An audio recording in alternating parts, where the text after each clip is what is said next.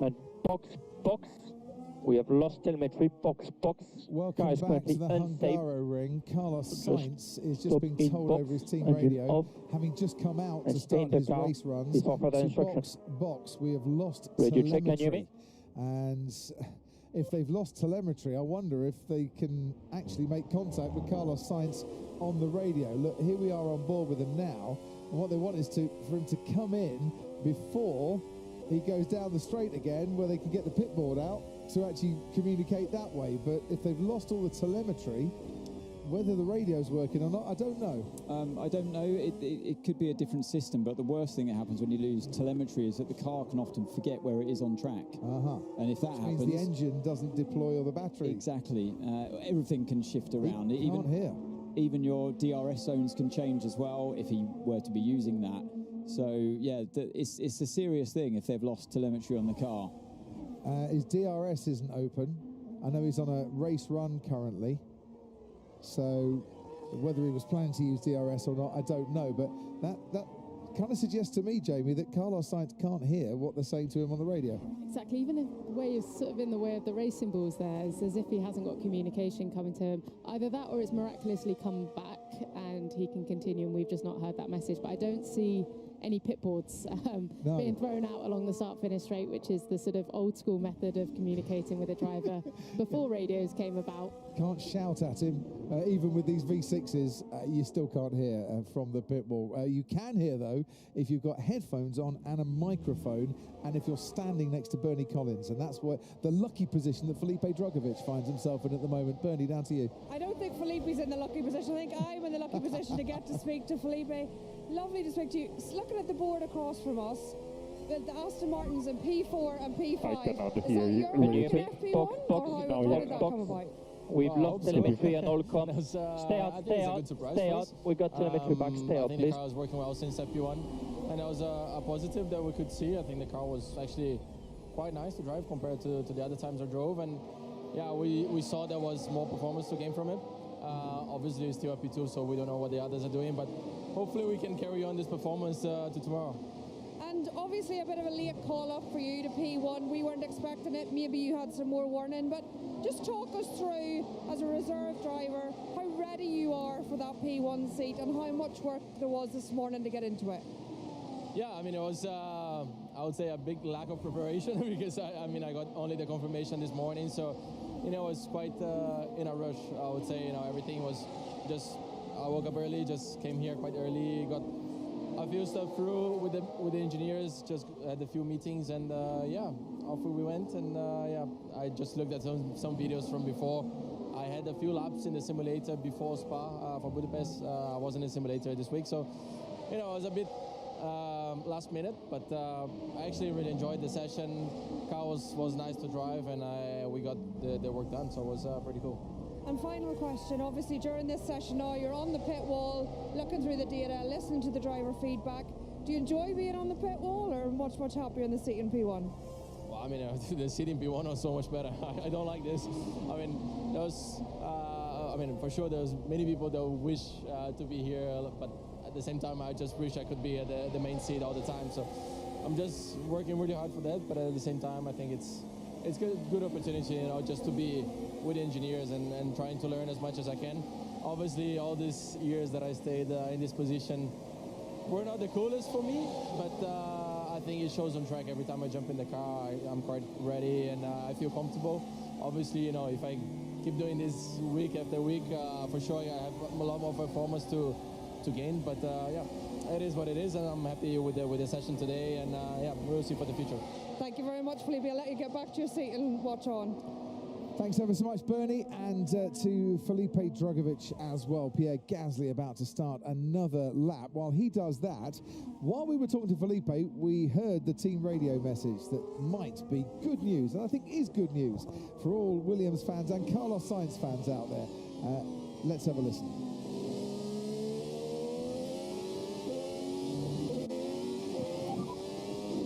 I cannot hear you. Can you hear me? Box.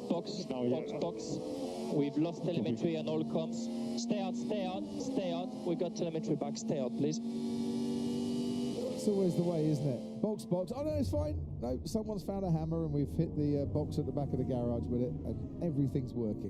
I love that in modern day Formula One, they still have tech issues like that. It seems rare as we see Charles Leclerc, go through that strip of gravel that quite a few people have found over this weekend. Love that strip of gravel. Oh my God, man, look at this. He lost radio and telemetry. Which explains it. And that's how much drivers rely on their engineers, and how much the engineers rely on knowing where the car is, and the GPS and data that gets poured from the car back to where they're sitting. Because no one's telling Carlos, by the way, Liam's right behind you, mate, get out of the way. And he's probably looking in his mirrors and not really seeing that Liam's on a push lap. And to come back to that engineer-driver relationship, you're so reliant on them in some regards. They're sort of your right arm in many respects. It's funny, the old sort of school pit boards, looking in your mirrors is less of a thing for the drivers now. They've got so much to concentrate on. But yeah, for Carlos, it looks body language-wise like he had no idea that Liam was there behind him. Alex Albon will know that right behind him is Lando Norris in the McLaren. Now, he doesn't have to move out the way. He's on a push lap, and Lando Norris is on a push lap, but I would imagine Lando Norris would quite like Alex Albon to get out of the way. And here we're going to see for a little while how difficult it is to overtake at the Hungaroring. It is not an easy track. DRS has helped this place a lot in the last few years, but it still remains, Anthony, a really tricky place to try and get past, even if you're in a McLaren. Yeah, I mean, both drivers, like you say, are pushing relatively, because look at this, Albon using the DRS, and we often see that when they don't want to be overtaken. I don't know what's going on. It's just unbelievable. I can't get any balance. Yeah, they've got a tough day in the simulator, a tough session coming up in the simulator after this session and overnight, but we shouldn't panic. All the Red Bull fans out there watching on, don't panic. We've seen it so many times before. One team can turn it around so quickly. It's Red Bull. What are you waving your hand in the air for? I was doing an impression of a helicopter. Guess what? Martin in the helicopter? Well said. Martin.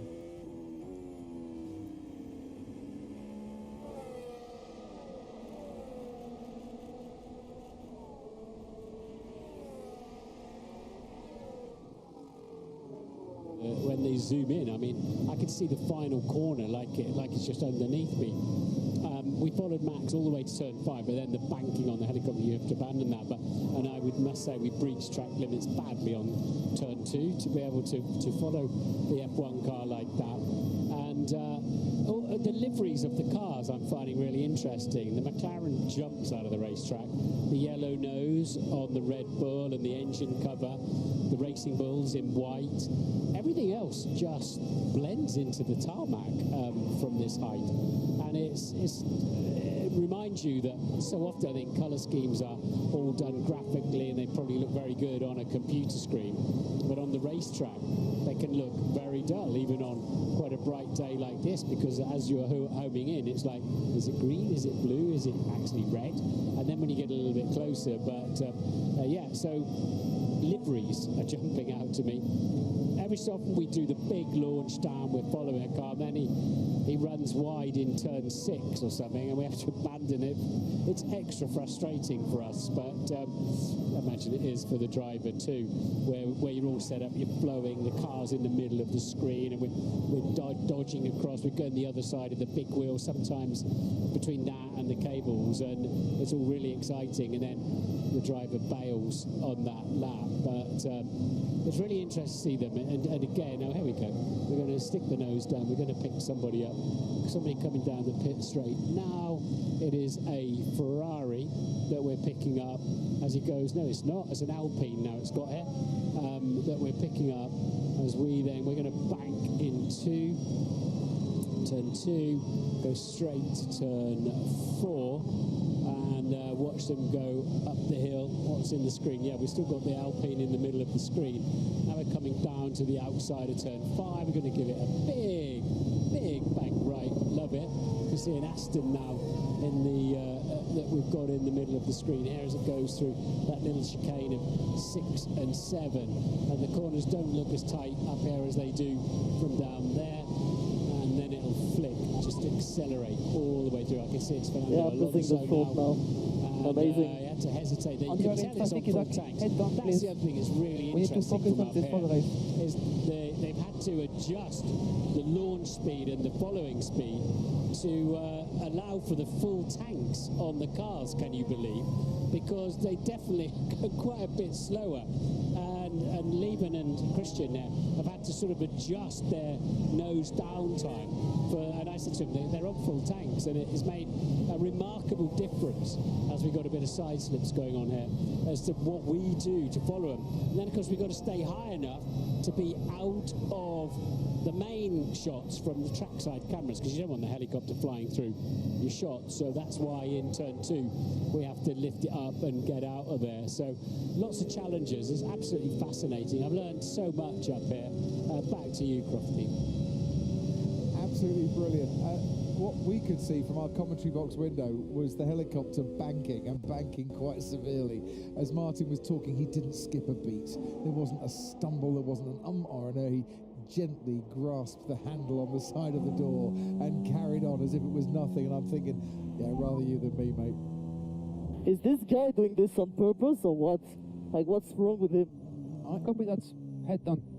Isaac Hadja not happy because he's out on the track doing race simulations and he is behind the Mercedes of George Russell, and it's interfering with what he wants to do, and the fact that his tyres are getting a bit overheated, his brakes are getting a bit overheated, and he's in that turbulent wake of the Mercedes, and it does seem, man, he's been put out about 2 or 3 seconds too close to George Russell. But what are you going to do around this track? You can't all have the space you want. Yeah, you just cast your eye over the circuit map. If you've got that available wherever you're watching, we have it in the commentary box. I mean, just the circuit's just full of cars out there. It's rare to find any kind of track position. Kimi Antonelli is one of the lucky few in that regard, and he tackles turn 2, but somewhere in front of him through turn 4 and 5, just up the hill, is that little moment between Russell and Hadjar developing, and I don't really know what Hadjar expects Russell to do when he says, is he doing this on purpose? I can't believe that Russell would purposely drive slower just to have fun and hold up Isaac Hadjar. He's a bit more methodical in his approach to a weekend than that, in trying to help the team and himself gather the information they need. I don't know whether Russell's using the DRS to maintain track positions, and rightly so, selfishly, you can get on with your own program by not being overtaken, because you don't want that turbulence. So that's Hadjar complaining, saying, well, this is ruining our program. And then his engineer, Pierre Hamlin, saying, look, the race is going to be like this. Yeah. Get used to it. This is all good homework for us as well. So we'll have to balance our car for the inevitable midfield fight, which you might be fighting this very driver. Guess what Isaac Hadjar's just done? He's pitted. So he's now not behind George Russell. So I assume they're going to switch him on to a different set of tyres. What tyres was he on? He was on the mediums. And he'll probably come out on the softs for a couple of laps and for a practice start as well. But he is back into the garage for a while. Think about George Russell couldn't increase his pace if he had the opportunity, because he'd be right then up the tail of Yuki Tsunoda, who was the next car up the road. And by the way, Martin was talking about the different speeds. There's the towel. It's been there ever since Max Verstappen threw it out of his cockpit. I'm surprised. I suppose the thing is, we've had a lot of cars going around the track pretty much all the time, and I wouldn't fancy being the marshal coming out to get that. This is where Max was when he threw the towel. I think he was trying to get rid of it as best he could, but yeah, he did drive pretty much right up to the edge of the track, and I'm pretty sure he won't get in trouble for it. No, but the team will get in trouble for it, sending the car out there in an unsafe way. They'll say, why didn't you come in, drop the towel off and go back out again? And the answer to that is, well, because I was on the soft tyres and I didn't want to take any life out of them. And they'll go, yeah, but that's not the point. And then I'm sure there'll be a fine, something like that, if the stewards decide the offence is worthy of it. 15 seconds to go. Lando Norris and Oscar Piastri, as expected, out in front. And it's Lando Norris who, certainly round a 2.7 mile track, has a big time pace advantage over his teammate. But it is only Friday. A big slide for Verstappen through turn 8 as well. Complained on the radio, as many have done. with the balance or ill-handling car that he's got under him, and he's not happy in there. But we've seen this so many times from Max, particularly Red Bull. They sometimes struggle on a Friday, and then they work extremely hard overnight. I think they must have some good correlation tools back at base after running the car on track. And don't forget, the cars often run a lot more sensors on them. Kilos worth of sensors on them compared to another 100 today compared to tomorrow and Sunday. Anything up to about 300 sensors on the car. What are we looking at here? This is another slide all over the curbs as well, and that's just the lap he's done. And then he got into turn 8 and had that moment. So yeah, that could have been a lot worse there. Lando having to lock up. Save it till Sunday, boys. Sweat round the outside. Well, what was that all about? That will be terrific if that is a battle for the lead on Sunday. But Andrea Stella's probably looking at that. The pit will go, no, it's only Friday, guys. Come on, calm down. Maybe it's Norris, and this is what you look like in my mirror in Austria, turn 4 earlier in the year. That's okay. Wow, what was going on there? Well, Lando came out of the pits, and Oscar was on a lap and didn't want to be behind his teammate. And Lando was like, I don't really want to be behind my teammate either. It's great practice for Sunday. Maybe Lando was just practicing the outlap, which you often do, but I don't know why. I don't know why you would take that kind of risk when you know your teammates there, or anyone for that matter. A, he might not, because he might not have been told. And I'm not assuming. And B, are you telling me you wouldn't have wanted to get to turn 1 first if you were Lando Norris? Aston Martin have to have a kind of weekend where at least one of their cars can score a decent amount of points, but the competition obviously is strong. This circuit is a qualifying track. We've had many of those this year already. Even though none of the last 4 Hungarian Grand Prix have been won from pole. But, I mean, in terms of like the general field, it's a qualifying track. You need to be somewhere near the front if you're to score big points. So yeah, whether you're first or second, I didn't really talk about that. It was more about if you're an Aston Martin, you need to have a decent qualifying session. You can't afford both your cars to go out in Q1 around this type of track. Let's get on to McLaren then. Second time this season, McLaren finished 1 and 2 in both Friday practice sessions. The other time was Imola, when Max Verstappen went and won the race. This was the first Friday of the season in which Lando Norris led both sessions. And McLaren the only team to go under the 1:16s, and I think that to me is the key standout there. They were getting below 1:16, others weren't, and with more pace to come. We skipped work for this. Well done. Yeah, I'm not quite sure they want to advertise that they've skipped work, to be honest, now on worldwide television. Yeah.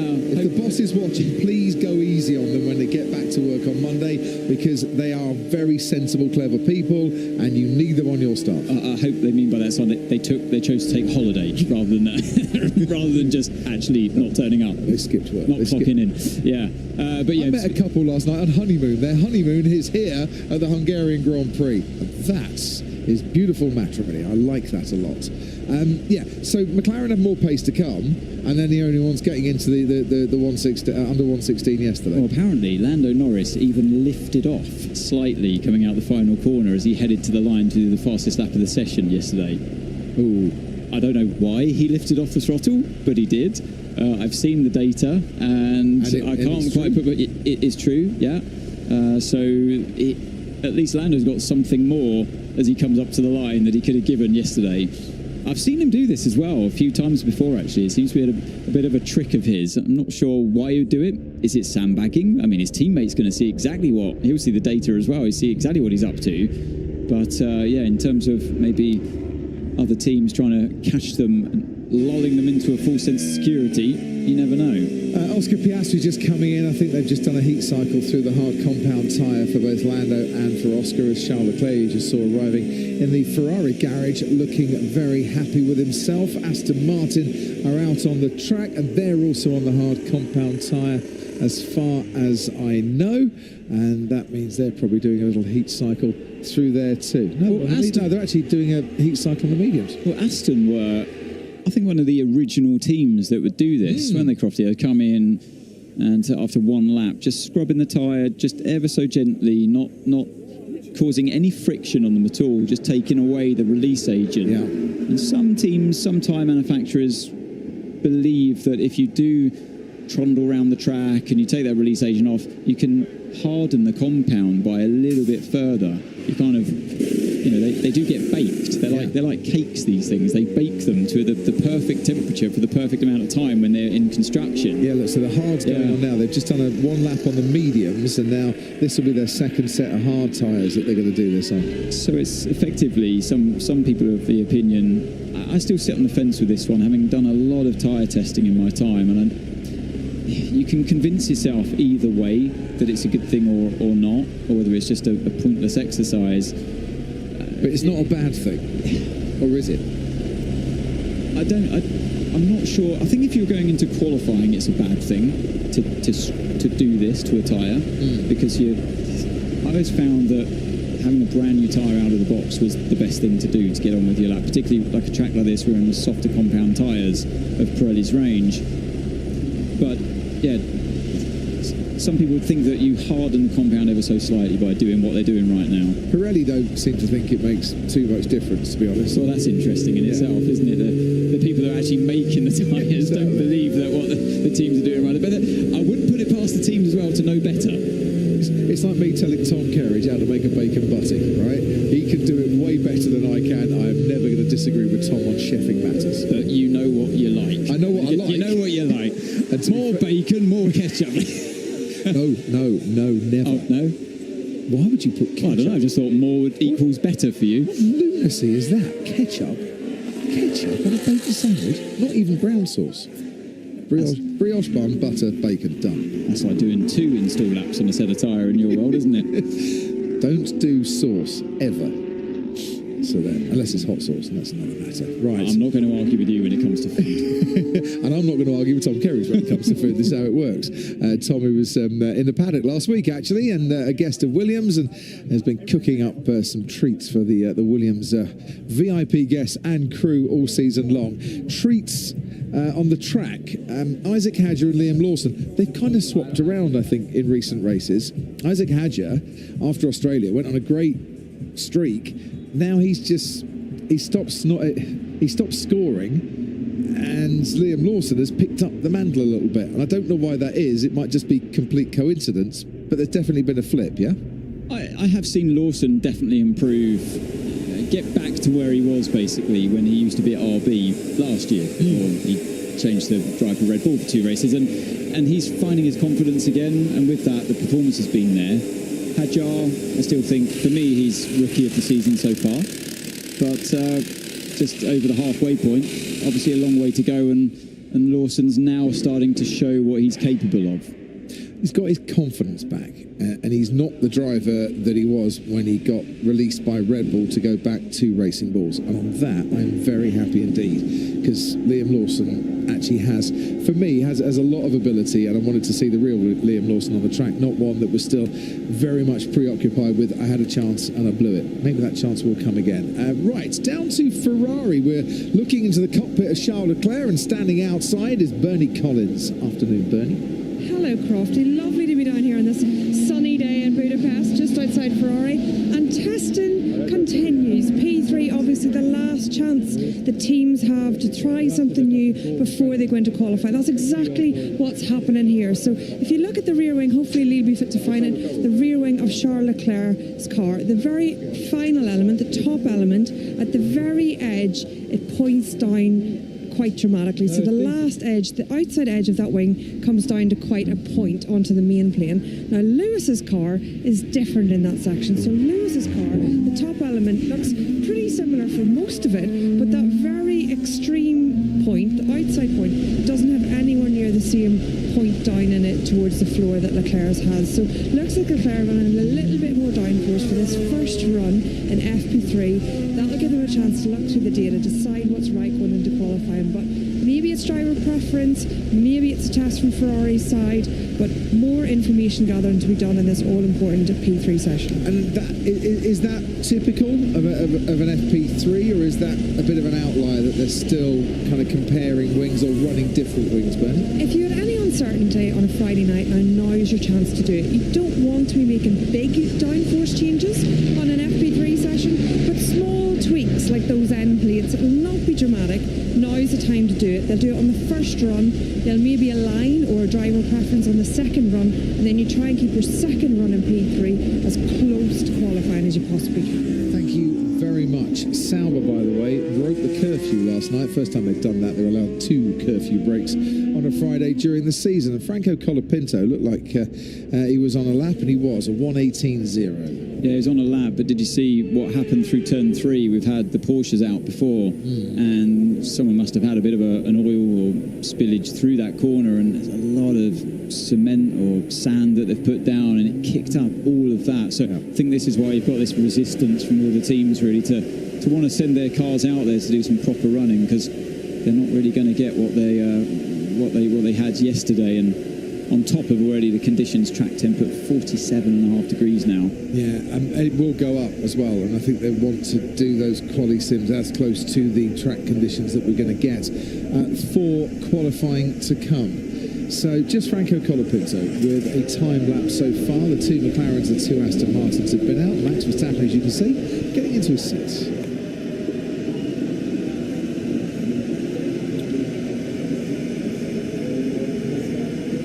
You mentioned all that dust down at turn 3. I noticed as well, and they have been sweeping the track, there's a lot of marbles on the final corner. They're kind of off the racing line, but when you go onto the curb, as you do in a Formula 1 car, all those marbles there, you're picking up quite a bit when you run wide. And I dare say that might have been swept a little bit better before the session. I did see the sweeper, it was out there, and you can see through turn 3 as well. So there's that dust and the marbles as well.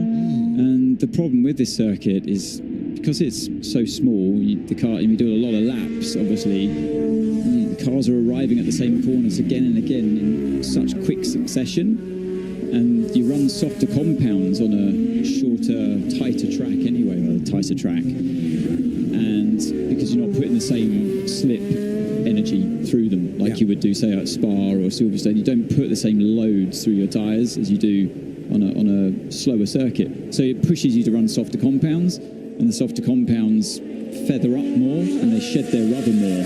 So that's why you end up with this circuit having a lot of marbles offline. Is he going to hold that flag like that all day? Because that's quite the commitment from the fans. They're a dedicated bunch. I wouldn't put it past them. Lewis Hamilton, a very popular driver here in Hungary. Even before his Ferrari days, and of course the one with the most wins, 8, and the most poles, 9. And if you want to go through Lewis Hamilton's full record here, most wins, most poles, most front row starts, 11, most podiums, 12, most laps led, 487. His poles and laps led are all-time records as well at a single circuit. Yeah, he loves this place. This track has been kind to him as well in the past, and yeah, we've seen some great performances from Lewis Hamilton around this track. So let's see how he goes with Charles, he admits this isn't his favourite circuit in terms of performances and the way that it doesn't suit his driving style. I can't quite figure why it wouldn't suit his driving style, because he loves the car with a lot of front end. He can deal with the rear moving around. It's kind of what you need on this track, a strong front end. When you turn, you need the car to turn in for you quite aggressively to get into those corners and quick direction changes like you have here, watching Hülkenberg navigate through turns 8 and 9, and then that moment where you turn into turn 11 as well. Even though it's a high-speed corner, you just need the car to immediately get tucked in for you, and that's how Charles likes to drive. So I don't understand. I'm sure he scratches his head too as to why he hasn't got the performance here. So let's see how Lewis gets on against him. It'll be fascinating to watch it unfolds. 11 previous Grand Prix here for Nico Hülkenberg, and he's only scored 2 points finishes during those 11 previous occasions, and that lap is slower than Franco Colapinto's, both on the soft compound tyre, and Pierre Gasly with a lap 2. it's not a power-sensitive circuit, but Alpine was struggling a little bit yesterday as well to find pace, which surprised me somewhat.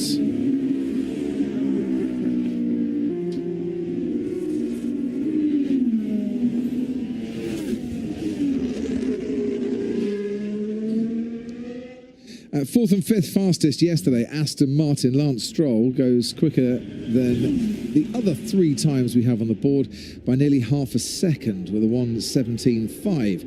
Track is a bit slower at the moment. We had a 1:16.0 as our fastest time in FP3 last year, but at the moment we're round about second and a half slower, I think, than we were yesterday. Yeah, and the Aston was around half a second, 6/10 slower, wasn't it, yesterday, compared to the best time set by Lando Norris. Lando was in the mid 1 minute 15s, 15.6 he produced yesterday. So, yeah, it's a little bit off. You would expect that. But don't forget that Stroll there on the medium tyre. There's probably another 4 tenths in the bag if he were to go on to the soft, 4 or 5 tenths maybe. And then you get somewhere closer to where they were yesterday. But this is the confusion we're talking about right at the top, Crofty, that the track's changed, much hotter. You've reworked the car. You can still see the Flovis paint on the back end of the Red Bull there. So still the work goes on in terms of investigating how you can make the car more efficient aerodynamically. And because the track's changed so much, it's very hard, therefore, to decipher whether the balance changes you've made are the reason now you might be going slower, or do you put it all on the circuit? And they're not going to find that out until qualifying to come as well. And this is where you need a driver that has a good feel, and but also a realistic trust as well, that if it is the circuit, don't change anything now, it'll come to us. Well, that's part of the hardest thing in Formula One, or any form of motor racing anyway, for that matter. If you can change the car balance so drastically like you can in a Formula 1 car, there are so many things you can do to these machines to change the way they feel, the way they perform. But the circuit changing as well can counteract all of those changes you've made to try and make the thing quicker in the first place. So having trust in your drivers, you can see Yuki really fighting the rear through turn 12, like they were all day yesterday as well. So that hasn't changed. No, it's still the same. But yeah, you have to trust your driver that their feedback, their feel for what the circuit's giving them is right. 1:17.0, half a second clear of Lance Stroll. It's something you taught me years and years and years ago, Obi-Wan Davidson, when we first started doing this, that I just see, a blob of asphalt. It's, it's a bit of tarmac and it's a track. And you went, no, it's a living, breathing thing. It changes all the time. And as a driver and as a team, you have to remember that, because what might be wrong now, half an hour later, could be absolutely right in the way that the living, breathing thing is combining and reacting with the living, breathing thing that is going to be, driving over it at 200 miles an hour. You're fighting moving targets. It's what happens with these things, and on top of that, the driver themselves is improving. Yeah. They're not like a light bulb. You just plug them in and switch them on, and they do their thing. You have to. It's an organic process where you improve yourself as well. Tenths of a second every lap. Give me another chance on new tyres. I'm going to find another 3 tenths or more. How are you going to do it? I don't know. I just will. I just will. Yeah, I'll look at the data. The screen's in front of the Racing Bulls car there. All the drivers studying that. With the help of their engineers as well, fine-tuning, perfecting your own performance. So it really is driver and machine working in unison. And for me, that's one of the fascinations of Formula One. Yeah. It really is. This engineering team and this human element as well inside the car. These computers on wheels with aeroplanes turned upside down being pulled onto the track surface. It's so complex that getting it right on any given weekend is such a sense of achievement when you do get it right. go off topic for a bit, that's my one big worry about next season, that we are going to be leaning more towards what the engineers say and less towards what the drivers say, because at the moment the engineers are having to tell the drivers to rethink the way they go driving and the way they have to complete a lap. And I think maybe we're putting a bit too much engineering into that rather than the feel, but hopefully it will balance itself out by the time we get round to next year. Let's live in the here and now for a moment. Max Verstappen on a lap, and it was round about here yesterday that he discovered there was a towel in his cockpit and he needed to get rid of it. I'm not sure if there's any Mario Kart turtle shells or bananas that he's going to chuck on the track today, but he seems to be going through it into turn 4. Well, okay, but 2/10 down on his teammate Yuki Tsunoda, who has that best first sector time so far. And Max is on the soft tyres as well, yeah. So I didn't see anything that went completely wrong in sector 1, but you often see if you're kind to the tyres through sector 1, it pays dividends through the sector he's in now. The heart of the lap in sector 2 here. Most of the cornering's done in sector 2, and yeah, purple sector there, and hopefully for his sake, managing those tyres in the first sector will come good in the last one, where the tyres really start overheating, particularly in ambient and track temperatures that we have today, into the final corner. That's where you really need the rear grip and trust in the rear of the car as you pick up the throttle even before midway through. Yeah, that. Yeah, and improves once again. Not the fastest final sector, but faster than his teammate and Stroll, who improves as well. But I know we were riding on board, but that felt a lot better than some of the shots I've seen of the Red Bull coming out the turn 14, the final corner yesterday, where it was sliding through that right-hander. If you want to carry on riding on board with Max Verstappen, you can do so. There's your QR code waiting for you to take you to your Sky Sports app. You need your Sky Sports login, and then you've got all 20 onboards available with a team radio too. And if you are watching via the delights of Sky Q, Sky Stream or Sky Glass, or even now, press the interactive button on your remote control. Thank you very much.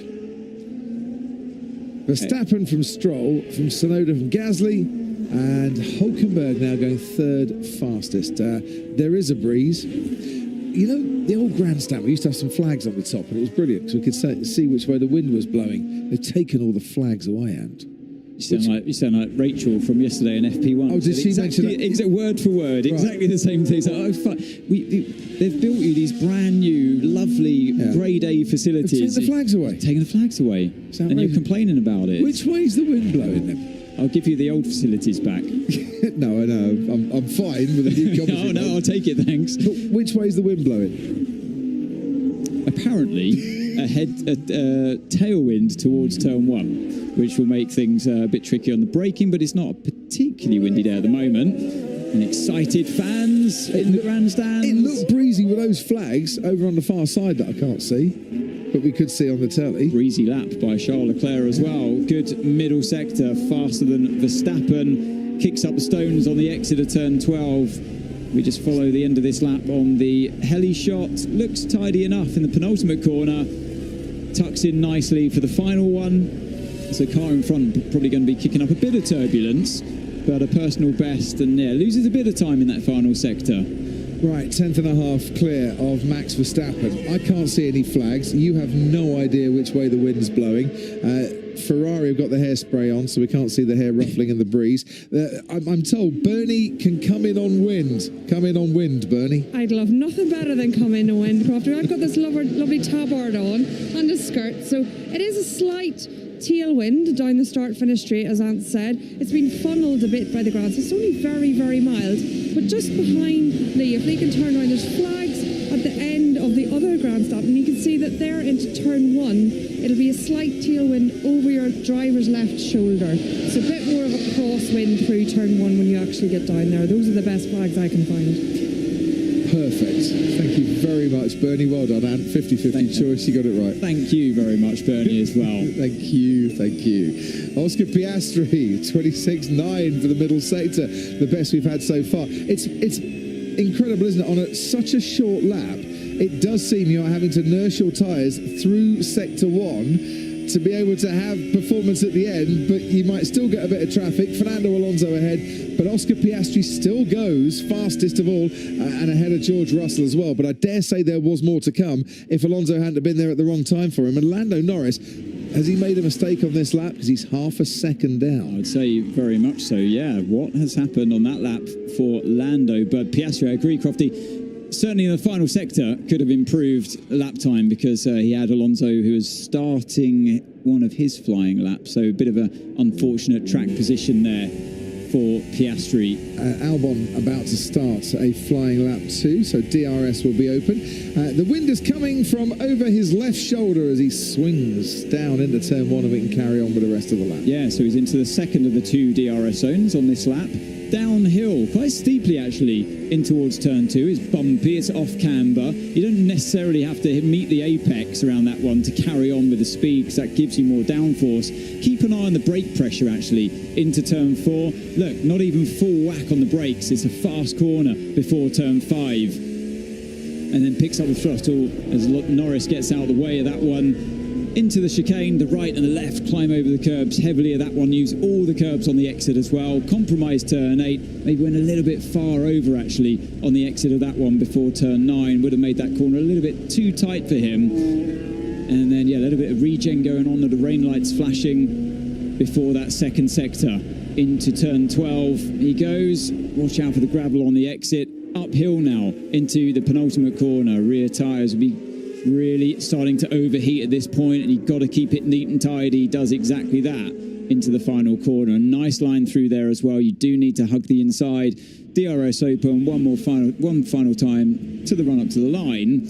And yeah, Albon has been driving really well around this track, and I think it's a circuit that suits his style as well, but the car not quite there for him at the moment. Medium tyre run for Alex Albon, might be a bit more heavily fuelled too. I'm told that Lando Norris ran into traffic on his push lap, and also dipped a wheel here into the gravel on the exit of turn 12. A bit like Verstappen's just done there, to be honest. But this is another decent lap.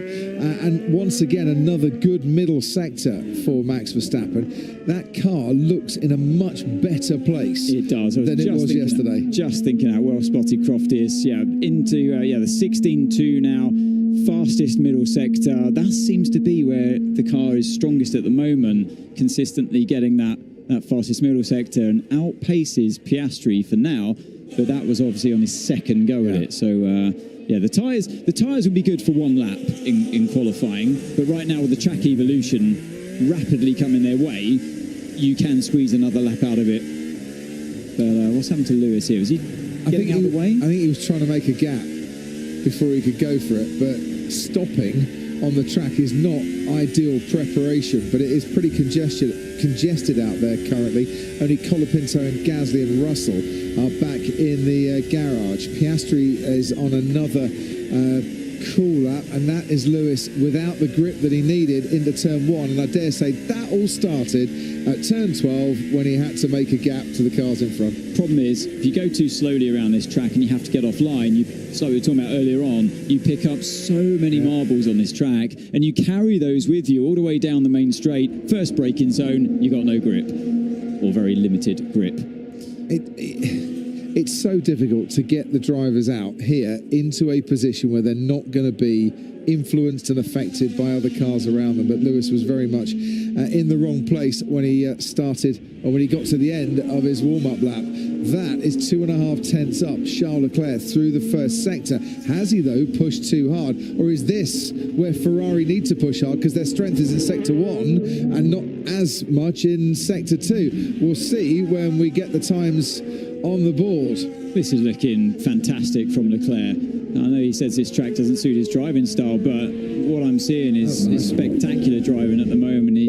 The car's responding well, Crofty. Every time he's turning in, it's like, apart from that, commentator's curse. But you know what? He's been consistently doing that all the way through this week so far, and that's one area of focus for Leclerc when it comes to qualifying. He's got to chill out a bit on the exit of turn 12 or mid-corner in turn 12, because the rest of the lap was absolutely spot on. Still goes fast, unbelievably. I didn't expect that, but obviously an awful lot more lap time if it weren't for that mistake in turn 12. He had 3 tenths in hand going into that final sector and pretty much used them all up, and still puts in a 1:16.1, which is the fastest we've had so far.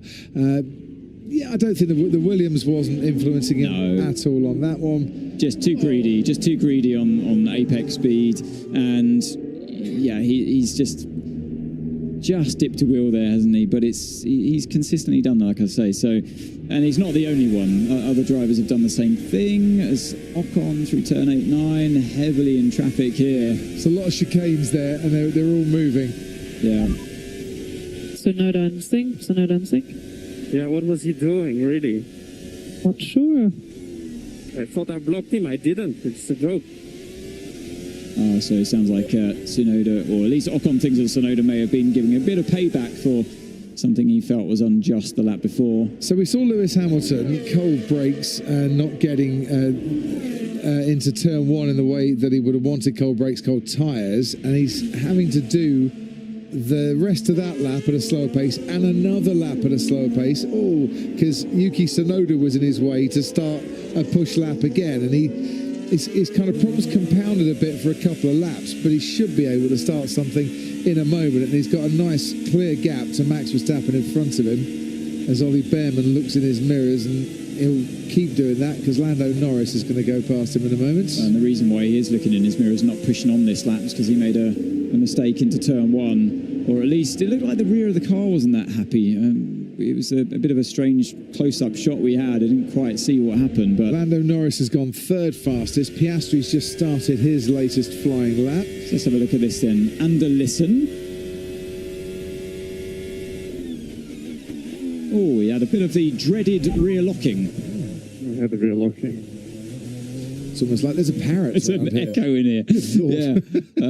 So yeah, it's just, this is what spun Lewis Hamilton round in Spa, of course, into the bus stop. So obviously the driver can react to a bit of rear locking, and you ease off the brake pedal to release it a bit. But if it's more severe than that, it can spin the car around. We have a driver in the 1:15. It's Oscar Piastri, and he's 2.5 tenths up on Charles Leclerc. So his second lap going faster still. But the 2.5 tenths easily lost for Leclerc in turn 12. So it is much closer than it seems at this point. And a 15.8, remember the time from Norris yesterday, 15.6 in, I would say, better conditions than what we have now, means that the lap that Leclerc was on was he was pushing everything, and that's why he made the mistake in 12. He was really pushing on, but yeah, lessons to be learned now in FP3. Not a bad lap. Similar times actually for Lewis Hamilton currently, 27.8, 26.8 for the first couple of sectors. He might find himself round about 3rd or 4th when he crosses the line. We've got him on the left-hand side of the screen,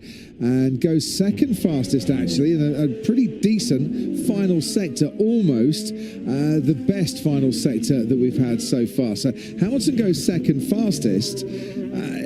Aren't the Ferrari in a closer fight than maybe yesterday looked in terms of the stopwatch?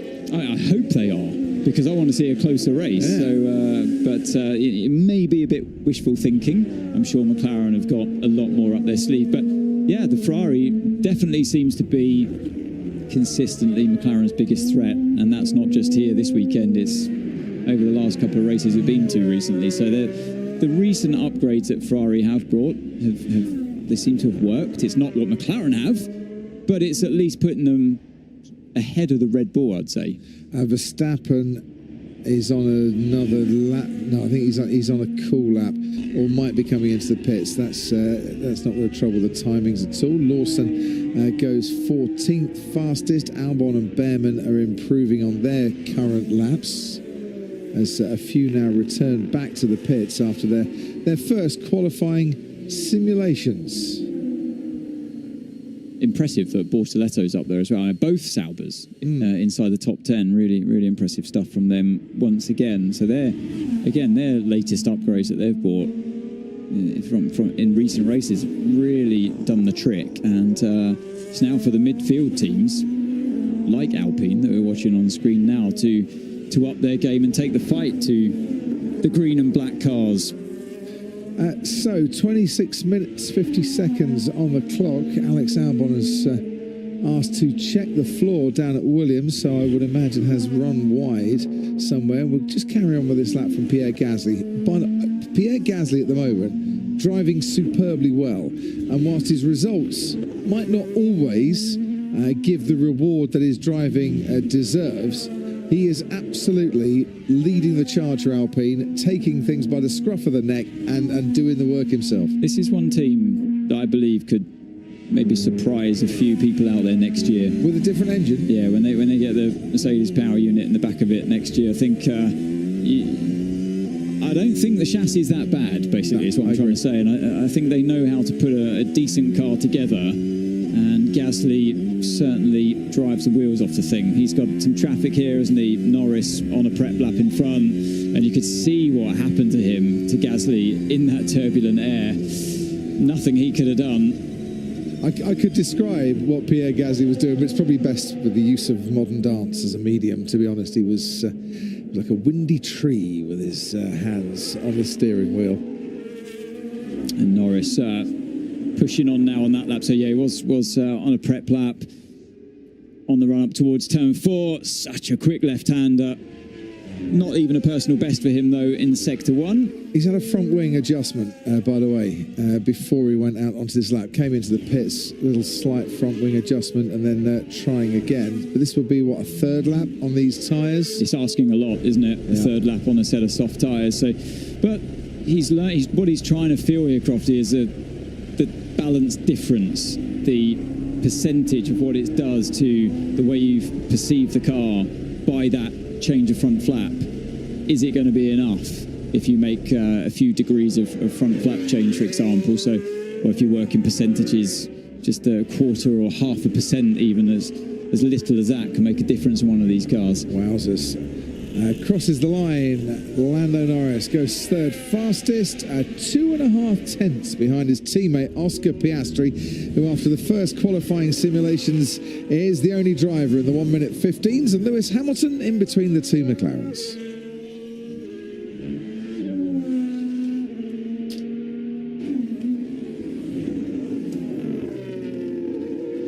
Verstappen down in 5th. Bortoletto putting a set time for 6th best so far. That shouldn't be an eye-opener, because he's another one that's really improving soon. Is this where Alex Albon has gone wide? Yeah, look at that over the basically serrated curbs. Excuse me, serrated curbs on the exit. This one, the red and white, and it gets more severe as you venture over the green and white section. That's exactly what he did there. Look at that, right over that lip, the edge of the curb. I didn't see any parts fall off of the floor, but they're delicate things, and he's done the right thing there to say to the team, check the underside, because he would have felt that was a rough ride. Bortoletto, by the way, at 6th fastest, has out-qualified Nico Hülkenberg in the last 3 Grand Prix, which is why it shouldn't be a surprise, because he's really starting to find his feet a little bit. George Russell and Kimi Antonelli 7th and 8th, and Gasly and Stroll in 10th, and that's on the medium tyre. Fernando Alonso also running the medium so far and not the soft in this session. I think Bortoletto, overall at this just over halfway point in the championship, I have been overall been impressed with what Bortoletto's done, particularly in qualifying. And Hülkenberg's no slouch when it comes to those quali laps. So that's true. So yeah, he's got a good reference there, and it's great when you're a rookie and you've got an old hand like Hülkenberg, who's highly regarded in the F1 paddock. Now a podium finisher as well. So it's great for Bortoletto to show his skills against someone like Hülkenberg as the reference.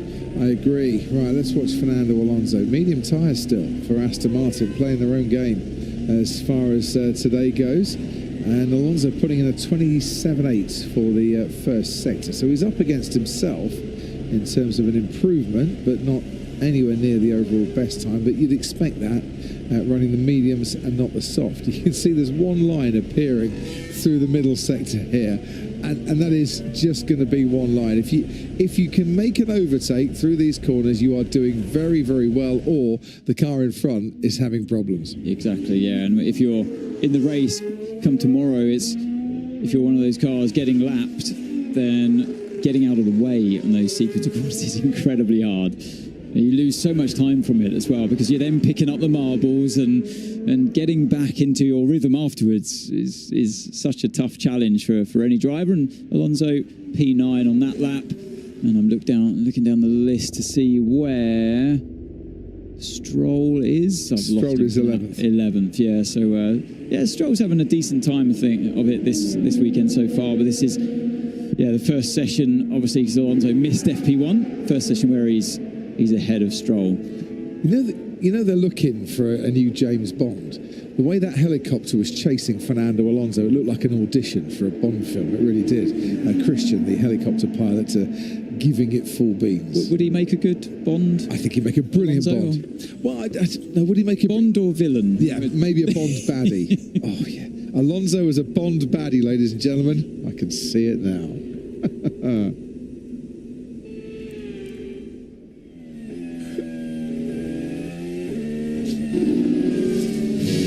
Albon was asking the Williams team to have a look at the floor, and this is why. Turn 4, blind apex, ran wide and well too much on that green and white curved curb. The problem is that he touched the apex curb.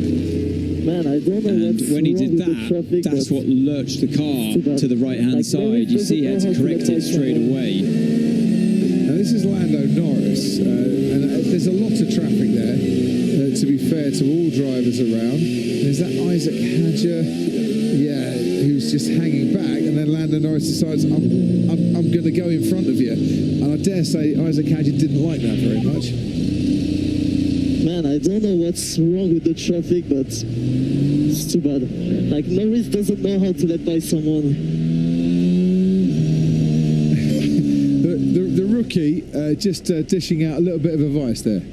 For Lando Norris. Little dig at somebody driving a superior car. You drive my car and you have to learn how to get out the way of people, and I feel like I'm more equipped in doing that than you are, because all you do is drive at the front in your fast racing car, overtaking everyone.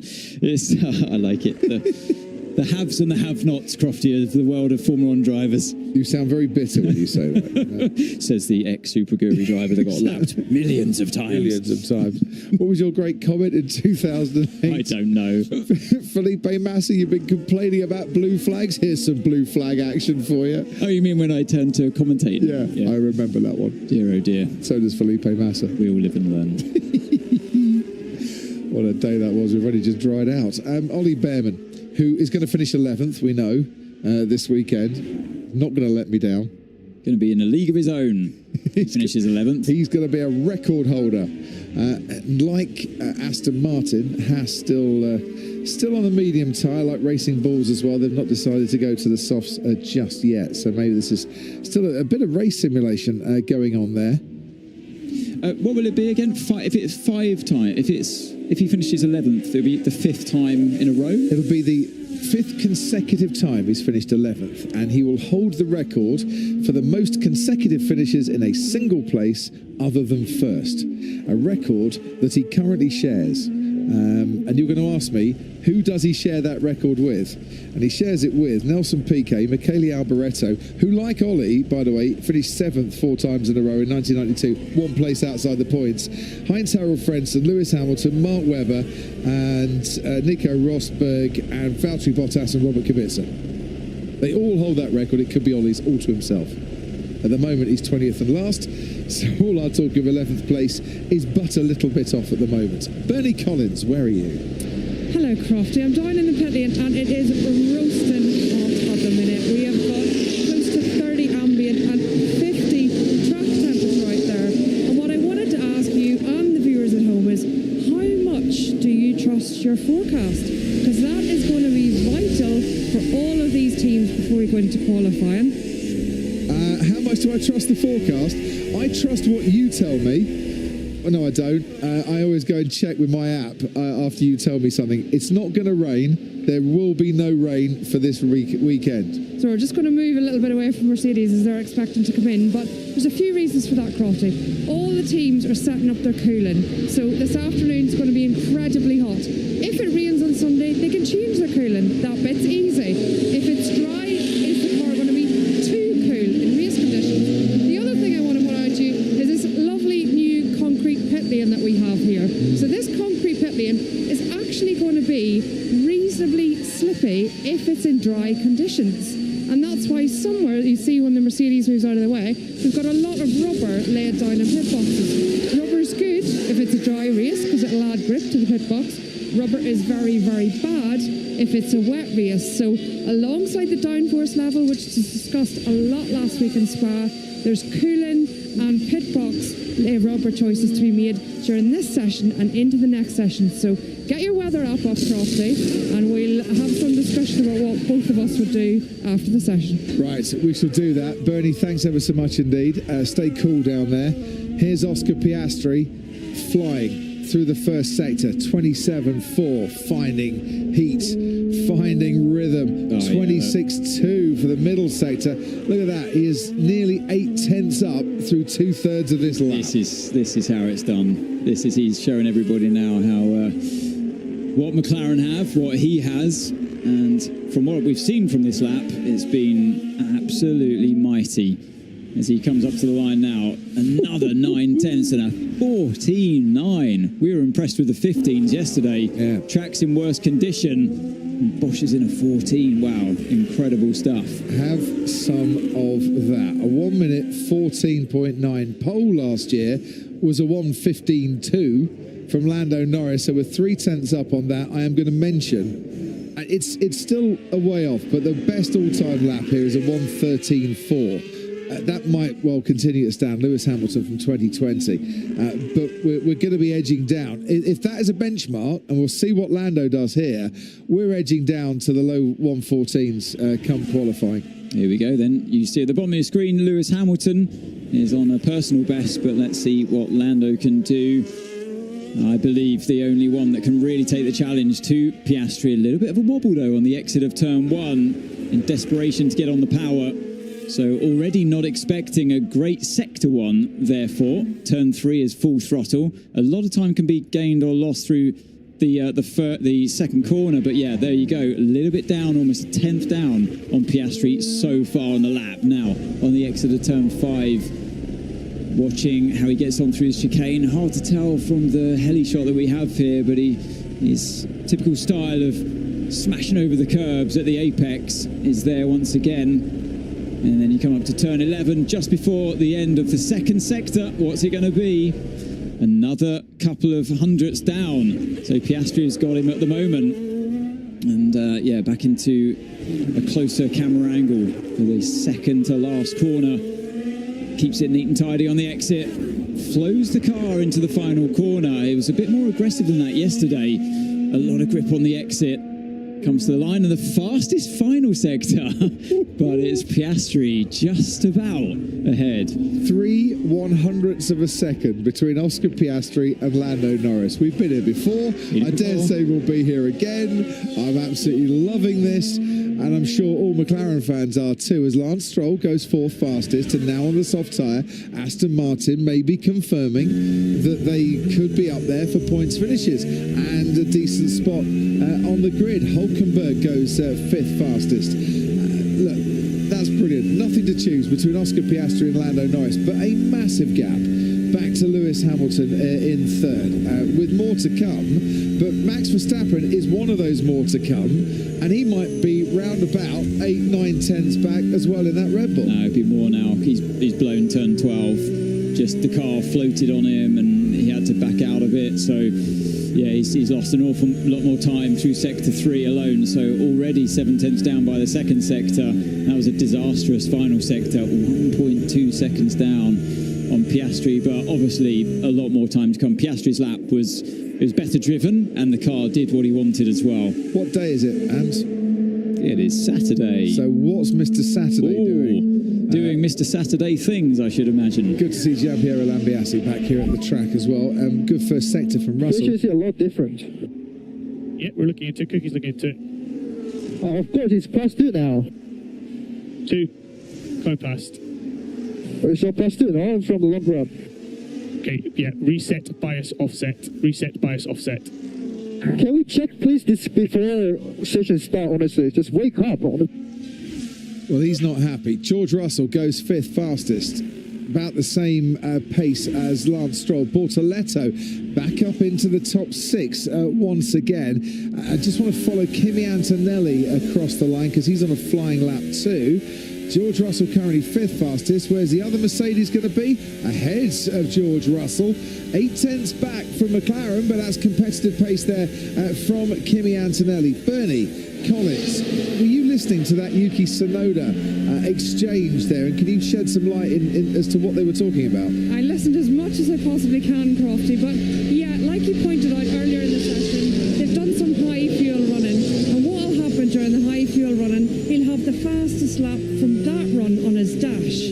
And then when he goes out again on his low fuel now, when he's trying to get a delta of how quick or slow he is, it's too high fuel lap, so that's no good for him. So that's why he's saying it's +2 on the delta, that's useless to me, and then that's why they're asking him, giving him a number of switch positions that he can reset it. Thanks ever so much indeed, Bernie. This is George Russell a few moments ago. Yeah, a snap there. Wondered what happened in his final sector because it wasn't even a personal best for him. So Antonelli fastened him at the moment. Liam Lawson. Wow. That's why we had a double yellow in that final corner. Oh, sorry, it's Isaac Hadger, not Liam Lawson. That's why we had a double yellow. It's been waving for some time. On board now with Hadger. That could easily have been into the wall. Got on the AstroTurf, didn't he? He did, yeah. It's that temptation. You come out of that corner and you want to get on power as early as you can. And yeah, that's a lesson learned for him, isn't it? It's like they're having to learn turn 12 and not touching the gravel. Speaking of which, we pick up Charles Leclerc. You try to fix the rear and then pull out in front of the steer. Not happy. So go back to how it was, I would imagine, is the rest of that. Well, I think he's talking about what he's doing inside the car. You try to fix the rear, and then suddenly, when I've got that under control, the front's just ploughing on with understeer. So he's really not impressed with the balance of the car there. Down at Red Bull, 12th and 16th. Yeah, that's not good. Yuki Tsunoda battling with engineers. Max Verstappen battling with car. Ollie Behrman 11th. Say no more. On the weekend where he needs 11th, as we have established, he's not going to let me down. He's teeing this up nicely. Oh dear. Ahead of him, Bortoleto and Hülkenberg, both in the top 10 for Sauber. Kimi Antonelli ahead of George Russell. Look, this counts for nothing until we go into qualifying. It's just, it's a good guide. Also to see Alonso and Stroll right up there still. Yeah, the Aston Martin consistently performing well this weekend.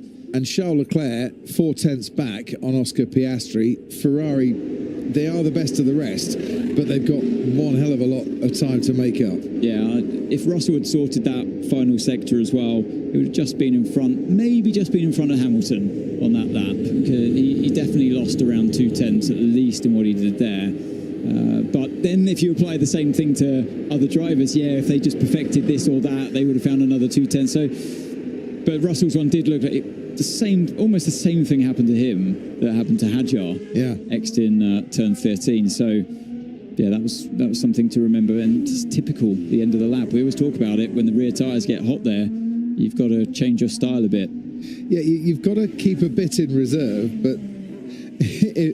If Oscar Piastri is going out first in qualifying, Lando Norris is going to see what his teammate's doing and think, well, I've actually got to push on a little bit if Oscar's getting the times in, or vice versa, and you might overdo it a little bit on that lap before you get to the final sector. It's finding that sweet spot, whether you're right on the limit of adhesion. And I felt like when we rode with Lando in some areas of the track, he was just on the brink of underdriving it, particularly sector 1. Well, that's kind of borne out there a little bit, isn't it? And then maybe even through sector 2 as well, and he got a decent sector 3 in. Right. But Piastri is that kind of lap you dream of driving in qualifying when it really matters. Whether you can achieve that exact perfection again is easier said than done sometimes. Right, here we go again with Lando Norris then. Oscar Piastri's on a cool lap currently. Norris making his way through the heat haze to the end of the first sector, but he's a 10th and a half down through that sector with a 27.6. You said in qualifying there's only going to be one lap in these tyres, and maybe we're getting to the pace now where there's only one lap of these tyres currently. But this is important for the teams to actually get a run in on the used soft tyres in case they have to go and do it in Q1 or in Q2. They want to see what their benchmark time is as to whether they can risk going out on a set of used tyres, or they're going to have to put a new set on, depending on what the situation is in qualifying. It's a good point, Crofty, and you want to give yourself the chance of running 2 new sets of soft tyres in Q3 when particularly you're trying to fight your teammate for that coveted pole position, and Norris continues to lose time in every single sector. This is more akin of what we usually see here in Budapest, and up until this point we've had rapid track evolution, and that kind of masks the degradation of the tyres. So you can often go faster on your second lap, maybe even your third lap sometimes, as the track continues to improve and the car continues to improve in its setup, and it's just a fine-tuning process. And then once all those other variables have levelled out or evened out, then it comes down to the biggest one, really, is the tyre. So, and that's what we're seeing now. Yeah, Bortoleto, another one. He's experiencing that drop-off in grip, and you really feel that from inside the car. So, but like you say, the homework's got to be done, because you've got to carry that through into qualifying next. Liam Lawson and Pierre Gasly have personal best first sectors currently on a flying lap. Bortoleto looks at the personal best for the last sector, 9th fastest. Well, that means there's an awful lot of time to find then, when the tyre is in much better shape. You've done your personal best last sector when the tyres are at their worst over the lap. So I wonder what happened on Bortoleto's previous go at that. It was flowing through a bit of traffic. By the way, Lawson goes 13th fastest as he gets his lap in on the soft tyre, and Gasly 16th fastest. I mentioned they were both on a push lap. Esteban Ocon, P16 for him, and Isaac Hadjar, I think, will be going for a lap. He is on a lap currently. So he's on the medium tyre. So he had that spin. He's obviously flat spotted the softs. The one I'm surprised not to see on the track at the moment is Yuki Tsunoda, and I know obviously he's got that issue. You know, we were hearing about talking with his engineer, and Bernie was explaining, and maybe it just needs a little bit more time in the garage. But he's not going to get necessarily a clear soft tyre run in terms of a fastest time. This is more usual. Because he's in the garage. Yeah. This is more usually what we see with Antonelli here. So you can sometimes pop in a personal best first sector, and then things go south from there in the middle and last. And he's actually backed out of this one, isn't he? Coming down the final corner. Winner here last year, Kimi Antonelli, in the F2 feature race from 7th on the grid. It was his only feature race win last year. Certainly good for him to come back to a track where he's got winning memories from, at a time where he is looking for a little boost. Told that Yuki Tsunoda and Max Verstappen are making their way onto the track. I can see Yuki Tsunoda. He's just come out of his garage as we look at Toto Wolff. Got a few things to sort out in the summer. Contracts for his 2 drivers, being one of them. Where'd you go on holiday to get away from it all, or do you go and have a little chat with your drivers first before you do it? Are Mercedes going to announce anything before the summer break, or are those contract negotiations with George Russell just going to take a little bit longer? It's already done Sardinia. Where'd you go after that? I don't know. Holland. That was so much fun, watching people stress about holidays in Sardinia, and some of the worst Photoshop pictures I have ever seen. Toto Wolff arrives in Sardinia with his paddock pass around his neck, and Jerome D'Ambrosio by his side. Do you know who got fooled by him, though? Do you know who sent me a message going, have you seen these pictures? Karun Chandler. Oh, dear. Right, Karun, let me just point a couple of things out for you on this one. Bernie says the wind has picked up down in the pit lane. It does pick up in the afternoon a bit here, but it's nothing major as yet. Right, let's see, with 2 minutes on the board remaining, whether Red Bull can pick themselves up from P12, P19. Helmut Marko looks on. Really can't believe what he's looking at this the timing sheets, but still enough time to go, and I'm sure that there was a better lap in there for Verstappen. The mistake came through turn 12, and I know the car didn't look great, but there's definitely more time there. There's Leclerc now on another lap. Through turn 2 he goes, currently sitting third fastest, 4 tenths away from the two McLarens. I really get the feeling that that's the best we're going to see Ferrari achieve in terms of positioning today. Through turn 5, car still looks pretty stuck to the ground, but obviously losing time as the tyres age. It's such a fantastic track to drive, though. These kind of corners here, the left and right of turn 8 and turn 9, on the power through the flat out turn 10, barely touch the brakes in 11, kick up all the plank dust from the exit. Something you've got to be more careful of in the race day, of course. You've got to watch out for the plank wear as you run these cars as close to the ground as possible these days. And through turn 13, whoa, and he kicks up the dust and the rear snaps on him like we've seen from Russell and Hadjar. Sliding a bit around the final turn 2. Really pushing on. He crosses the line, doesn't improve. Franco Colapinto, just see him at the top of your screen, goes P13 with his latest lap. Max Verstappen, 27.8 and a 26.9, like everyone else, really just not improving. The tyre life isn't there, and they're all trying to get out onto the track before the red light comes on, so the cars can go and do a lap, and then a practice starts on the grid. They're going to have a lot of radio communication with their engineers here, the drivers, because they've got Verstappen coming down. He's just finishing a lap. Did he finish the lap, or did he just nip through before the checker plate? Oh, okay. He was just finishing a lap. Max Verstappen stays 12th fastest. His teammate Yuki Tsunoda is on the on the soft tyre, but he didn't improve either. Look at this. This is a replay of Charles' moment. Yeah, look less dramatic, obviously, than what Hadjar had, but you want to stay away from that AstroTurf. The trouble is, at higher speeds, the car has the downforce to cope with a bit of AstroTurf usage, like on the exit of turn 9, for example. But at medium speed. Yeah, or I'd even say slower speed for turn 13. The car can really snap on you violently. So it's the problem is with 13, you're building up speed as you go through it. And making that decision from inside the car is quite tough. Kimi Antonelli, power over the line and get a bit of a tow as well behind Nico Hülkenberg.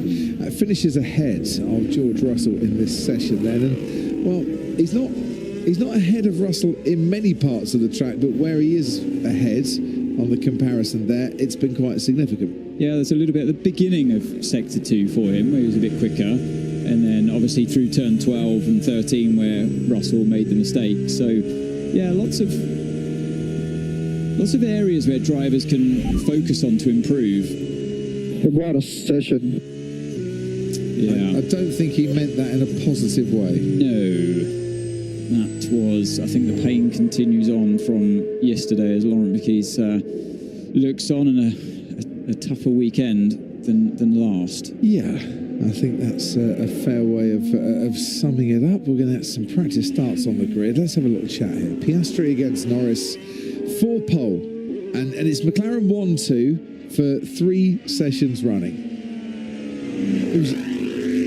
And I'm really tempted to say whatever Lando Norris is going to throw up at Oscar Piastri, Piastri's going to take pole, because he just seems to be able to soak up the pressure of the moment, the situation, and then deliver when it all comes down to it. But Lando Norris is quick over a lap, and there is so little to choose between the two. It's faster than the blink of an eye, Crofty, the difference between their times there. Well, somebody pass me a fence and I'll sit on it for a while, because I honestly do not have a Scooby who's going to get pole position today. That lap that Oscar put together, though, just the way he attacked the racetrack, the confidence I could see that he had, that's going to be hard to topple. Is that you thinking, right, he had the confidence, he went out and delivered that, and Lando was pushing and looking more vulnerable during that lap, or during his lap, and that might be the best he has to offer in terms of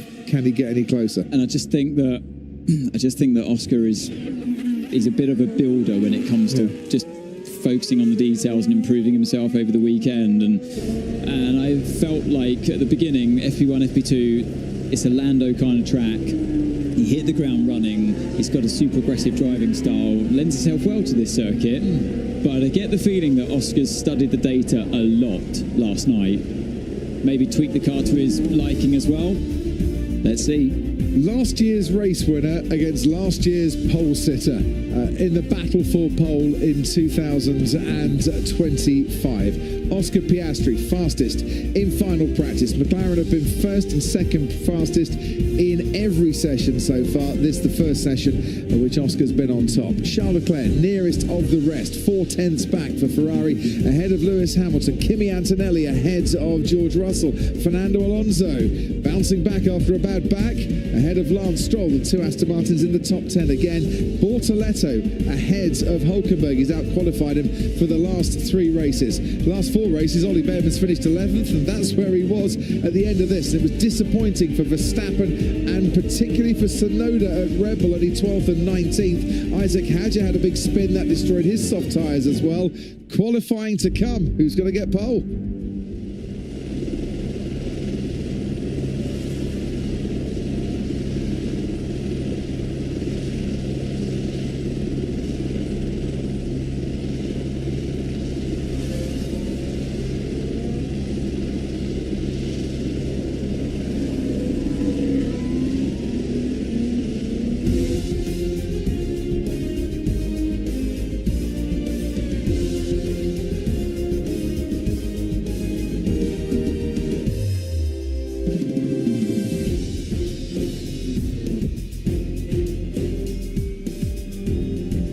Mechanical grip to go with it. We shouldn't be surprised that McLaren have dominated the practice session so far.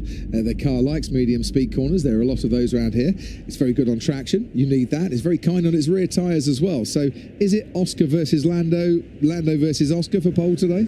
I think so. Yes, absolutely. The car looks superb out on track. Everybody's happy about it. McLaren are confident about it. And if it's a bone dry race, they'll be in another postcode by the end of it in the normal circumstances. But what we saw last weekend in Spa was that Oscar Piastri was clearly faster on Friday. And then all the data gets looked at overnight, and his teammate Lando Norris was right with him on Saturday. I think we've seen the same thing again here, except the other way around. Lando Norris just looked like he very much, had an edge yesterday. We can't be that far away from the time when the McLaren boys start sandbagging, so they don't give too much data away as the championship gets ever nearer the finale. But it does look. I mean, but as ever, we're talking a quarter of or a third of a second at best. And the Ferraris look pretty handy around here too, don't they? Charles Leclerc kind of best of the rest, along with Lewis Hamilton. They're putting up a valiant fight, but ending up about 3/10ths off the pace of the McLaren as these strains of "We Will Rock You" blast around this circuit. Everyone's looking forward to qualifying, and there's a lot of people that aren't undercover here, but they might want to have a little check of the radar, because there is that rain that we saw just to the fringes of this circuit. I think that might skirt past us a little bit, Martin. Couple of splodges maybe might hit the main straight, but we should get away with it. I hope we get away with it. Anna Taylor-Joy in the Ferrari garage. There are a lot of Hollywood A-listers in and around Budapest filming new movies this weekend, and we've seen a few of them at the track so far. Yeah, a lot of movies made out this part of the world, aren't there? As there are around London town as well. But right now, it's real action. And I would imagine Lewis is sitting in the Ferrari thinking, yeah, the upgrades are working. I think we're getting this together. Fred Vasseur has re-signed. It seems odd to me that you need to announce something like Fred Vasseur's re-signed, because it should just be a roll-on and a given. But they've obviously felt the need to do that. Both drivers like that. They came up through the junior racing, working for Fred Vasseur and his teams there. And I would imagine the pressure cooker's coming off a little bit at Ferrari. Leclerc's been on the podium 4 of the last 6 races, I think it is. And they're looking faster. They're second in the World Championship for constructors. So it does seem as if they're beginning to emerge out of the other side of a rather difficult phase. We have a green light. We're a minute into qualifying, but no one wants to come out yet, because I think the teams just, they want someone to go out and clean the track, and when that happens, then the rest will all pile out until such time comes that no one's going to clean the track for anyone else by doing unnecessary laps, and they all come out anyway. It's a continuation at Ferrari of the foundations that Fred Vasseur has laid as team principal. That's the statement from the team. Sooner or later, someone, John Elkann, maybe the chairman of Ferrari, is going to say, I want race wins and I want championship contenders as well. Sooner or later. Yeah, sooner than later. Yeah, absolutely. Yeah, this is how we rock and roll in qualifying. You've got to get your laps in over what's now 16 minutes and 20 seconds remaining. It must feel, if you're new to Formula 1, it must feel a bit like the ref's blown the whistle to start the match and everybody's just standing around having a chat. But it's as long as you've delivered a credible lap time at the end of this, you'll go through to the top 15 shootout and then hopefully the top 10 shootout. And track evolution is very big here. When you've got so many relatively slow to medium speed corners, braking on the way in, the grip through the middle, and particularly traction on the exit, as that ramps up, you go a bit like Monaco actually. You can find incredible chunks of time. What used to happen here, doesn't so much, is drivers would start dipping a wheel in the dust, and actually the track could ramp up and up and up and suddenly start going slower. Yeah. But the curbs are better now, and we see quite a bit less of that happening. I think the teams are also waiting for the clouds to roll in a little bit more. Since we've been talking in the commentary box, Martin, that's only 8 minutes. Track temperature has gone down from nearly 53 degrees to 47 degrees. The qualifying cloud is coming over, and as is normally the case, when it gets a bit cloudy and the track temperature drops, then the times start getting just that little bit faster. So maybe they're waiting for a bit more cloud as well. Just the Williams pair of Sainz and Albon out there for a Williams team that haven't got a top 10 start here in Budapest since 2017, and that is not going to get him a top 10 start, Carlos Sainz, if he does that again. You know, car's twitching through the X as well, so lock up. It's quite downhill. It's quite steep slope into turn 1, which means you've got to brake earlier than you expect. When you brake into a hill, you can brake later than normal and use the extra grip that generates. And again, the back end's all over the place. Carlos has had so many adventures, and he's only made it through 3 corners. Alex Albon, I should say, only made it through 3 or 4 corners. And hopefully the tyres will start coming with him shortly, because he looks extremely tentative on the steering wheel. Yeah, he's having his struggles. Carlos Sainz was 6/10 down in the first sector because of that lockup as well. Yeah, absolutely. So we've got 6 cars on track now. Verstappen, Tsunoda, Norris, Piastri, Sainz and Albon, a little bit of a Noah's Ark with 3 teams with both cars out there. And your mate Christian flying the helicopter, and we can see the pictures from it. How's your stomach after yesterday? No, my stomach was rock solid. It was really exciting, actually, and quite dramatic up in there. We'll have a little feature tomorrow on being in that helicopter, and it is impressive how they keep the car in the middle of the picture as they're sliding across the top of the grandstand here. I was very impressed with how you didn't stumble, stutter, or deviate from your sentence as the helicopter was doing some banking turns that normally you only get a Hollywood theme park, quite frankly. The cloud is coming ever closer to the racetrack here. That's the lockup for Carlos Sainz. Bernie Collins is at Sky Race Control, watching the radar as much as she is watching who's on what tyres. Yes, exactly, Crofty. And the radar is interesting because just now, directly in the line of vision of the site, another little burst of cloud, another little rain cell has come on the radar there, and that's moving directly towards the track. So that might be what prompted some of these people to get on with their run plan. Very quickly, Crofty, if you've not gone through it already, when I was getting over here from the paddock, I'll go through Lift's still not working. The lift is still not working. I'll go through the drivers that have got 5 sets of soft for this qualifying session. So those drivers are Tsunoda, the 2 Aston Martins, the 2 Haas, the 2 Racing Bulls, and the 2 Williams. So they have one more set than the other drivers on track. That might be quite handy indeed for Racing Bulls and for Aston Martin, who fancy their chances of a top 10 here this afternoon. Aston Martin mixing and matching. They've gone to the old floor and the new front wing after trying a few specs, and Red Bull just trying to find something that gives Max Verstappen and Yuki Tsunoda some balance. So what happened to Max Verstappen this morning? He was reasonably fast, but then his tyres just gave up, didn't they, towards the end of the lap? With the slightly cooler temperatures will be playing into his hands, and I'm sure he can drive the lap differently and make sure he can spread the grip out over all 14 corners. A little plume of dust on the outside of turn 11. This is 12, another downhill braking zone, and it's slightly downhill into 13 as well.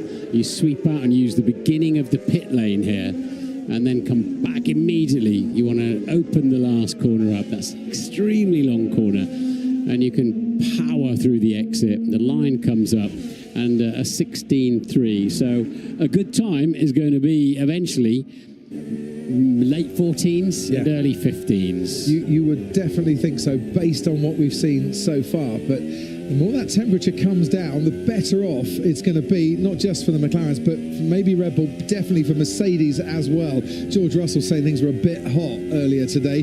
Lando Norris now into the 115s, high 115 there. But his teammate Oscar Piastri, who we can see now, is going better in the first and second sectors. Front row for him last year, pole for Lando Norris, and it's Piastri now in the mid 115s. He's picked up 3/10 on Lando already. And both McLarens did use a brand new set of tyres to get that lap on the board. So I think what they're experiencing here, Crofty, is we've had a Formula 2 sprint race which just changes the nature, puts a different type of rubber down, changes the nature of the racetrack. That's a good time by Lewis Hamilton, 3.5 tenths down on Oscar Piastri, and only a couple of hundredths behind Lando Norris for the 9-time pole sitter here at the Hungaroring. We can just watch Oscar Piastri now, once again dipping tyres into gravel. Turn 12, there's quite a few of them doing that all weekend long, and Piastri 2 or 3 times he's done that, and Lewis Hamilton following him into the gravel a bit.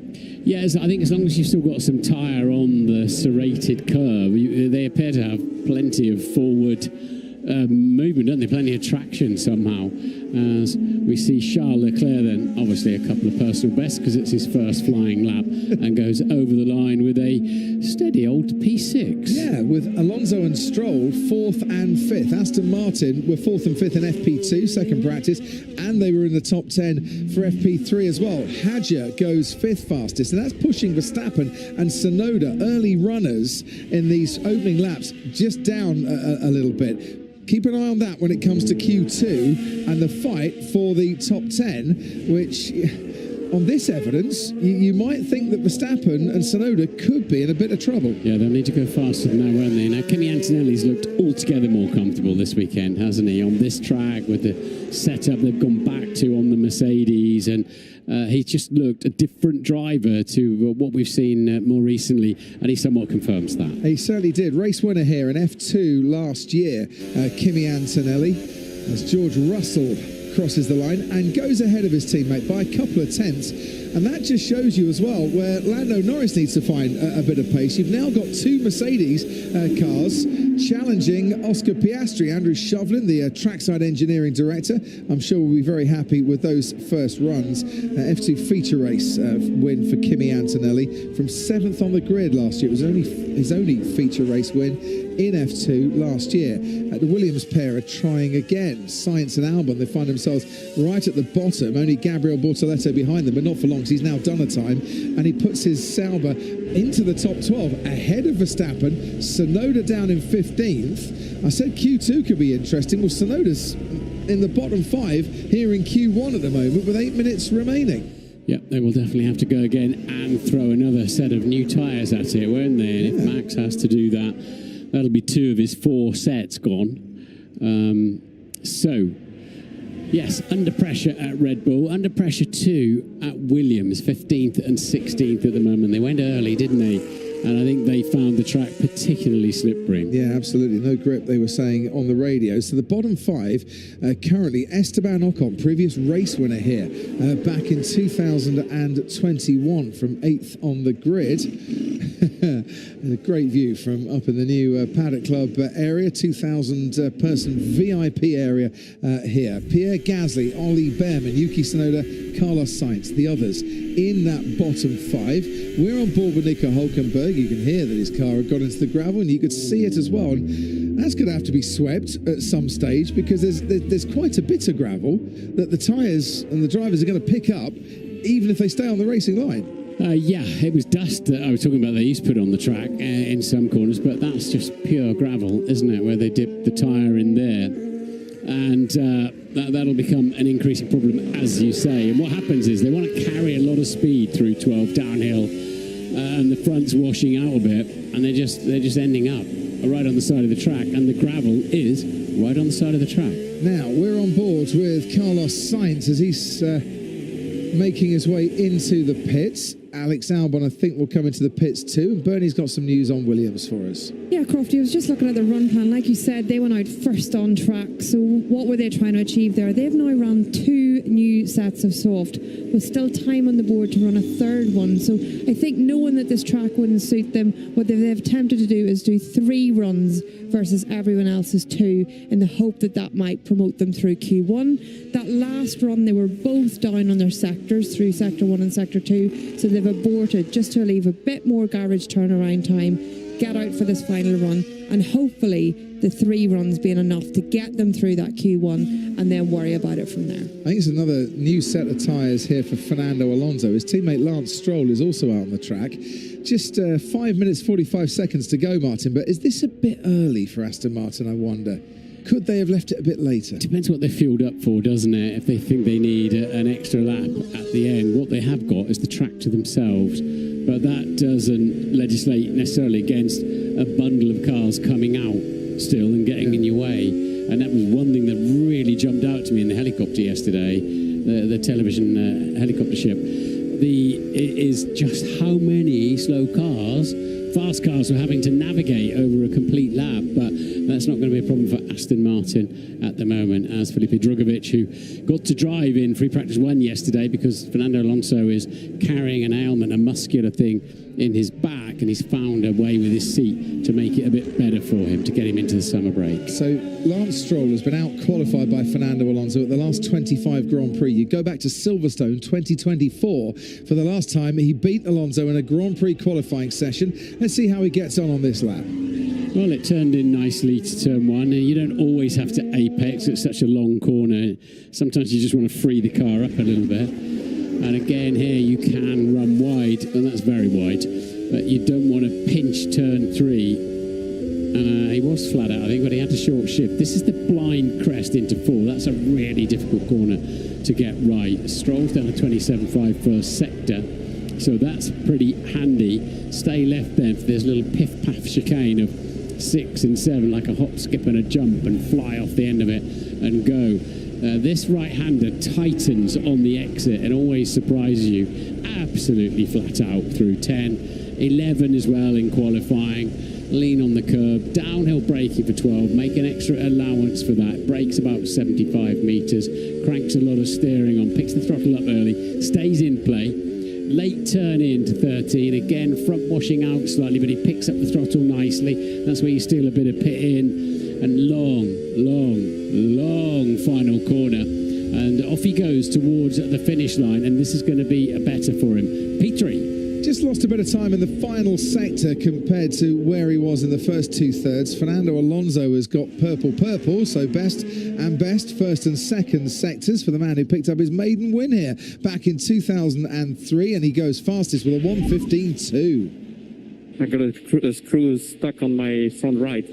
On the tire? Yeah. It's not in, but... I will monitor. And no time to actually get rid of it either, because they're all queuing up to get out onto the track, and Esteban Ocon is actually out on the track at the moment. Brand new tyres on the Ferrari again then. There's a lot of nervousness down there. The track has now dropped. That screw? Yeah, that'll flick off, I would imagine. The the track has dropped 10 degrees since we were first talking about it, just before we went on air with the commentary. So that's helping the times come down. I hope that screw does just flick off very quickly. Esteban Ocon, that would be very hard luck indeed if something like a screw on his right tyre that he just picked up because it was lying around makes it difficult to get out of the bottom 5. Max Verstappen currently finds himself in P13 as he starts his latest flying lap. While he does that, Lando Norris 27.5 for the first sector, Oscar Piastri 27.4 for the first sector. The McLaren's back out there again. Everyone bar Russell and Antonelli has now left the pit lane with 2 minutes to go. Verstappen about 0.2 down through the first 2 sectors. Piastri flying, as you said. Some of them are going to be a bit nervy of getting to the line on time. They should be all right. They should be all right to do that. They're leaving the pits now. They might have to push a little bit harder on the outlap than they ideally would like. Oscar Piastri crosses the line, goes quickest by about 7/100ths of a second from Fernando Alonso. Verstappen is not gaining the time that I think he would like to at the moment. Lando Norris, third fastest, 0.3 behind his teammates. Still that 0.3 margin between the 2 McLaren drivers. Yuki Tsunoda improving as well. He needs to get out of the bottom 5. Carlos Sainz is in the same boat and he's improved through the first sector. Here comes Verstappen, crosses the line, 6th fastest. Should be good enough to get through with a projected time of a 1:16.1 for the knockout. Yuki Tsunoda crosses the line, a 1:15.8. He should be through too. Just a 10th behind Verstappen. He's definitely a lot happier, isn't he, in that team? As Hadjar, once again, very impressively, goes up to P3 and the track is ramping up and up and up. But if you're not in the 1:15s, you are going to be sweating a little bit at the moment, and the 2 Ferraris are right on the cusp, with Bortoletto going 5th fastest. He's out-qualified his teammate Nico Hülkenberg in the last 3 Grand Prix, leads that quali head-to-head, 7.6 currently. Carlos Sainz, can he get out of the bottom 5? He can. He goes 7th fastest. Big improvements we are seeing here with the track temperature dropping. So Yuki Tsunoda now down to 11th. Next across the line will be Charles Leclerc and Pierre Gasly, and Gasly goes P13, so he's out the bottom 5, but only just. Lawson and Colapinto do make the start of the lap by a dozen seconds. Yeah, they left it late. In fact, Colapinto was on a flying lap there and he's gone 11th fastest overall. We're on board with Lewis Hamilton, who, if you remember, last week in Spa, out in SQ1 and out in Q1 as well. It was a horrible qualifying weekend for him. Albon is out. Did not go, he did a 16.2, he's out. And that is poor for Williams and disappointing for Alex Albon too.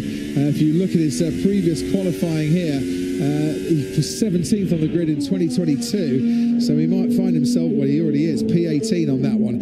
Hamilton's not improving on this lap. Charles Leclerc is, and he's in the bottom 5 currently. So this lap is going to have to count for Charles Leclerc. Ferrari don't want 2 cars out in Q1 in successive weeks.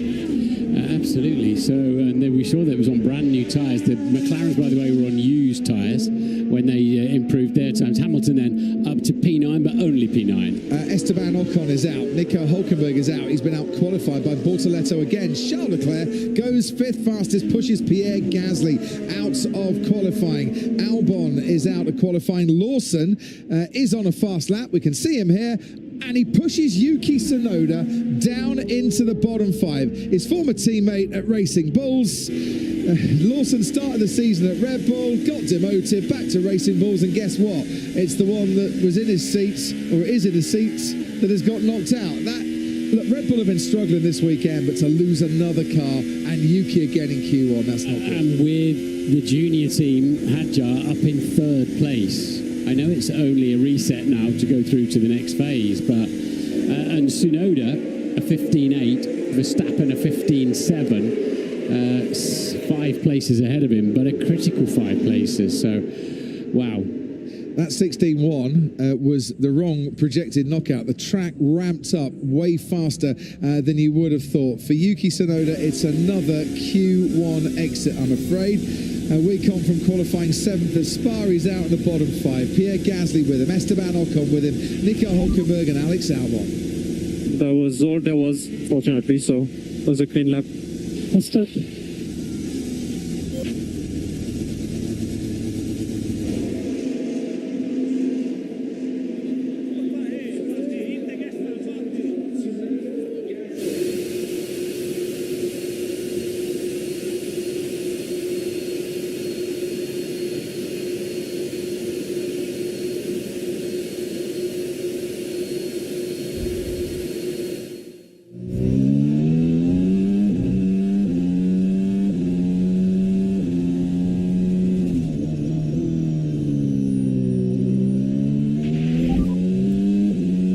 Bierman impeding me. Loud and clear, loud and clear. As for that.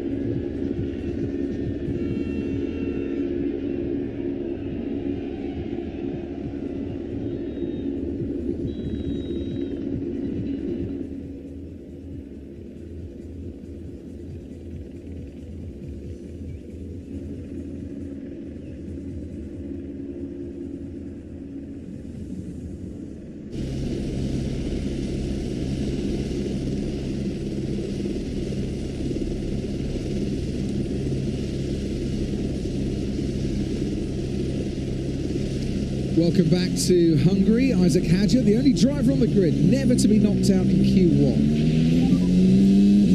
Yeah, Bierman impeding me. Loud and clear, loud and clear. As for that. And he's still the only driver on the grid not to be knocked out in Q1 because he's safely through, as was Ollie Behrman. The stewards may have a look at that incident, or they may not. Yuki Tsunoda, 10th and a half off his teammate Max Verstappen is out. But for McLaren, Oscar Piastri setting the pace. Zach Brown is their CEO. He's with us on the pit wall. Big pace from Oscar from the start there, but Lando lagging a bit behind, Zach. Yeah, not a very tidy lap there. We went out on used rubber there at the end, so I think we've preserved the set for hopefully Q3. It's really curious to watch this at the moment. I mean, the outliers comfortably in the top 10, Zach, and we got Max Verstappen and Lewis Hamilton with only 2 new sets of tyres left through Q2 and Q3. I mean, it's so competitive out there. It's extremely competitive. It tightened up as usual. You know, FP3 was a little bit larger gap than we were anticipating, but it looks like we've got our usual Formula One here. If it's going to be an exciting Q2 and Q3. We're seeing a lot of cloud cover coming over the circuit. Bit of rain on the fringes too. What's your radar telling you? We don't think it's going to hit the circuit. It's about 5 kilometers away, so it's going to have to move quick if it's going to get here in time. That's very true. Any clue what's going on at Aston Martin? Because they've just come from nowhere to very much somewhere here this weekend. Yeah, no, they're looking like the real deal. That was a great lap time by both cars, especially Fernando. Looks like the whatever upgrades they maybe have or this suits their car, but they definitely, and Hadger put in a good lap time. So we can have an interesting starting grid here for Sunday. We're looking forward to it. Zach, hopefully we'll talk to you in about 15 minutes time after Q2 has finished, the start of which has been delayed whilst the marshals sweep away the gravel that Oscar Piastri deposited onto the circuit. 10,296 seats in the grandstand, and right at the top where you can see those red booths, that's where Martin and myself are situated. Box 12, I think. 11, I'm told. We're next door to box 12. Thank you very much to Mark, our sound producer, who actually did look at the sign as we walked in. There's the weather radar. It's a bit of a way from the circuit, as Zach was saying, but definite cloud coming in. The more cloud that comes in, the more the track temperature drops, the more it seems to help some cars and kind of take away that big McLaren advantage when the track's at its hottest. I think they're okay at McLaren, but it's probably closer than they were perhaps expecting at this stage. So that's an interesting one in the low-speed corners. Alonso splitting the McLarens, and these days that's an extremely good effort, isn't it? But to remind you, McLaren were on used tyres at the end there, which when you've got a very slow track like this, the mechanical grip of a fresh set of tyres pays extra dividends. So it's getting ever cooler out there. That should play into the hands of Mercedes-Benz a little bit. They tend to go better, don't they, when it's cooler? Be a lot of head scratching going on at Red Bull. Max Verstappen managing 11th in that, and looking sort of really generally missing pace, wasn't he? Well, they were 11th in Q1, as you said, 12th in final practice, and 14th in second practice. So it's not a surprise. The surprise is they've not found a cure at Red Bull to whatever their issues were that was causing Max to say the car was undrivable on Friday. Yeah. And it was sliding around. Like it had no grip, especially out of that corner, the final corner, where the fans are doing the big wave, waiting for qualifying to start. Well done to Franco Colapinto, by the way, who hasn't been in Q3 yet this season, but has out-qualified Pierre Gasly for just the second time. Alex Albon, 20th, and last in Q1 for the first time since Imola in 2022. And...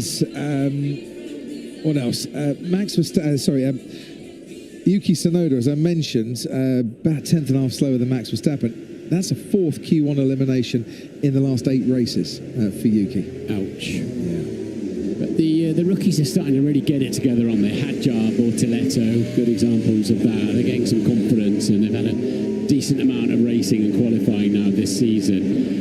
And you could tell from Nico Hülkenberg's radio, his teammate, Gabriel Bortoletto's teammate, quite exasperated to find he was best part of half a second off the pace. Yeah, just a bit. New tyres for most cars out there. I think the Ferrari that's just ahead of Oscar Piastri is running used tyres, and I think Colapinto is on a set of used tyres as well that I could see from the pit lane, and they're all coming out straight away on the green lights, which is often a sign that they're watching the skies and watching the radar, and the team's thinking right now is a very good time to come out. And I'm told Bernie Collins at Race Control that at turn 6 it might just have started raining. Yeah, and I'm not picking up any credit for that, Crofty, but I was listening to the team radio. They had the Marshall posts have a button they can press. 2 secs, buddy.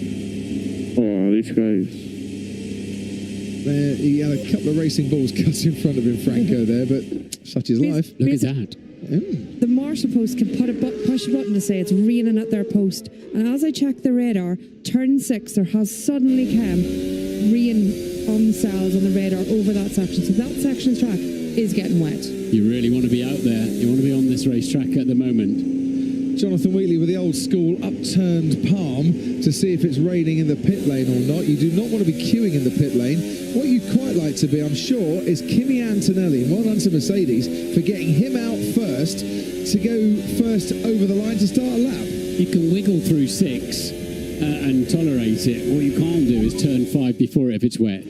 Patch of rain passing turn 1, turn 5, essentially. See the rain down at turn 1, but the track's warm enough at the moment to just absorb that moisture and not get too soaking. But the longer it carries on, the worse it's going to be, and you want to be out there in the best conditions, and these are definitely the best conditions currently, and Kimi Antonelli enjoying it. So let's see now as he barrels into turn 4, and then turn 5, 6 at the top of the hill, and see just how slippery when wet it is up there. Yeah, he navigated that all right. What happens is, and I've talked about this before, but rain streams off your visor and you get the impression it's wetter than it really is. So you put a lot of faith in, as you said, the track somehow maintaining and quickly drying out. And corners like that, you just got to believe it's going to be dry when you get there. So Antonelli then flying nicely along. Yeah, and whilst he flies nicely along and down towards turn 13, the penultimate corner, Charles Leclerc has just come out of the pits. But Max Verstappen being told on the radio by Gianpiero Lambiase, his race engineer, best conditions at the end of the session. You want to get a banker lap in, though. And there it is from Kimi Antonelli. It's a 1:16.3. It is 6/10 slower than his best time in Q1. George Russell 4/10 slower than his best time in Q1, and going through that first sector they're all taking it 2 or 3 tenths slower where the rain has been falling. Stroll will be next across the line, and a 1:15.6 from him. He's slower but only by about 3/100ths of a second. That's handy from Lance Stroll, and he does like he's always been strong, hasn't he, in slightly difficult conditions. And there's his teammate Fernando Alonso, who doesn't go faster, Martin, but still goes to the top, as it were. That's a good lap time in those conditions. So clearly, there might be a bit of water in the sky and on the umbrellas, but it's not affecting the racetrack at the moment, is it? No.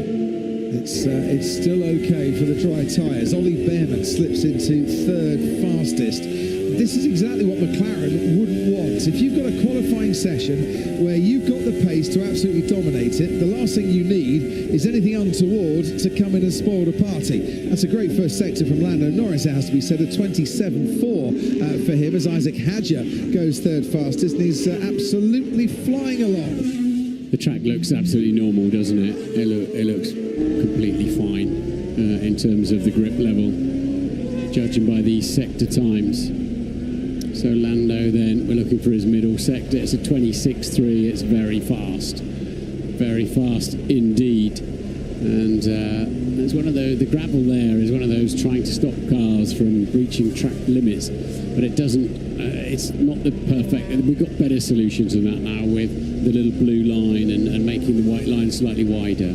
Norris crosses the line, goes fastest by half a second. Wow, indeed, a 1:14.8 from Lando Norris. 1:15.2 was the pole time last year. We're already a 1:14.8. The Sainz goes 9th fastest. So Kimi Antonelli, who was out there first, is now down in 11th. And out of that top 10 shootout, unless he can go faster again. Hamilton next across the line, and he goes 9th fastest, only 9th fastest. Here comes Oscar Piastri, quickest in the middle sector. Where's his time going to stack up? And he's 5/100ths of a second behind Lando Norris.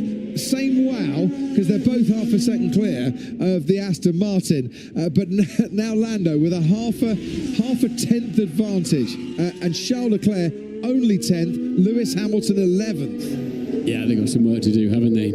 Were they both on the used tyre, the Ferrari? They were both on the used tyre. And they better hope, like Red Bull and Max Verstappen, that the best conditions are coming at the end of this session, because I'm told that the rain's increasing just a little bit down at turn 1 and turn 6. But they better hope that that's wrong, and that in the next just under 9 minutes, things will dry up a little bit. Well, they certainly said to Max Verstappen, best conditions will be at the end of the session, but that's an act of faith, isn't it? Which surprises me that they weren't on the new tyres to go out for the first flying lap. Franco Colapinto's had a lap time deleted for that.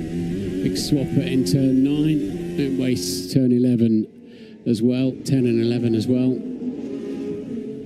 It seems a shame that he gets his lap time deleted for it. It's not going to count because it was very slow because of the swapper that he got on, but no time there. If you were Ferrari, Martin, you could see the rain, you could see it spitting, and you think, surely go on the new tyres to get a banker lap in, unless you absolutely know it's going to be better in about 10 minutes' time.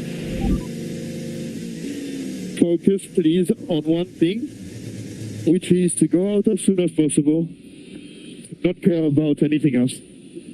I want the least cars possible out exit of the pit lane. Understood. That's very clear, isn't it? Yeah. Well, they're like Red Bull. They obviously think it's going to stop raining in the next 7.5 minutes. So,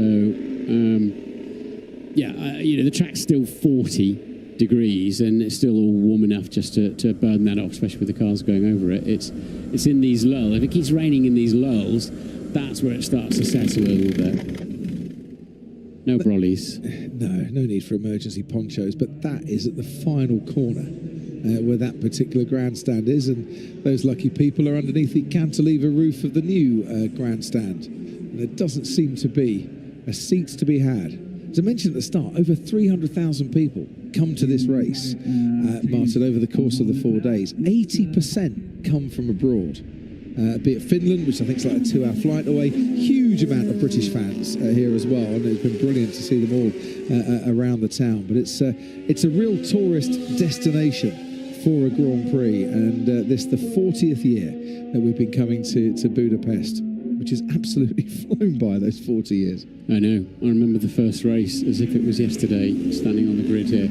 Extraordinary sight with so many people in what is very much a natural bowl of a venue. It's quite compact, but it does create some decent racing. Istvan Papp designing this circuit in the Three Springs Valley. Names Bernie Collins after the three springs on the motor racing cars of the time, or not? I'm going to say not, but who knows, Croft, who knows? There are three natural springs around here. I've just been trying to monitor the radar a little bit, Croft. I think teams have had a bit of a scare there. That little salivary that we had came out of nowhere. It grew over turn 5, started to extend to turn 1.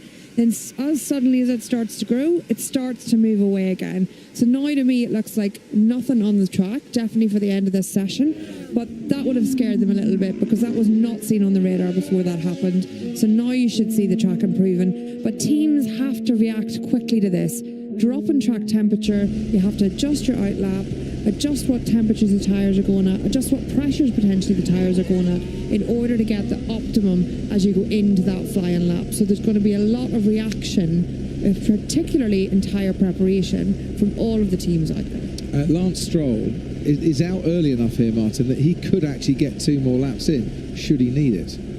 If you've got the tyres and if you've fueled for it, because obviously you need a lap in the middle to recharge your battery and cool everything down a little bit. Here's turn 5. Looks bone dry, doesn't it? This is 6 where it first started raining. There's the little curb you got to touch.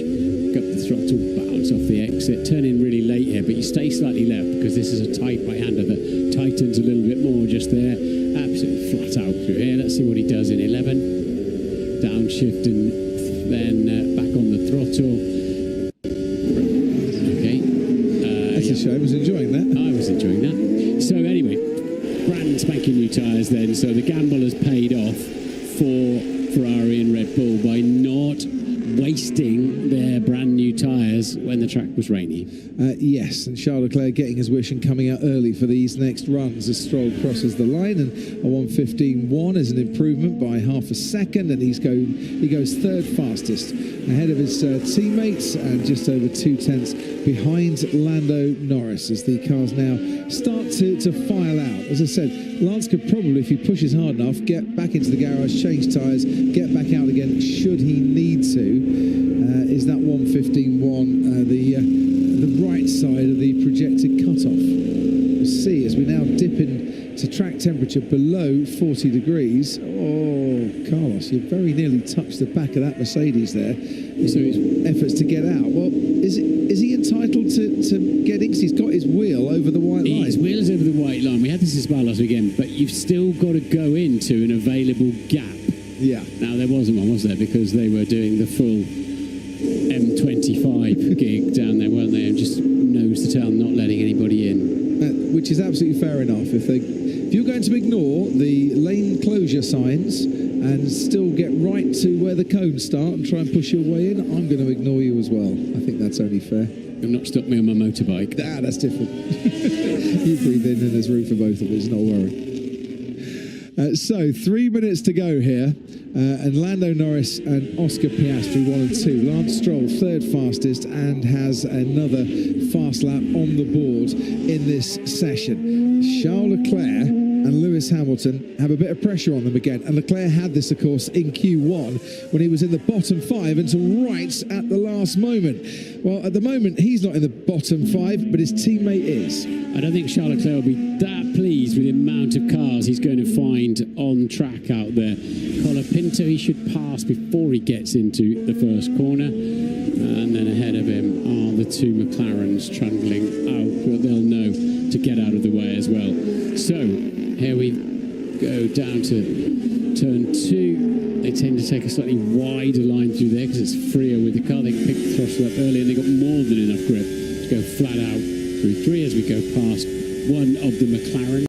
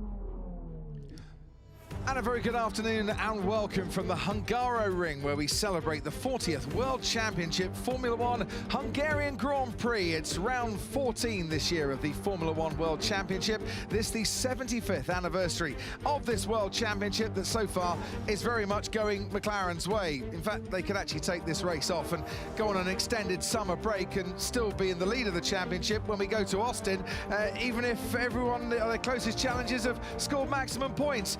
That's how big their lead is. But it's Ferrari on pole today with Charles Leclerc. 70 laps to come around this 2.7-mile circuit, and McLaren second and third on the grid. Cooler track conditions at the moment than we had by the end of qualifying yesterday. Soft C5 might not see that too much in the race.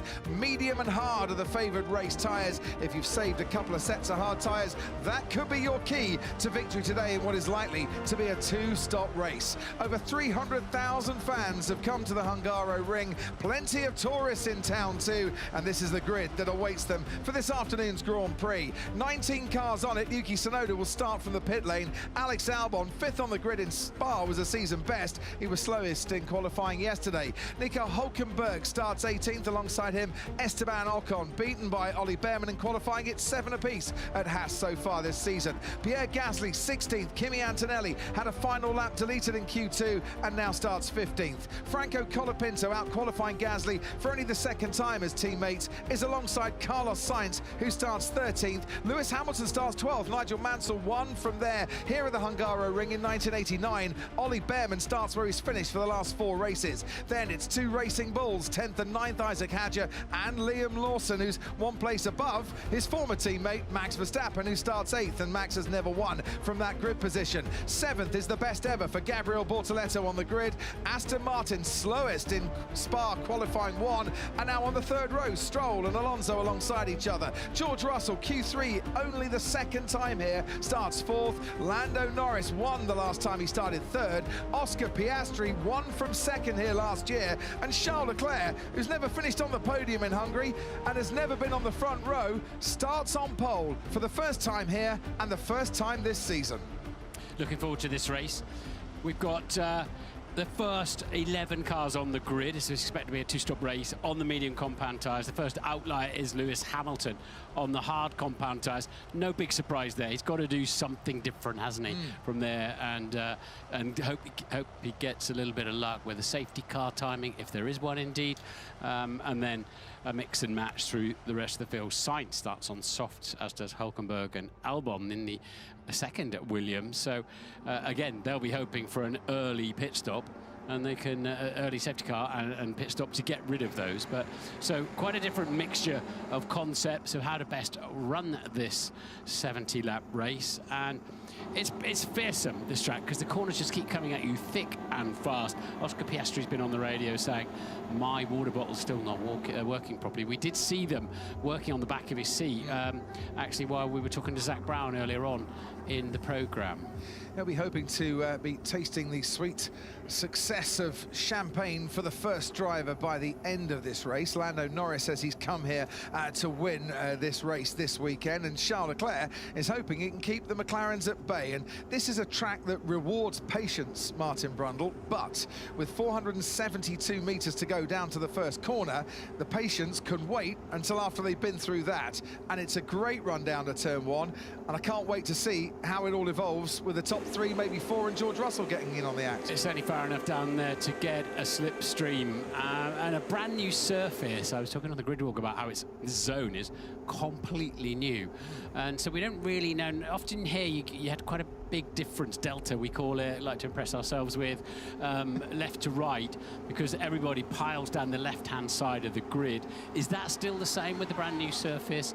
But in any event, it pays to be on the inside down into the first corner if you can. It's nice and wide, but those that sweep around the outside often run out of space as well, but it's going to get feisty down into turn 1. And a nice headwind as well down into turn 1 to help you brake a bit later for Max Verstappen.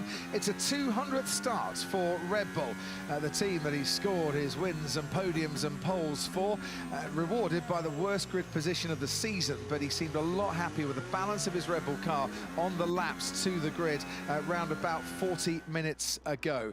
Confirmation of the starting tyres, medium for the top 11, hard for Lewis Hamilton Hamilton soft for Carlos Sainz, and Pierre Gasly soft 2 for Nico Hülkenberg and Alex Albon. The one stop is technically about 18 seconds slower here, but the track temperatures, if they cool down a little bit more, that might help bring the one stop into the equation to stop overheating those tyres. The track's had a bit of a reset because we had rain overnight and earlier this morning here at the Hungaroring, and there's a bit of an unknown at times for the teams. Just looking at that sky, you know, we had some rain pop up, didn't we, yesterday? Let's go to Bernie at Sky Race Control and see if she's got any updates on the weather.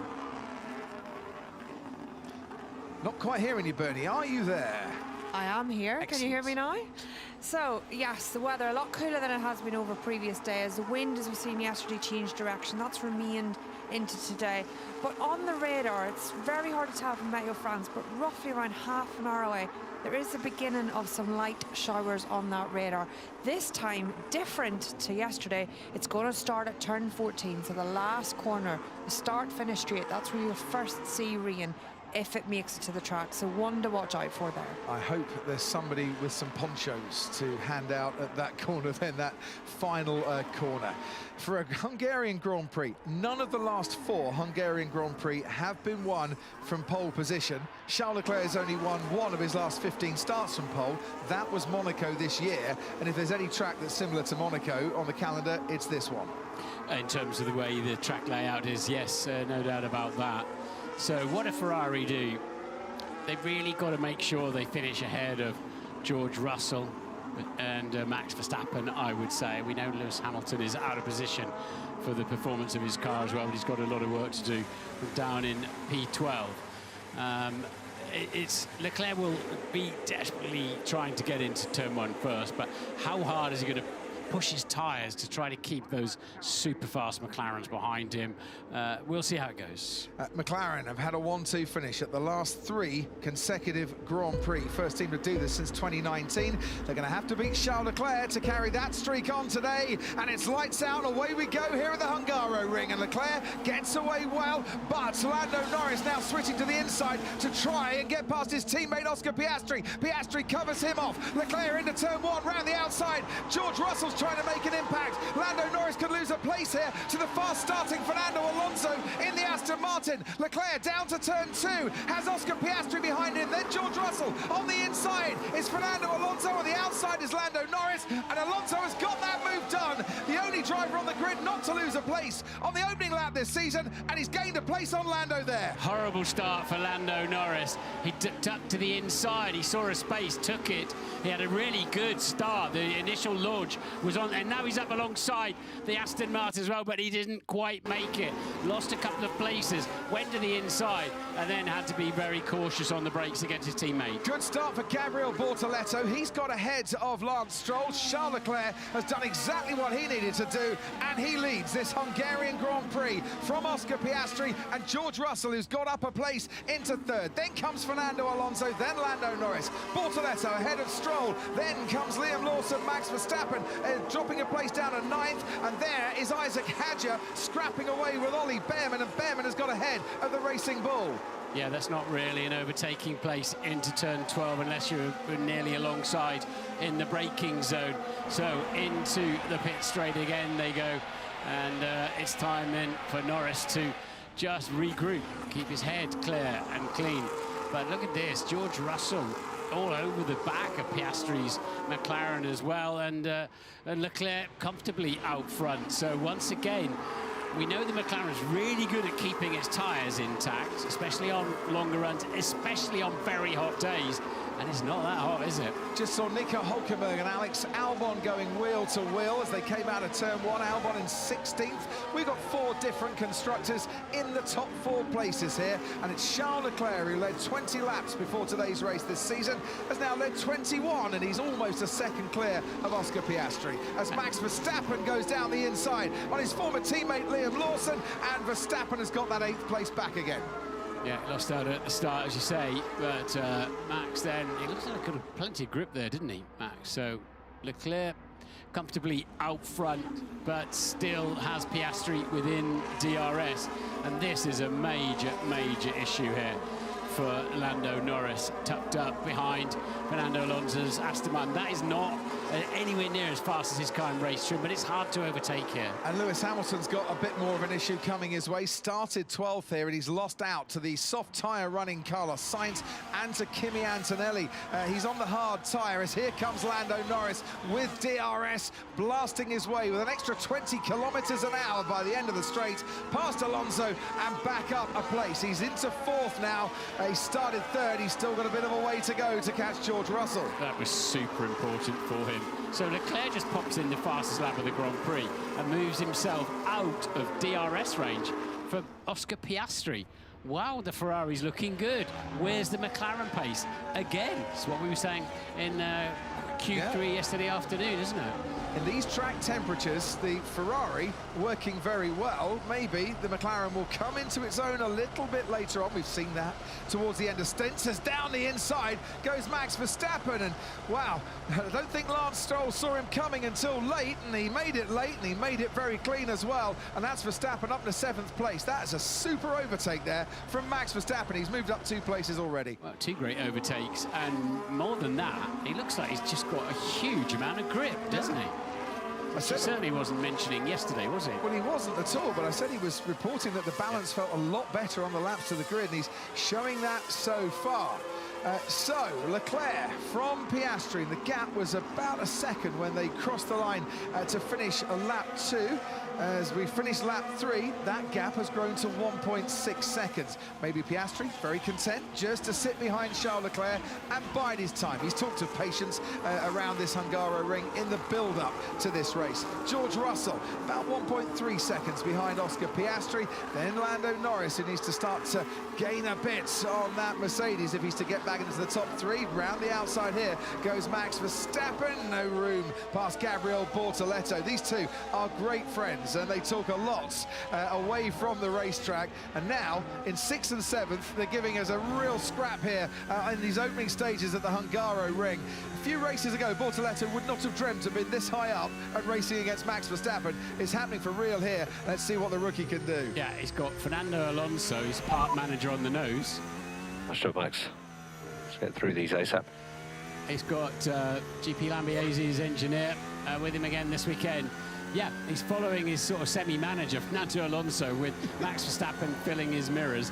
Yeah, he's in living the dream, isn't he? But he's been noted for making a false start, a jump start, if you like, has Bortoleto. That dream could be about to become a little bit of a nightmare for Gabriel Bortoleto. There might be a 5-second time penalty coming his way.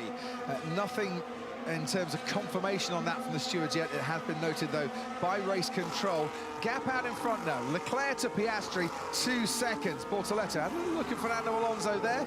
No way past into turn 1. Max Verstappen hanging on to the tail of this. Lewis Hamilton sees the car in front of him. Kimi Antonelli go a little bit wide, and that'll give him a bit of hope on the hard tyres. Now they're starting to come into their own a bit more and getting up to temperature.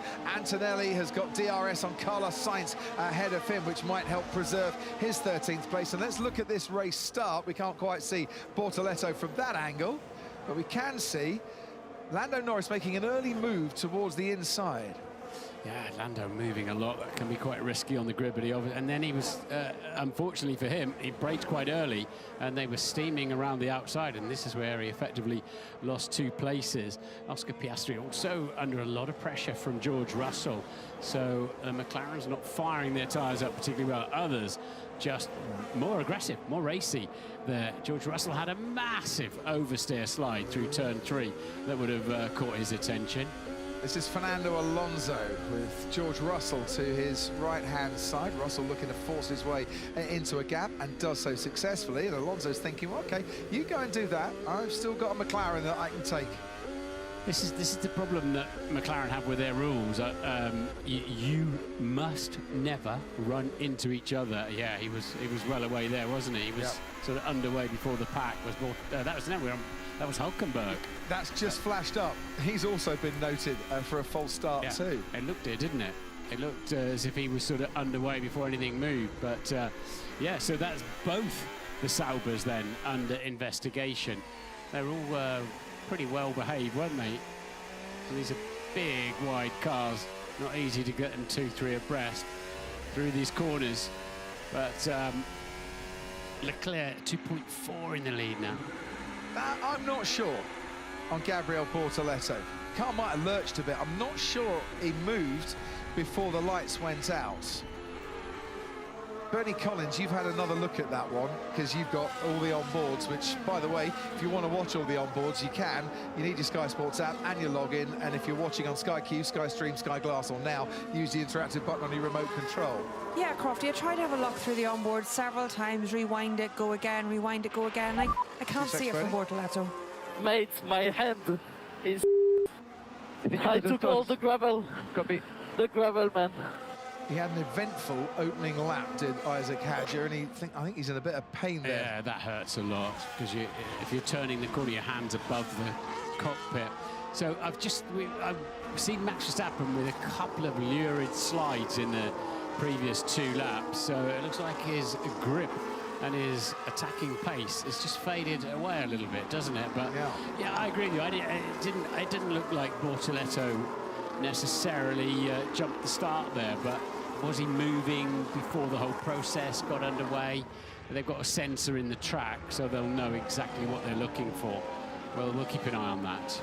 Lando Norris is about 1.2 seconds now behind George Russell. He has the fastest lap of this race. And Oscar Piastri is 2.7 seconds behind Charles Leclerc and seems content to sit there and bide his time for a moment. Bernie, to you. Yeah, and the information from the team to Piastri has been that Leclerc seems to be pushing a bit harder in some of the high-speed sections, so they seem pretty content that Piastri's managing that tyre and that let Leclerc do his own thing. Conversely, Norris has been said, it's so important to get by Russell, let's get him now. If not, we're going to have to go to, they called it Plan A, we don't know what that is, and maybe extend. So different strategies at the minute across the McLarens, thinking it's important to try and get past Russell if they can. Absolutely, and we did see, didn't we, that Oscar Piastri very good at nursing the medium tyre in Spa last week, which he did on his way to victory. Different compound of medium on that particular occasion. No further investigation for Gabriel Bortoleto for that false start, so he's still living the dream on that one. Do you think they reported the wrong Sauber initially? It's got that feel too, because Hülkenberg clearly looked like he got underway, didn't he? We were on board with him. I thought it must be Bortoleto, to be honest. It clearly wasn't. Anyway, they've disregarded the Bortoleto one, so he is still very much in play there in 6th, and Verstappen now almost falling out of DRS range, was done a tremendous first sector, has Max Verstappen. And Piastri now 2.6, now up to 3 during this lap on Piastri. Leclerc's got the pace, hasn't he? He has. Absolutely got the raw pace. We'll find this out towards the end of the stint. This is either... Oscar, some competitors are talking about a one-stop. Do you think one stop may be possible? I mean, the tire's still okay for now. Man, it's difficult to know with this many laps to go. Yeah. Understood. That's interesting, though. Track temperature now at 31 degrees, and maybe cooler conditions bringing that one stop into play. And the team's had a bit of an unknown about this going into this race. But I was going to say it's either Oscar Piastri happily managing his tyres and doing what he knows is needed to do to eventually get a victory, or it's Charles Leclerc and thinking that Charles Leclerc's pushing too hard, or it's Charles Leclerc with the pace of a Ferrari that is way faster than McLaren were thinking going into this race. I think it's faster than Ferrari were thinking as well, isn't it? Judging by the briefings we had this morning. Anyway, it is what it is, and there is a long way to go. If they're going to... But basically, the Pirellis, they've made them much more durable, haven't they? They don't grain up as much. This is what they're talking about for the gravel. Yeah. And what it does is hits you on the fingers, on the back of the steering wheel, and I've had it happen, it hurts a lot. Remember Romain Grosjean a few years ago had something very similar as well, and stone went straight onto his thumb. I'm wincing just looking at that.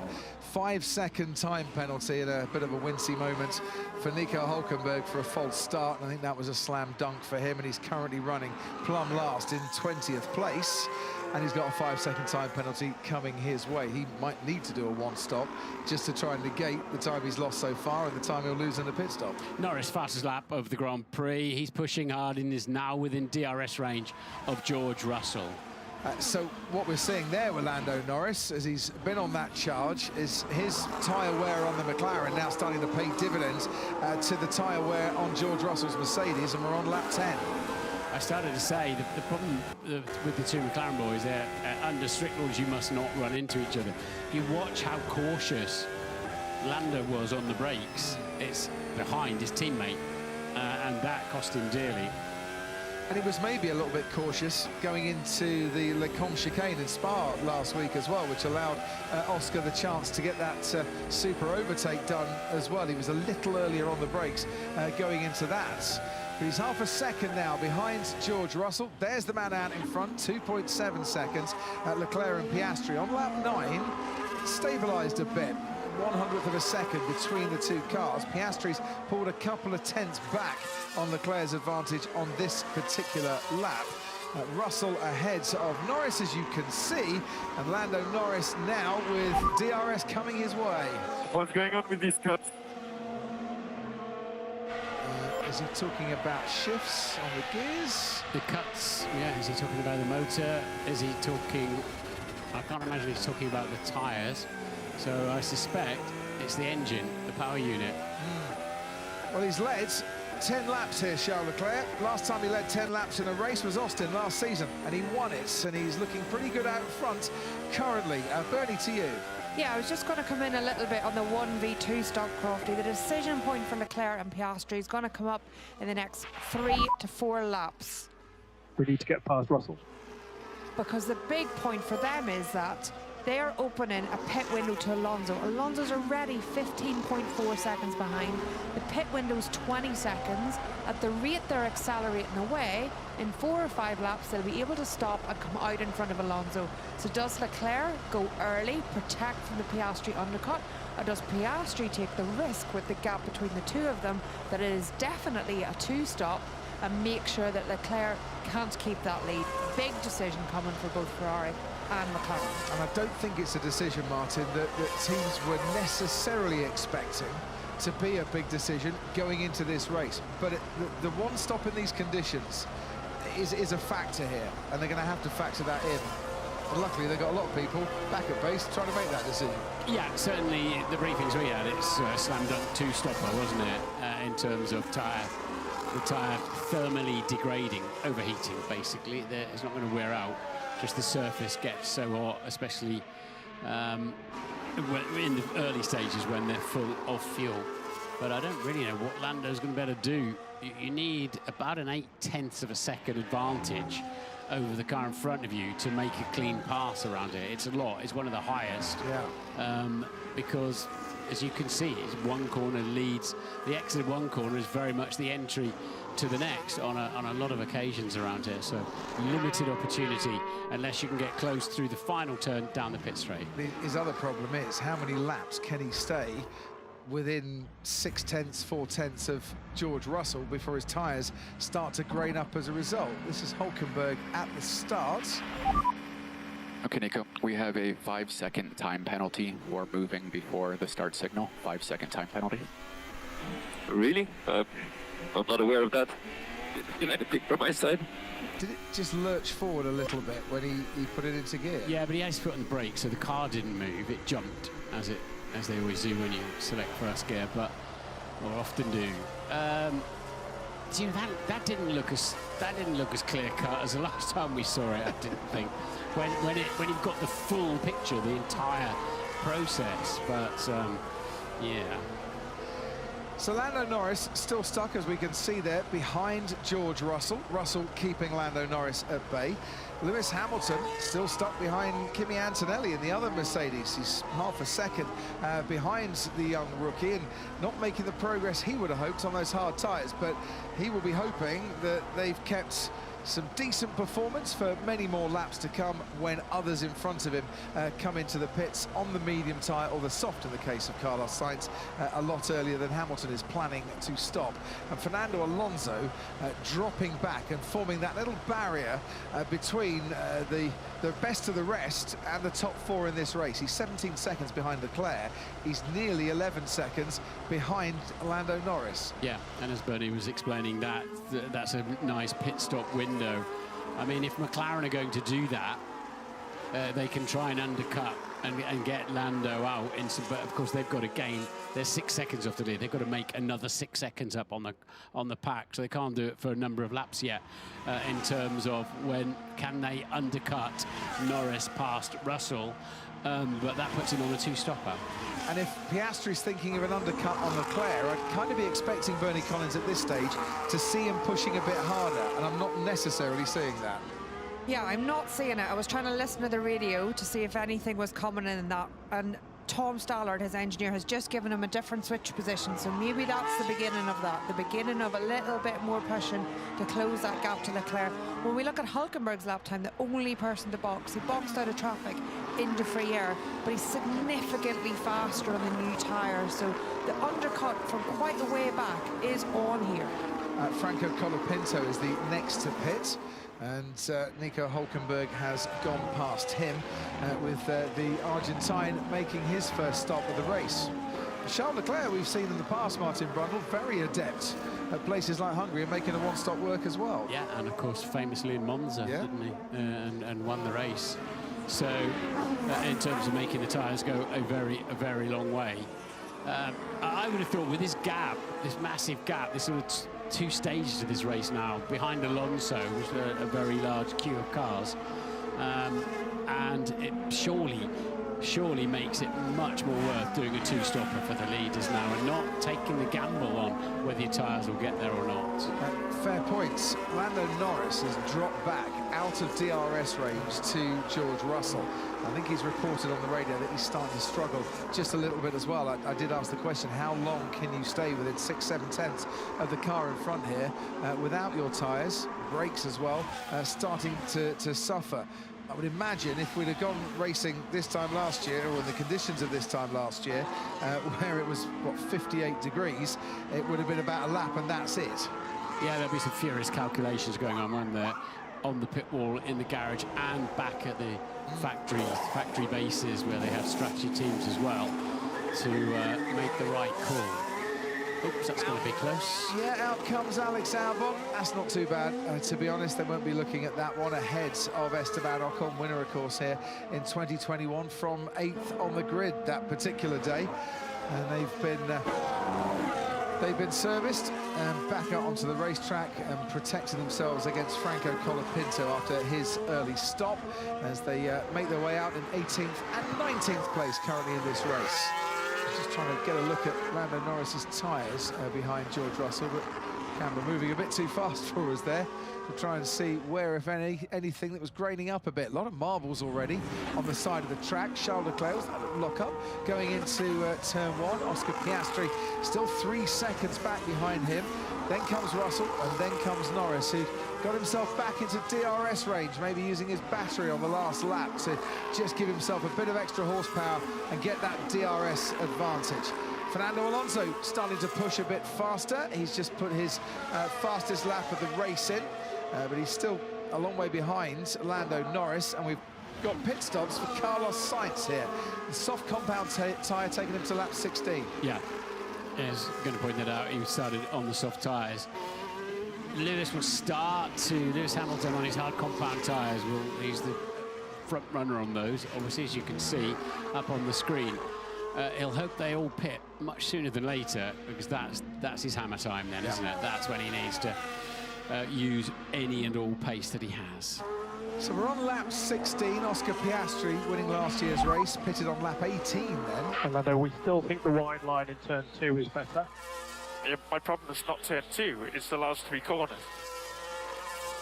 Is that where he's just starting to struggle in the turbulence of the Mercedes in front of him? Yeah, he's been taking a tighter line through there to stay out of the slipstream of George Russell, and the team saying it's costing you time. We noticed that in qualifying, didn't we? How they were sort of doing the wall of death around the outside of turn 2, just to keep the momentum up, not tighten the car too much. And it was better. It was still faster than, despite the extra meters they were travelling. And this is turn 2. I think the trouble we're seeing, and we're going to see it more evident as this race goes on, if you do take some wide lines or different lines, now Oscar Piastri is being told to use the pace and start the push. If you do take wider lines, you're going to go over a load of marbles, and that's not going to help your tyres, because you'll pick up rubber you don't want. And Alonso's now going faster than the leaders. now he's got on with it. He's been just coaxing his tyres along. He'll try and build a gap now. He's very much racing his own race for his own benefit, Fernando Alonso. But that message suggests to me it's definitely going to stop, isn't it? It's like, right, do not hand these tyres back with a bunch of grip and time in them. Give it all you've got. Gap down to 2.6 seconds between Charles Leclerc and Oscar Piastri. So far, so good for Charles and the Ferrari team. Looking, of course, for their first Grand Prix win in 2025. They had the sprint win with Lewis Hamilton in China, but nothing so far in the Grand Prix. Leclerc's picked up 5 podiums so far this season. Dearly love, I'm sure, to go into that summer break with a win here. So we've got Red Bull waiting for Max Verstappen. Here he comes into the pit lane and trying the early undercut here and stopping before Bortoleto, who's carried on to bang in a quick lap on his out lap. And by the time they react at Sauber, Verstappen, Red Bull hope, will be in front. Nice stop as well, 2.3 seconds, but he's got to come into some clean air, and he is right behind Nico Hülkenberg and ahead of the Williams of Carlos Sainz. So Sainz pitting allowed Max Verstappen to make that undercut bid. Looks interesting. Let's see how he goes, and you know. And Lando, we're thinking plan A -5, plan A -5. Yeah, confirmed. My tyres are gone. Yeah, he had a big snap in turn 4 on the previous lap. He's coming in. The one stop out of the question, and those that have stopped already are going so much faster. It's a no-brainer for them now to try to undercut the Mercedes. But it's Oscar Piastri who's coming in first. To overtake Leclerc. Box to overtake Leclerc.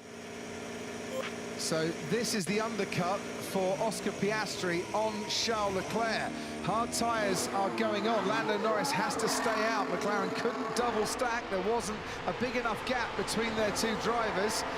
And is he coming out behind Alonso? Yes, Oscar Piastri will come out behind Fernando Alonso, but ahead of Gabriel Bortoleto.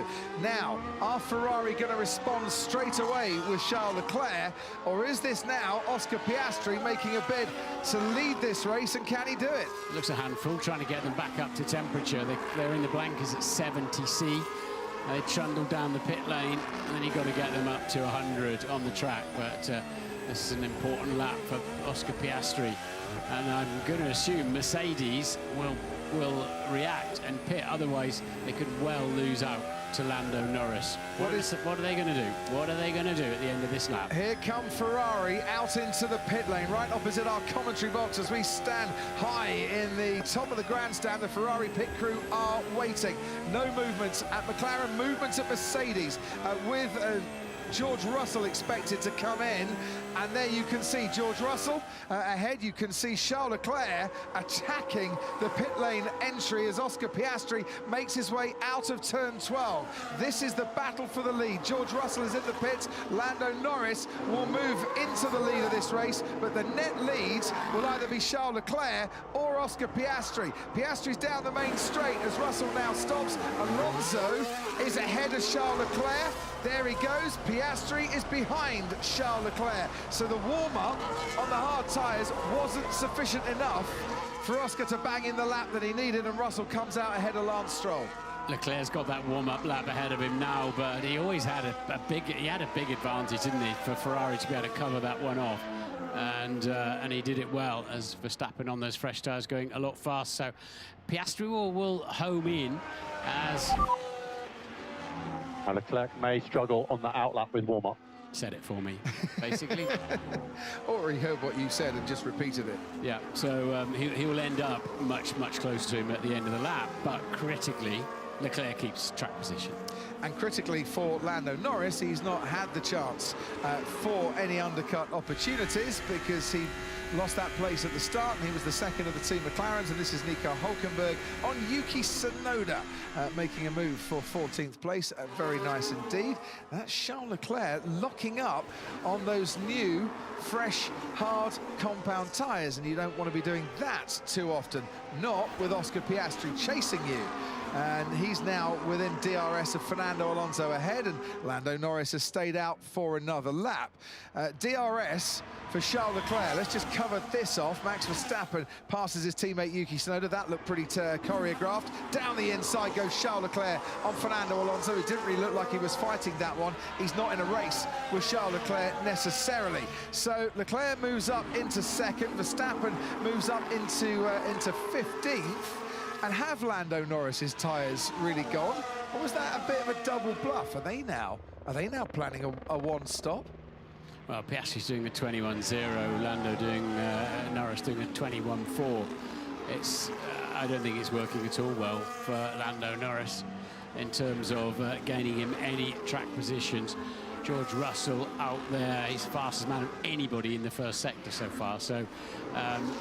Norris is going to end up a distant fourth whenever he pits now. Well, Lando Norris is just going around turn 12 at the moment, and there is no movement whatsoever in that McLaren garage. This is how George Russell got past Gabriel Bortoletto. His tyres look pretty angry, to be honest. Yeah, you get a much better drive out of the final corner, so that straight line speed just looks completely different. And this is interesting. So Piastri spent the entire lap behind Fernando Alonso. There are no blue flags because this is for position, and now he'll be able to get past him. But yeah, and Piastri will now get DRS on the way out of this corner as well. You can pick up DRS whether you're lapping somebody, whether you're fighting them, as he is. Right, they're waiting for Lewis Hamilton, but they're going to wait a little bit longer down at Ferrari. Kimi Antonelli is coming in, though. So Hamilton continues on those hard compound tyres, and Antonelli makes his pit stop. And Zach Brown, the CEO at McLaren, on the pit wall at Forres this afternoon. You tried the undercut, Piastri on Leclerc didn't quite come off. What's the thinking now for his race and for Lando Norris, who's yet to stop for a first time? Yeah, Charles is very fast, so we tried the undercut, that clearly didn't work, but a long way to go, and Lando, we're kind of assessing what our strategy might be here. Yeah, Zach, a bit of head scratching there at McLaren because this Ferrari pace looks real and looks like he can endure that as well. Yeah, no, Charles is very quick, so I think we definitely have a race on our hands. He looks very good, looks like he can have lap time whenever he wants, so I think we got our hands full here. Thanks ever so much, Zach. Back with you a little bit later on. Max Verstappen moves past Nico Hülkenberg and up into 13th place. So all they can do now, Lando's losing a second a lap out there on those tyres. All they can do now is try and give him what we call an offset. So towards the end of the race, his tyres could be 5-6 laps fresher. And see if that, but he's going to say he's going to be a distant fourth when he comes out. We've seen it before, Lewis Hamilton switching strategy here to get past Max Verstappen. You know, Verstappen doing the same thing. It's a tough track to ask anyone to get some overtaking done, even with a 5-lap tyre offset, Martin. But all the time they take to assess it at McLaren, they're going to be left with no other option. So this is either Plan A, look to extend, or Plan D, just keep talking to us about the tyres. And everyone's waiting for D, aren't they? Yeah. I don't have a Scooby-Doo what Plan D might be. One stop? One stop, yeah. And run for the airport. I don't know what it is.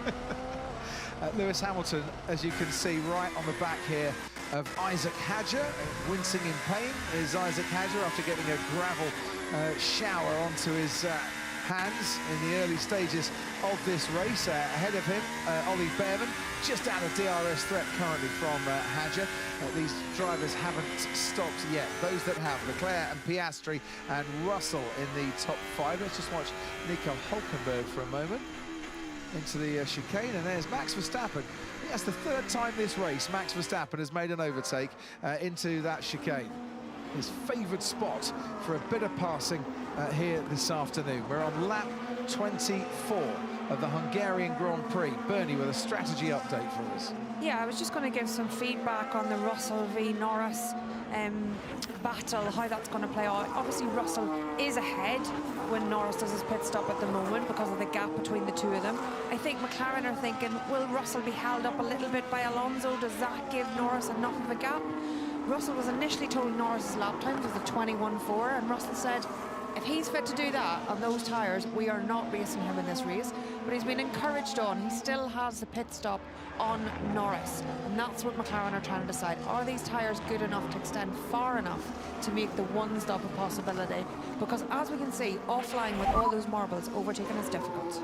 Guys, it's really terrible. This idea pitted so much traffic.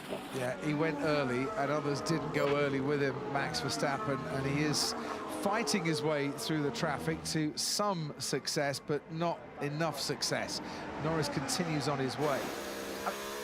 In fairness to McLaren, Martin, they have got time to assess things because they're not going to lose out to Alonso in terms of strategy in this race. So they've got a nice buffer, haven't they, to have a think about it and create that offset. Alonso goes wide at turn 1. George Russell thinks for a moment, I can get past. He can't. They'll be cheering Alonso on in the Aston Martin clubhouse as George Russell gets very, very close and might almost have touched the rear of the Aston Martin there in his bid to try and get past. Alonso continues ahead. 4th place for him. Ahead of Russell in 5th. Into turn 4 they go. And so what's happened here is, you remember I was saying how Fernando suddenly started going fast in the leaders. He did 4 or 5 laps like that, and they all sort of were building this comfortable gap to pit into, and Fernando took it away from them by just suddenly picking up pace. Because he knew that he'd be involved here. Do you think a one stop will work? Difficult, Oscar. So don't leave too much in those tyres in the early stages here, because you're going to be getting rid of them. Yeah, Alonso thought to himself, I could actually be quite a factor here and cause people just a few issues if I pick up my pace and be in the wrong part of the track at the wrong time for them. Was there contact there? I think there might have been, yeah. Though. I think there might have been. Absolutely.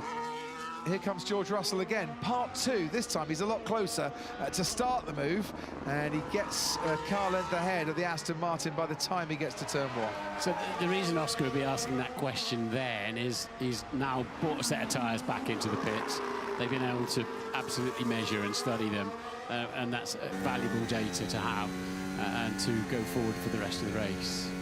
He's just put in his fastest lap of the race, Oscar Piastri as well. Max Verstappen closing in on Lewis Hamilton.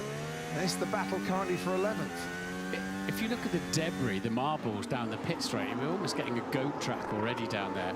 That always suggests a lot of wear, doesn't it? Because the marbles get flicked off, the pieces of discarded rubber get flicked off on the fastest part of the racetrack. So, yeah, Verstappen's got past Gasly. Took him a little bit longer than he would have wanted. Now it's Lewis Hamilton. And Hamilton's been running those hard tyres for 25 laps. Bit of a sit back behind these guys. But I think if anyone's going to make this one stop work successfully, it might be Hamilton. Although his lap times aren't where he would want them to be. But you get the feeling that when Alonso down to Behrman and Hadjar start to pit, Hamilton's still got a bit of life in those tyres to carry forward. Absolutely. Funny old business, isn't it? You've got Lewis Hamilton and Max Verstappen fighting over 11th place at the moment. That's because the midfield just found a lot of pace, isn't it? We've got some real outliers out there where the established front runners no longer have a big advantage at the front of the field. On board then with Max Verstappen in 12th place, finds himself about 0.6 of a second behind Lewis Hamilton, and even with fresher tyres, no pace advantage to try and get past into turn 1. Didn't really want to slow down, did it? No, it didn't. Max had to sort of just again. So this is that wider line through turn 2, but he's picking up understeer in short shifting through turn 3. short shifting everywhere, really. Couple of downshifts for 4. Let's see what the front does here. Yeah, look at the steering angle he's putting in.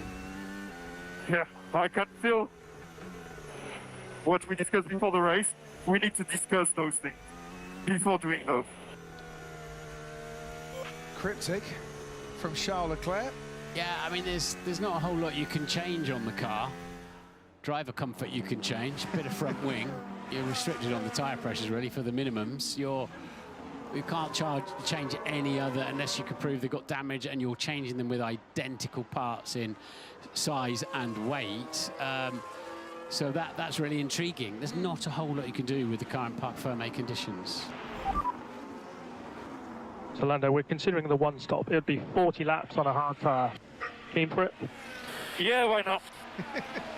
Well, he's got nothing to lose, as you were pointing out. And, you know, he's really condemned to 4th place now, isn't he? So if he doesn't do something different, yeah. No, totally agree. I just wonder, as I've just looked up, Hamilton's got a new set of soft tyres to take into this race because he didn't make it into Q3. Could he go 45 laps, 50 laps maybe on the hard tyre and then go soft at the end? Would that give him a bit of an offset on tyres and a pace advantage? We are going to lose this race with this thing. We are losing so much time. So what is causing Charles Leclerc to think that they're going to lose this race? He and Oscar Piastri are pretty evenly matched on pace, lap after lap after lap. But is he feeling that he's starting to struggle a little bit, maybe slide around because front wing setting not right? I don't know. Something's bothering him a lot. His pace is fine, though. His pace is still there with Piastri. Piastri slightly faster than the previous lap, and Russell about the same. Alonso now backing his pace off again now to get through the next phase of his Grand Prix. And Davidson, what can you tell us? Yes. 2 seconds. Okay, Lando, we're going to try it. Let's eke out a couple of laps. When the lap time drops, we're coming in. If Leclerc catches us, we're coming in. He's 5.6 behind. At this pace, Leclerc catches us in 3 laps.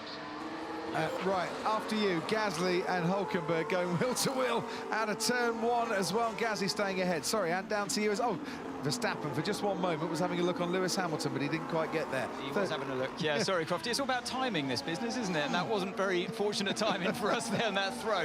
Verstappen, I can see, is having to go down the inside turn 4. And Hamilton's wide. Back to you for momentarily, Crofty. They must have touched there, or Hamilton saw it coming and took to the runoff. That was aggressive from Max Verstappen. How far was he alongside on the inside of that Ferrari as he moved his way up into 11th place? I say moved, kind of barged his way into 11th place. And we'll have a look from a different camera angle. Definitely have more pace than Hamilton in the Ferrari. Down the inside he goes. Not sure they did touch. No. You couldn't see from that angle, could you? But we need to see a different angle. But yeah, either he went off in sympathy of the car at the inside, or they looked perilously close. Whatever, Verstappen has the position. Anthony, we'll try again. Yeah, let's try again, shall we? So all at the moment looks calm. Just to my right-hand side, I can see the McLaren team sitting on the pit wall there. Lando Norris out in front of the moment, 4 seconds in front of Leclerc, trying this one stop. I think it's the only thing he really can go for right now. And if the medium tyre's already done 30 laps out of the 70, then I believe with less fuel in the car, like you'll get as it depletes through the race, the hard tyre should comfortably be able to do that. So it's an alternate strategy for Norris there. Maybe not what they were predicting at the start of this race today down at McLaren, but they've got to give it a go now. Let's listen for Piastri's radio. Oh, I didn't hear anything. I don't know if you did. Turn 6, a lot more tailwind. But carry on. So sorry, Crofty. What I was going to say on Leclerc, the theory I have on this one is that sometimes before the race you make decisions on what you do in terms of tyre compound changes and in terms of the front flap angle. Maybe what Leclerc is referring to is, we've switched tyre compound to the hard, and you've automatically given me a different car balance through my front wing. Let's discuss this stuff real time, as well as just in the meeting before the race. Only thing I can think of. Yeah, so what I was going to say there is that what McLaren were talking about is Leclerc, judging how far Leclerc's gone, because as soon as he gets closer to Norris will start getting blue flags, and he's obliged to get out of the way, and that'll cost him a huge amount of time as he goes on the dirty side of the racetrack. So they'll want to pit him before he has to get out of the way of Leclerc and well, no, I'm talking rubbish there. I'm talking rubbish. I was going to say... He just doesn't want to lose time. Sorry. He's going to box anyway. Yeah, they didn't want him to lose time on that. Yeah, he's going to box anyway. He might have put up a fight against Charles Leclerc, which would have paid dividends, I think, for his teammate Oscar Piastri if he could have held him up. But McLaren say, we try and go racing to suit the aspirations of both of our drivers. And in such a close title fight between the two teammates, they are not going to be asking Lando to hold up Charles Leclerc to help Piastri and then hinder his own race. This one-stop strategy is what they believe will bring Lando Norris back into play. 1.9 seconds stop. Wow. That's incredible, and he's out in front of Fernando Alonso. He's got a bit of warm-up to do, but he should be able to keep that place. And that then means that he has got a big tyre offset, Norris, and there is a chance. There's a chance they can get him on the podium from there, but he's got to be fast, but careful with the tyres. This has happened a bit slower than I thought. Race control have noted that Verstappen-Hamilton incident. Max was not very far up the inside on Hamilton into turn 4. I wouldn't be surprised if the stewards had a look at that one, to be honest, as to whether it was, you know, forcing another driver off the track. Yeah, I don't know. I don't think Lewis would have gone that far off the track, you know, of his own volition, frankly. But let's see. We can't tell without a better camera angle. Yeah, he's not sneezed and gone off the track as a result of it, and he did take very much avoiding action on that one. So Lando Norris has pitted finally on the end of lap 31. He's back down in 4th place and running a one-stop strategy. Ahead of him, George Russell. Ahead of him, Oscar Piastri.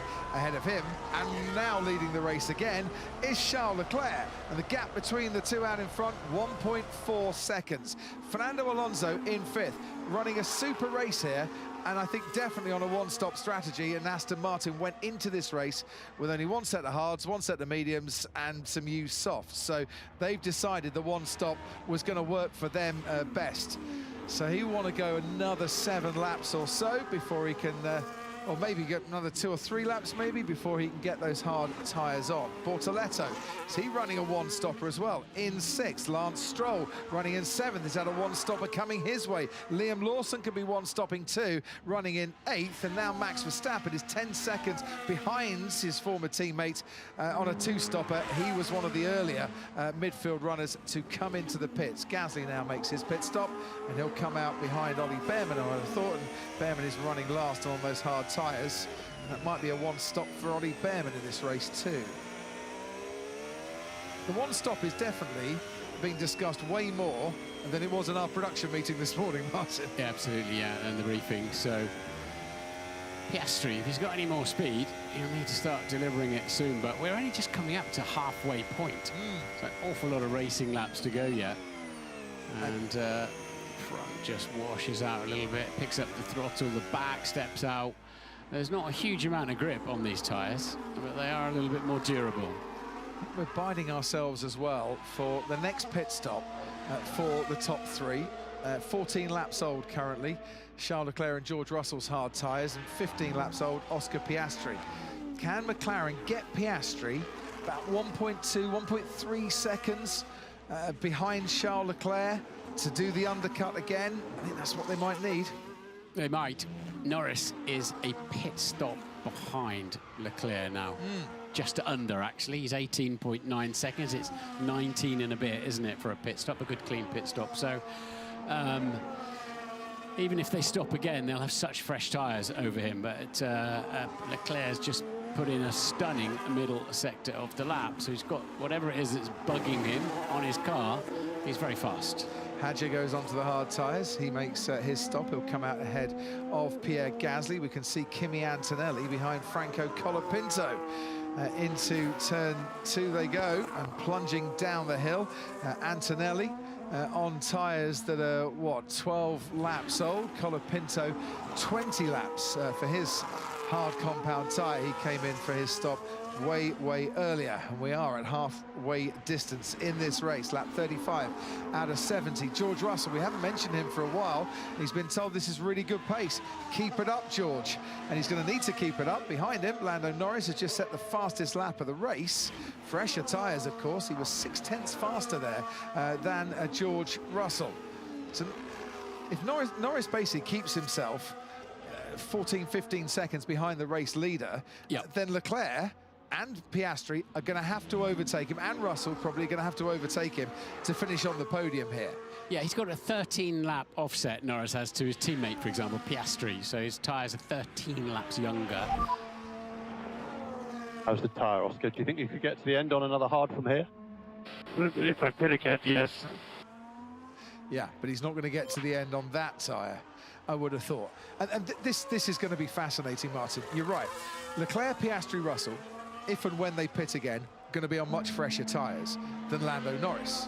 But this is a track position track, and catching is one thing and getting past is another, and this could get really spicy in the closing stages. It's been that way for decades here, and this is what, the 40th race here, isn't it? So thank goodness this team radio is transmitted. I know a lot of drivers and sometimes teams think that it shouldn't be, but we wouldn't have a clue what was going on. It's so important for us to get those pieces of information. And because it's all somewhat different to what a lot of teams expected, they're having to have really open dialogue, aren't they, on the radio and giving the game away. A turn 4 incident involving cars 1 and 44 under investigation. You remember Hamilton and Verstappen collided into Hamilton last year at the Hungarian Grand Prix. Well, they're under investigation by the stewards, well, Max is, for his move down the inside, and we'll see what happens from that investigation. The net result is that Verstappen is ahead of Hamilton in 9th place. And down to you. Yeah, Crofty, just a quick one. I got the rule of engagement in terms of overtaking right here in front of me. Good the man. Overtaking car on the inside of a corner must have its front axle at least alongside the mirror of the other car prior to and at the apex. Now, that didn't happen. No. It didn't, but if they didn't touch, it doesn't really matter. But you'd be pretty sure they did touch, wouldn't you? The distance that the Ferrari went off the road, but we will find out. Yeah, the trouble was the trees rather shielded our view from the helicam, which provides brilliant footage, I must admit, but the trees rather got in the way of that one. He's not exactly being parsimonious with these tyres, Lando Norris. He's just done the fastest lap of the race for the last 3 laps. A 1:20.5 for that last lap 36, and that was 0.6 of a second faster than George Russell. Now 17 seconds between Leclerc and Norris. Down at Aston Martin, Lance Stroll is coming into the pits to receive a set of hard compound tyres. This is a fine race for Aston Martin here today, with Alonso and Stroll running in the points, and as they were the only team that didn't score points in Spa, they could really do with a double points finish here. You might not think that they are new hard compound tyres that are going on. They've had 1 lap where they've been scrubbed in and a heat cycle put through them, so they're as good as new. Stroll comes out, and they want him ahead of Alex Albon, and he is just ahead of Alex Albon. Yeah, only Aston Martin do the scrubbing of tyres. These are still really good lap times, George. Just keep banging them in. Let me drive. Kimi Raikkonen reply from George Russell. Doesn't want any compliments at this stage of the afternoon. Just trying to be nice, just trying to be nice. Yeah, Aston do it on a regular basis, as you say, Martin. I think McLaren did try it with their hard tyres for this race, but what does it do? It just takes that where it's shiny on the surface, where it's come out of the mould, and gives you a little bit more instant grip. That's a lot of gravel, but most of his tyre was on the curb, so it's absolutely fine. Bernie's got more news for us at Sky. Hold on, Bernie. Lando, just keep the focus. You don't want those mistakes. Ooh, that's a bit of a telling off, isn't it? Bernie, what can you tell us? None of us want to tell off, do you, Martin? Definitely not for cutting it on the radio over you. But just going to pick up on your point about the scrub tyres. What you said is very important. You said maybe gives you a bit more instant grip. And that's just it, isn't it? Warm up out of the pit lane we've seen on these hard tyres. That's actually what Norris chose to put on. What I was going to come in with, though, was Alonso. I've been watching his pit window. I thought he would stop to cover Verstappen, who's now been free from traffic behind. But I think his target is maybe Hamilton, who's also on the one-stop strategy. So he might stop as Hamilton gets into his pit window. Hamilton's 24.5 seconds behind now. So that might be the beginning of those that are on a one-stop trying to get onto that hard tyre. And Verstappen under investigation, hence the exclamation mark by the side of his name for that incident with Lewis Hamilton. Hülkenberg was under investigation and picked up a 5-second penalty as a result of it. He's not coming in at the end of this lap, Fernando Alonso.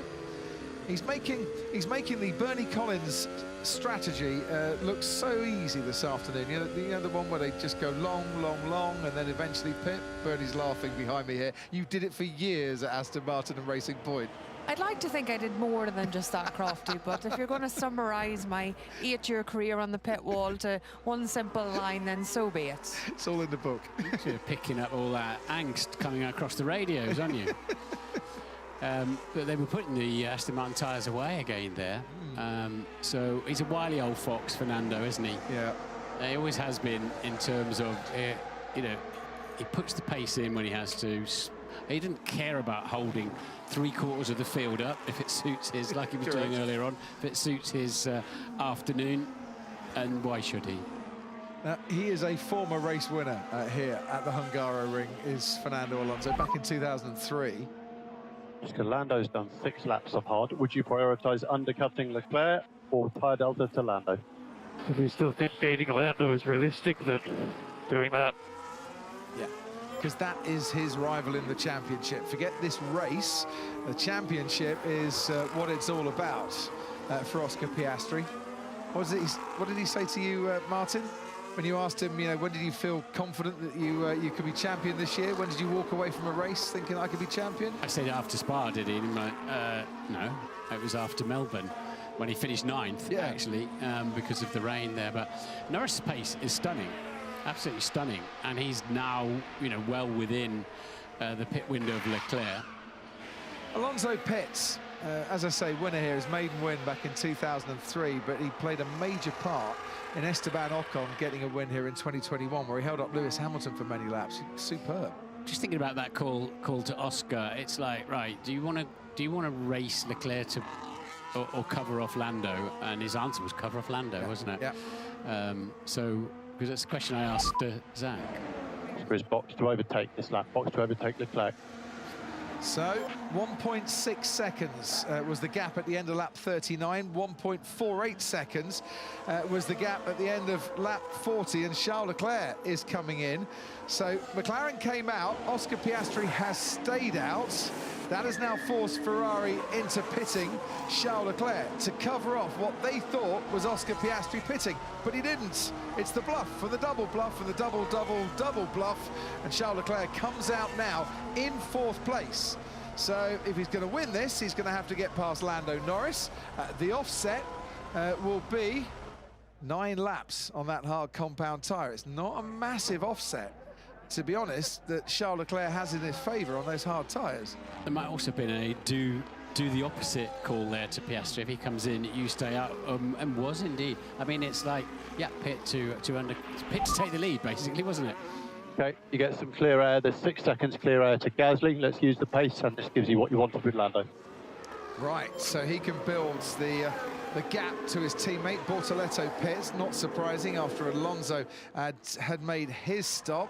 Bortoleto comes out ahead of his teammate Nico Hülkenberg, who's under pressure from Lance Stroll, and Hülkenberg's done a really good job there holding Lance Stroll up on that lap. The old switcheroo comes out from Lance Stroll as he does manage to get past the Sauber and make his way up into 9th place. As while he does that, Kimi Antonelli gets past Esteban Ocon for 13th, and Alonso, by the way, has come out ahead of Lewis Hamilton, the guy he held up that day so that Esteban Ocon could go and win the Grand Prix.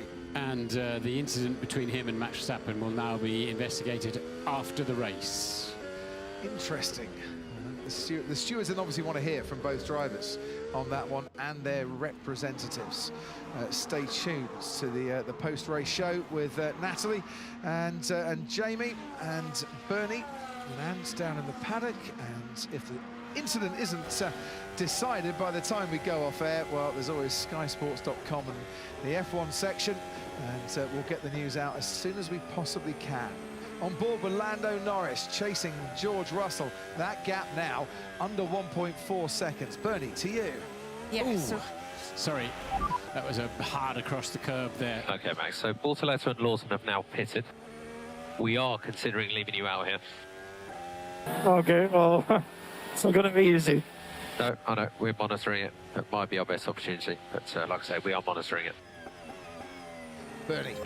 Yeah, so it's just going to come in that Verstappen radio, because Verstappen stopped on lap 17. His tyres are already 24 laps old, and they've just told him, as you heard there, considering going to the end. His pace looks pretty strong. He's had a lot of traffic to come through to get to where he is now, but that would leave him a P5 finish from the start if he can hold on to these hard tyres. It's a big if, as Hülkenberg comes out of the pits right and almost right slap bang in the middle of the Russell-Norris battle.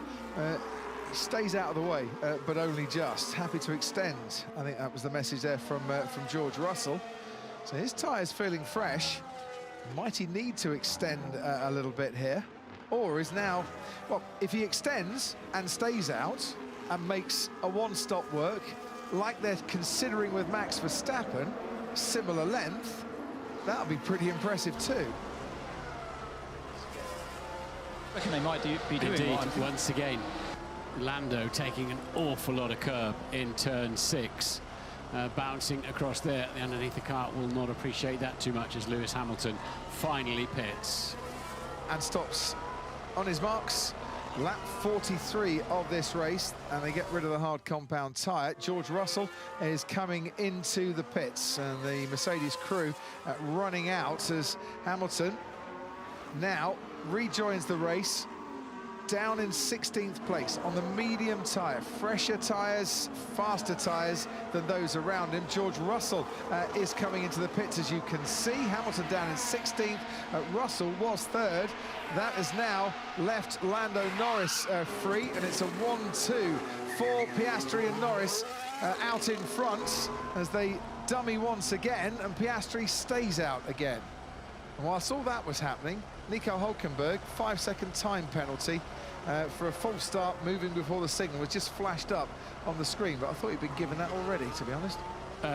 Yes, he has. He was given that earlier on. I would be surprised if he's not even actually served it, because he made a pit stop not long after that. No, it's just come up again. I'm not quite sure why, to be fair. There you go. There's Oscar's tyres. They keep coming out into the pit lane, but they haven't actually been used as yet. Could they extend Oscar Piastri? It's logical, isn't it? If they're thinking, let's keep Max Verstappen out, and they're thinking, could George Russell have extended? He's decided not to. Could Oscar Piastri stay out? Lap 44 of 70. His teammate was 0.4 of a second quicker than him on the last lap. That's Esteban Ocon and Isaac Hadjar, 12th place now for Hadjar. Lando is 1.8 seconds up. And 1.9 it finished on the lap that's just taken place. Absolutely flying out there. So that's the end of that conversation then. Could they keep Oscar out? Could he win the race by doing a one-stop strategy? Yeah, that's an easy overtake for Lando Norris. Yeah. So if Norris is not taking too much life out of his tyres here, that swapping and going in late. So Lando is 13 laps into these tyres now. Oscar Piastri 26 laps into his. They boxed George Russell. Oscar pits now. He comes out well ahead of George Russell, but he comes out once again behind Charles Leclerc. And Charles Leclerc wasn't any faster. In fact, he was half a second slower than Lando Norris on the previous lap. One-stop strategy looking good for Lando at the moment. Oscar, Leclerc is going to be 4 or 5 seconds ahead of our pit window. We suggest to box this lap, to push a box this lap. I don't really care about Leclerc. I just want the best chance to try and beat Lando. the most important thing at the moment. Trouble is, as Antonelli goes down the inside on Carlos Sainz, trouble is he's got to care about Leclerc, because Piastri is going to have to overtake Leclerc, and he is coming in and stopping now. So Oscar Piastri gets that pit stop and will head back out into the race. Lando Norris takes the lead of this race. Charles Leclerc is flying down the main straight. Another great stop from the McLaren team, 1.9 seconds. But there's your gap. You just see Charles Leclerc disappearing out of sight as Oscar Piastri rejoins in third. So Piastri's got some overtaking to do. Russell now absolutely flying as well on the fresh tyres. Can Norris stay out front and coax those tyres at this speed to the end of the Grand Prix? The key for me is how quickly can Oscar Piastri clear Charles Leclerc. Yeah. And so far in this race, he's not looked like the McLaren has got the pace to easily clear that Ferrari. So Charles Leclerc could play a very helping hand in Lando Norris taking this win. Lando Norris is out in front, making a one-stop strategy work. Oscar Piastri has it all in his own hands to get some overtaking done. Tyre degradation might be a factor towards the end, and there was a sniff of rain around in the air about an hour and a half ago. Not quite sure what's happening with that now. Lovely sweeping movements on the steering wheel. They carried a lot of speed through turn 11 earlier on in this lap. Squeeze the throttle pedal like it's got an egg underneath it you don't want to break. Let's do everything we can for blue flags, please. Let's be a bit more proactive with it. And already, because he is coming up to back markers, Lando's thinking ahead there and saying, right, come on, blue flag, as the song used to be sung by Sebastian Vettel, get these people out of my way, I don't want to be losing time. Yeah, and he's right, because A, it costs him time, and B, he'll slide around in the turbulent air. 6 laps, isn't it, the offset between Charles Leclerc and Oscar Piastri in terms of tyres and the hard compound tyre. 6 laps. Is that enough to give Piastri a bit of a helping hand in a tyre offset to get an overtake done? Leclerc, for me, has driven a super race here today. And then he goes and dips a wheel into the dirt there. Don't want to be doing that too often. And has looked to have the McLaren pace covered for 2/3 of this race. This race is going to build up to a frenzy. If you've stuck with it, it's going to reward you. It's going to build up to an absolute frenzy at the end, because they're all going to come together. Yeah, we're not discounting out Charles Leclerc winning this race, of course, as well, because he's got that offset and a bigger offset with the tyres to Lando Norris. And George Russell, by the way, absolutely flying on his hard compound tyres at the moment, chasing down Oscar Piastri. There's Lando Norris. Couple of back markers behind him, Yuki Tsunoda and Nico Hülkenberg down in 18th and 19th. Through turn 1 comes Charles Leclerc, and just behind him into turn 1 now goes Oscar Piastri. Norris trying to lap Albon. Albon's just been given his first blue flag warning that a car is about to lap him. Anthony Davidson, let's head down to you. I completely agree, Crofty, with Martin when he says we're going to see a lot of action towards the end of this race. This is the calm before the storm, no question about it. So they all close in together. I have a lot of confidence in the fact that Ferrari have got a huge straight line speed advantage. They showed that yesterday in qualifying, and it's not just down the main straight. That, I believe, might serve Leclerc well here. He's 7.5 seconds behind at the moment. That's surely going to come down between himself and Lando Norris, and when he gets there, he's the one with the advantage. DRS and that natural straight line speed advantage around 7 to 9 kilometers an hour. It has been all weekend down the main straight. So that's something to watch out for. It's going to be harder for Piastri, therefore, to overtake Charles in the same way. It is, but you need that 0.8 of a second pace advantage to get an overtake done here. Last lap, Piastri was 0.8 of a second faster than Charles Leclerc. They've just completed lap 48, and once again, 8/9 of a second, actually 1.1 second, Piastri ahead of Charles Leclerc. There's your forecast, yeah, battle in 4 laps. So Charles Leclerc thinking, I'm not in a bad position here. I'm actually was chasing down Lando Norris a bit. Back markers getting in the way. And now Oscar Piastri is going to be filling his wing mirrors here. We'll keep you updated on the gaps as Piastri chases down Leclerc and then on to Norris if he gets it. Guys, this car is broken. I got no grip at all. Hey Ollie, yeah, you have significant rear damage. You have about 1% more aero balance than planned. Great. Yeah, not good news for Ollie Bearman, who's been 11th in the last 4 races. And well, if he finished 11th today, he'd be out the points again. But it would be the record all to himself for the most consecutive points finishes in the place outside first. It ain't going to happen from 16th. Verstappen pits.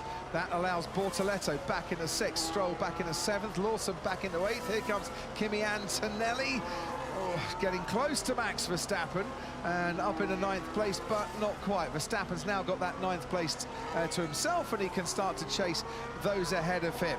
Right, Norris completes lap 49 as the race leader. He was half a second clear of Charles Leclerc. Behind Leclerc, once again, Oscar Piastri was significantly faster, 1.2 seconds faster, and that gap now down under 2 seconds. Yeah, Piastri needs to cruise up to the back of the Ferrari, and if he wants to win this race, get through within a lap or two. But he won't want to take any risks for the World Championship, will he? But it's important that Piastri gets an overtake done early. Hamilton on the medium tyre, gets past Pierre Gasly on the medium tyre. Hamilton's had his on for 6 laps, 16 laps for Pierre Gasly. Hamilton moves up into 14th, and we'll try and make a few more places up as well as Hülkenberg goes wide, and goes wide in his pursuit of Yuki Tsunoda, and he's heading to a car park down there. There's absolutely no grip on the runoff area, as you can see. That could have been a lot worse. There goes Charles Leclerc. Keeping out of the way is Yuki Tsunoda. That is how much closer Oscar Piastri is now to Charles Leclerc. There's going to be a lot of traffic to go through. We're going to have to look after the front left. And look at that, the alternative strategy. If Lando Norris did make the 2-stop, he'd have been 2 places now behind Oscar Piastri. The 1-stop has brought him very much into play for what could still be the win in this race. DRS now for Oscar Piastri. First chance he's had to overtake Charles Leclerc, and he takes it into turn 1. Piastri is past that Ferrari, and that is the first chance in this race. He's had an opportunity to get at the Ferrari. It was key, and he got it done. Wow. Said he needed to go breeze straight past, but that was incredible. He must have braked 10 metres later. What I'm finding incredible here, Martin, is Oscar Piastri's pace today. He has managed this pace all the way through the race, keeping the tyres fresh enough, getting the lap times done that he's been required to do, and then when he's asked to push, he has responded. He has been let off the reins, and like the thoroughbred horse that he is, he's charging now towards the winning post. And he's 8.5 seconds behind with a much better tyre. So again, to win the race, he's going to have to overtake Lando Norris if Norris's tyres hang with him for these final 20 laps, including this one. I was going to say, standing between Piastri and the winning post is Lando Norris, so don't count your Poussins before they've hatched, as it were. If you're a Norris fan or a Piastri fan, this battle could get very tasty indeed. Sadly for Ollie Bearman, he's the first retirement of this race. Meanwhile, another British driver making a move is Lewis Hamilton on Carlos Sainz, up into 12th. Points finish still on for Hamilton here. Ferrari were targeting 6th or 7th in this race. How many seconds between Hamilton and 6th and 7th at the moment? About 19. So he's got a charge to do, has Hamilton, but he's in the 1-minute 20s. Hadjar ahead of him in the 1:21s, as is Antonelli. Verstappen on fresher tyres in the 1:19s and gaining on Liam Lawson. So Norris is catching to lap now Gasly, Ocon, Sainz and Hamilton, and Hadjar and Antonelli not much further up the road. That is going to hurt his progress a lot. It's going to hurt his tyres as well, as you heard Tom Stallard say. There's Fernando Alonso running his own very dull race at the moment, but that own very dull race is about to be joined by Gabriel Bortoletto, who is on a very similar strategy, and as we said earlier, part of the Fernando Alonso management stable. So Alonso, the manager, saying, come on, Gabriel, show me what you got. Show me your one for the future. And Alonso's the driver going, no, you're staying behind me. He's quietly and calmly turning into the star, isn't he, Bortoletto? It took him a while, made a lot of mistakes, but he's driven really well lately. He's definitely one for the future. Can't wait to see Interlagos this season with Brazilian driver and Brazilian support and maybe Brazilian point success as well. Hamilton moves up to 12th as Sainz pits. Well, no, he'd already cleared Sainz. Apologies for that. Hamilton in 12th, a 1:20.2 last lap, second faster than Isaac Hadjar. Horrible lap for Lando Norris in the traffic at 1:20.9. He lost 1.4 seconds to his teammate Piastri. On board with Gabriel Bortoletto, so we can see him down into turn 12. This is so incredibly frustrating. We've lost all competitiveness. You just have to listen to me. I would have found a different way of managing those issues. Now it's just undrivable. It's a miracle if we finish on the podium. And he's right in that, because George Russell's a second a lap faster. Charles Leclerc, for 2/3 of this race, before the final pit stop, or in fact before Oscar Piastri got up to him, Martin, was driving beautifully and everything seemed okay from the outside, although not from within. And now his race is falling apart. Whatever those issues are, he is clearly furious and it's destroying his race. Yeah, he needs to somehow park that for now, though. He's absolutely angry, as you say. Anger, a car driven in anger tends to go sideways or backwards more than it does forwards. You've got to park that and just get your head down and do the talking afterwards. But it must be some kind of power unit management situation, mustn't it? Something he wanted to address a different way. There's not anything else you can really control once you're in parc fermé, apart from tyre pressures and front wing flap adjustments. Yeah, but your tyre pressures are kind of limited, because you've got to run a minimum blanket and track pressure. And he's going to be full of George Russell in his mirrors in 2 laps' time in that battle for third, which is a fairly easy battle at this pace for George Russell. Meanwhile, Max Verstappen, gaining on Liam Lawson, has got DRS. The gap out in front between Norris and Piastri is ever falling. On this lap, right round about 7/10 of a second. And that gap between Oscar and Lando, as he emerged from his final stop on lap 46, was about 18 seconds. Lando, if there's a safety car, we would take it for a hard tyre. You'd only lose out to Oscar. Soft. No. Not the decision, the tyre. Yeah. There wasn't a debate, was it? No. Yeah, put the soft tyres on. It depends when it is. I'm not sure you'd want to run a soft tyre now, would you? But certainly in the last 10 laps, you wouldn't hesitate. You certainly would. It would be a used soft as well. Bernie, to you. Yeah, so just to come in that for Oscar, that was off the back of both McLarens having been told light drops of rain possible turn 14. Obviously, the longer you've already been on a hard tyre, the more susceptible it will be to any drop in grip. I think it's only going to be light. It's dissipated as it's moved towards the track, but one to watch out for into turn 13. And to pick up on Lando's point, he wanted the soft tyre. If you get a safety car at this stage of the race, it's probably something like 5 laps by the time all the cars that are lapped go past. So you've only got 10 racing laps at the point that the soft tyre starts after the safety car, and that's what he's saying. That's why I'd want a soft rather than the hard. Yeah, completely agree with you, Bernie. And the other aspect is on the restart, with heavily used hard compound tyres, you'd be nowhere. You'd be a sitting duck. Lando Norris puts in his best lap of the race so far. Oscar Piastri follows suit, and that lap is 0.6 of a second faster than Lando's, and the gap now 5.5 seconds. Charles Leclerc puts in a 1:21.1 for lap 55. George Russell a 1:20.2, and that gap is 2.2 seconds in the battle for the final place on the podium. And Norris versus Piastri. A 1-2 for McLaren, yet another, and their 4th consecutive 1-2 on the cards here. But it's a 14-point swing in the Drivers' Championship. If it stays as it is now, Piastri leads by 9 points going into the summer break.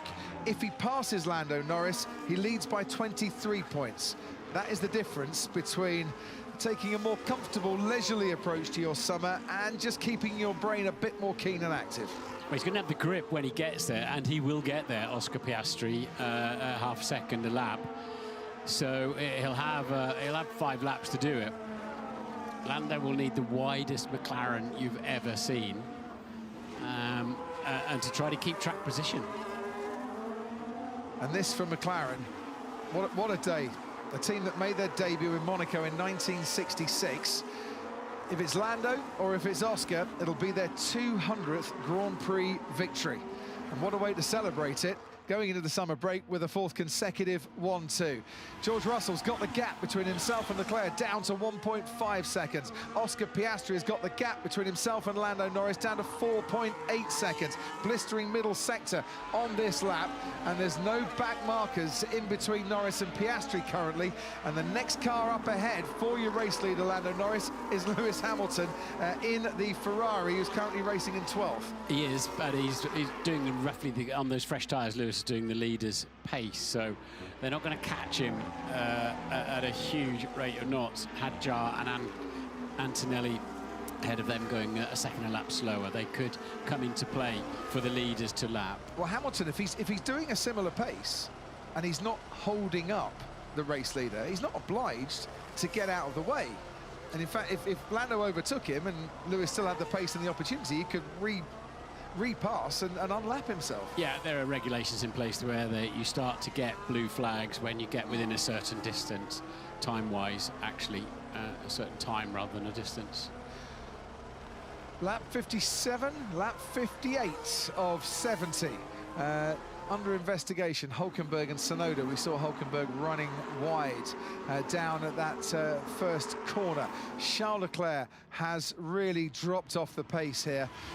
Charles Leclerc lapping in the 121s, but so did George Russell on that last lap. Even so, he's got DRS, as you can see, as he just laps the back marker Hülkenberg, who was hit by Tsunoda, wasn't he, which forced him wide and off the track. That is how George Russell's been gaining on Charles Leclerc for the last 4 laps, consistently taking chunks out of his advantage. Leclerc's race has, sadly for him, just fallen apart in these latter stages. Looked like a 3rd podium in 4 races. But as Axel Rose looks on, Charles Leclerc will have to use his illusion to think about a podium here today on this current pace.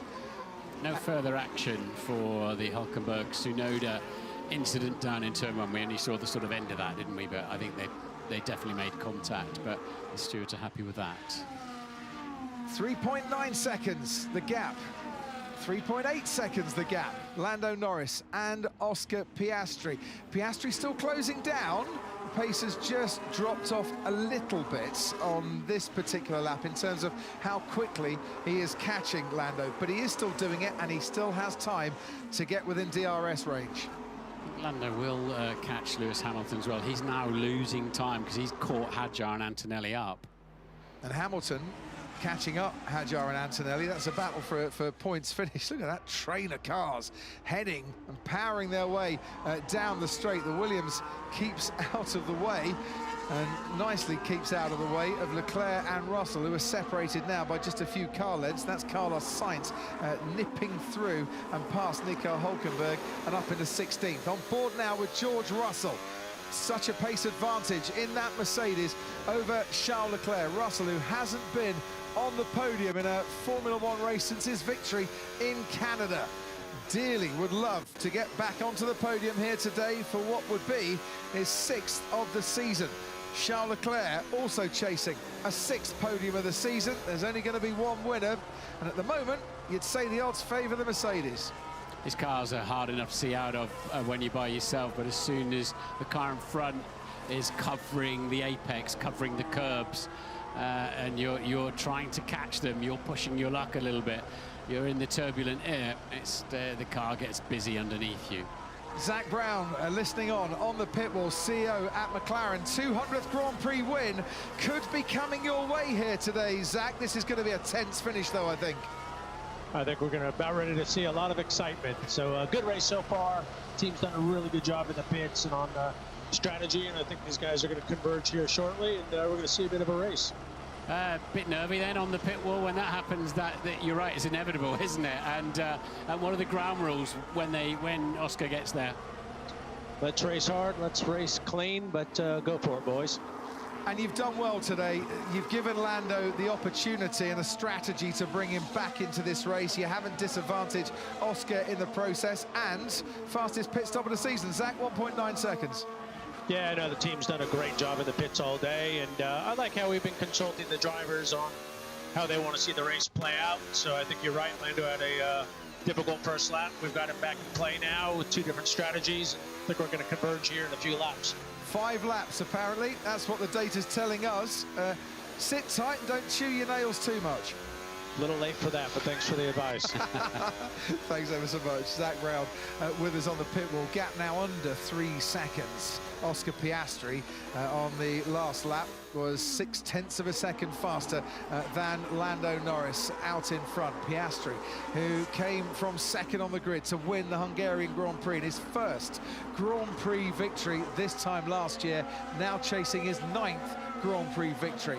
Lando Norris, who started 3rd today, like he did at Silverstone, where he claimed his 8th Grand Prix victory, and chasing his 9th win here today. George Russell goes down the inside, not quite enough there for Charles Leclerc to be vulnerable from the Mercedes to any contact. Leclerc covered it off well. That's the first lunge from George Russell. There'll be another coming. Yeah, so the top 4 are going to emerge then with 2 massive squabbles anytime soon. One we got already, and the next one will be the 2 McLarens, nose to tail.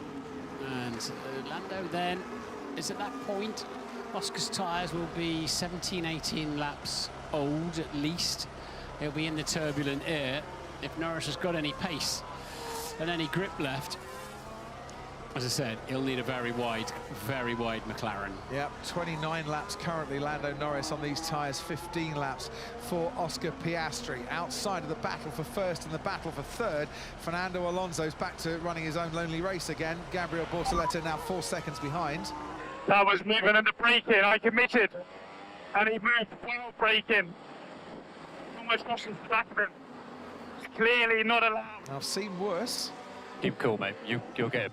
I've seen worse, but clearly George Russell agitated by that. Let's see what happens this time. Down the straight we go, 195, 96 miles an hour. Charles Leclerc moves once, twice. Yeah, once, twice, but George Russell does get through. And Russell takes that 3rd place from Charles Leclerc, who's going to fight this back down the inside into turn 2. Russell's already half a car length ahead and will now power ahead under traction out of the corner. Well, as Charles Leclerc said, I don't think we're even going to finish on the podium, and how prophetic was that? But he's tried his best. But great move there from George Russell, stuck with it, and that was bordering on wholly unreasonable for. It's not the sort of thing we normally see from Charles Leclerc, but he's not happy. He's not a happy driver, is he? That was angry Charles, and we'll see from on high. George Russell was coming from a long way back, but he's got over 20 kilometers an hour extra pace there. Charles goes once, Charles goes twice, and George stuck with it, and Charles realised if he carried on for a 3rd time, there was contact there, and it might be the end of his race, let alone the end of his podium chances. Yeah, he waited till Russell made the move and then just went and squeezed him, so. Flash. That's a penalty. Tied it on me, you were breaking. And it's an agitated George Russell, and I can understand why, even though I think he half expected it to come. Martin, you don't want to see drivers doing that, and you don't see Charles Leclerc doing that, certainly not very often. No, that was a bit naughty, but George got enough experience, he just stuck with it. So, they are catching that little battle of Antonelli, Hadjar and Hamilton. Yeah, Yeah, traffic's gonna ruin my race. Yeah, you can see it emerging in front of him. This is what they're all fighting each other. They're obliged to get out of the way because they're getting lapped. They haven't yet been given the blue flag warning. He's not quite close enough, but it's really difficult. Passing 3 cars that are fighting over the last points position. They're so busy watching each other. They really don't want to yield. They don't want to go well off the racing line either. And Lewis had the pace to stay out of the way of the leaders, but he's been tucked up behind 2 other drivers now. If you look at it objectively, Lando could clear these 3, Hamilton, Hadjar and Antonelli, and will clear them before Piastri if he's still out in front, and then Piastri's going to be held up, or he's going to get it, or Piastri's going to get him beforehand and then get held up. yes, you could look at it that way, Lando. They might ruin your race. They might also age you. You never know on this sort of thing, and Oscar's probably thinking exactly the same thing as Lando is currently. Oscar on tyres that are 18 laps old, Lando on tyres that are 32 laps old. The gap's 1.2 seconds. On this lap, Norris has been a 1/10 of a second faster in the first sector. It's in the middle sector where he gets held up more by those in front, and that is as close for a Salesforce driver of the day vote that we've seen all season. 1% between Leclerc, Bortoletto and Fernando Alonso. Hamilton just given the first blue flag then. He's obliged to start getting out of the way as Piastri is hunting down, and Leclerc is under investigation for the moving under braking. Max Verstappen getting a little bit squirrely going into turn 1 behind Liam Lawson. Yeah, Liam Lawson, the Racing Bulls, ahead of Max Verstappen in the Red Bull. This is Pierre Gasly and Nico Hülkenberg. Well, neat move there from Hülkenberg, and Gasly paid the price for it because Franco Colapinto nipped in, and he has taken the place ahead of, Carlos Sainz nipped in, and the Williams, he's taken the place ahead of Gasly. So, one car down, 2 ahead. He split the pack, but both McLarens are through. And the gap now under 1 second. Oscar Piastri is in DRS range of Lando Norris. What Lando might be a bit grateful of is some DRS down the pit straight from the back markers as to help his defence. Norris, Piastri, Hamilton the car behind, down in 12th. Drivers' Championship. As it stands, as I mentioned, 9 points between Piastri and Norris, but that will then swing to 23 if Oscar Piastri can get past his teammate at McLaren. Hadjar's now been given the blue flag as well. He's obliged to get out of the way within 3 marshals' posts. They'll have to yield down the pit straight and let the leader through if he's staying anywhere near them through the final corner. They're busy racing each other with their DRS wide open. And look at that, Piastri with DRS 2 now. Yeah, Lando hasn't got it. Closes now, 5 laps to go. Oscar Piastri did have the DRS, gap down to half a second out of the way. The Racing Bulls of Isaac Hadjar allows himself to be lapped and lets these 2 through. McLaren going for another 1-2 finish. McLaren going for a 200th Grand Prix win.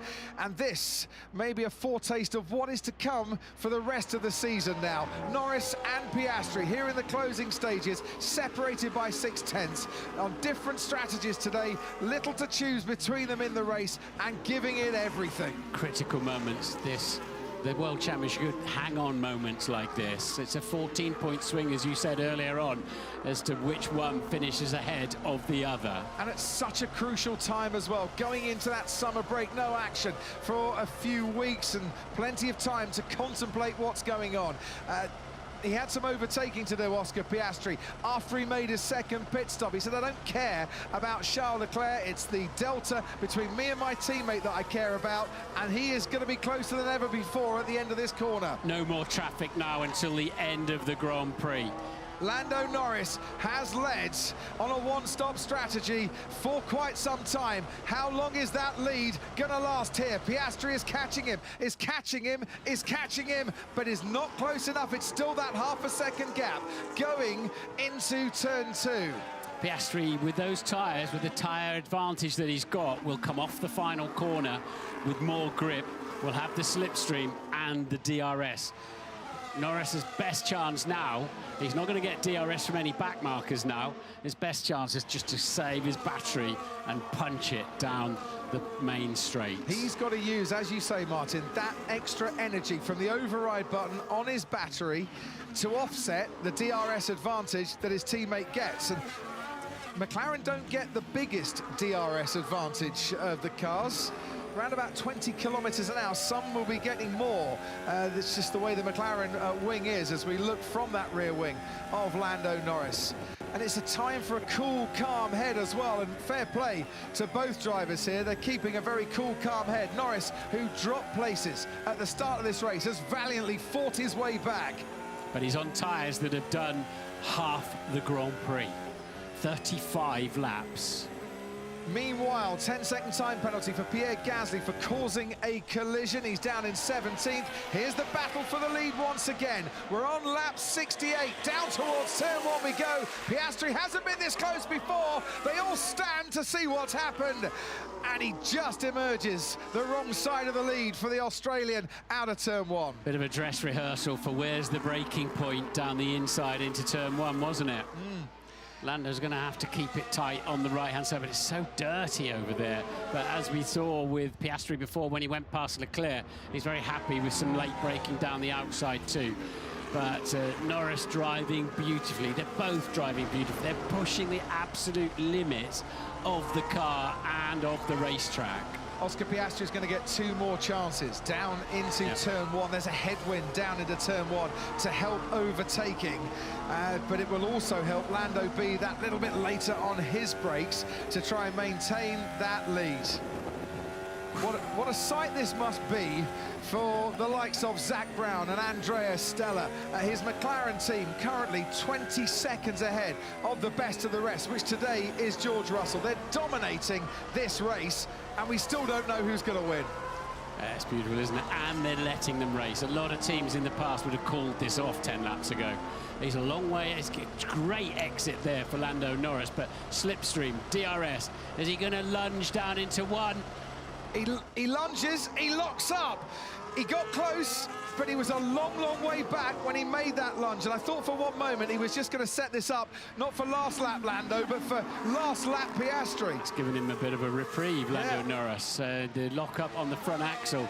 So we saw the rehearsal the lap before, didn't we? Yeah. And he threw it in there, but he knows the rules. You can race as hard as you like. Do not run into each other. And that's definitely given Lando Norris a bit of very welcome breathing space. We don't want to see any coming together, any damage, as Axl Rose, has he got appetite for destruction today as he gets ready to wave that checkered flag. We can see just how close it was once again as he made that big lunge and then locked up, and that could have taken the front wing off. Yeah. So Lando had already started braking when the lunge Remember started. how we go racing. Same reminder, Oscar. Oscar's got his head down and he wants that first place. Lando's got his head down and he wants to hold on to that first place. It's been a brilliant strategy this is for Lando Norris. He's closer because this is going to be close at the end of the straight. He is closer. That front lockup lost 4/10, but he's come back once again. He's going to go for it. Piastri from late. He's a bit too far behind, and Lando had it covered off going into turn 1. So on the last lap here, the big threat has been negated. Charles Leclerc, meanwhile, has got a 5-second time penalty for driving erratically. It's not going to affect his 4th place. He's comfortably clear of Fernando Alonso. Can Piastri catch Norris by surprise as they head towards turn 4? He's a bit too far away. There's probably one more chance to get an overtake done here into turn 12. Piastri with a little wobble in the middle of turn 4 as well. They're right on the edge of the racetrack. There's not really down into 12. Down into T12, but it's such a short braking distance there.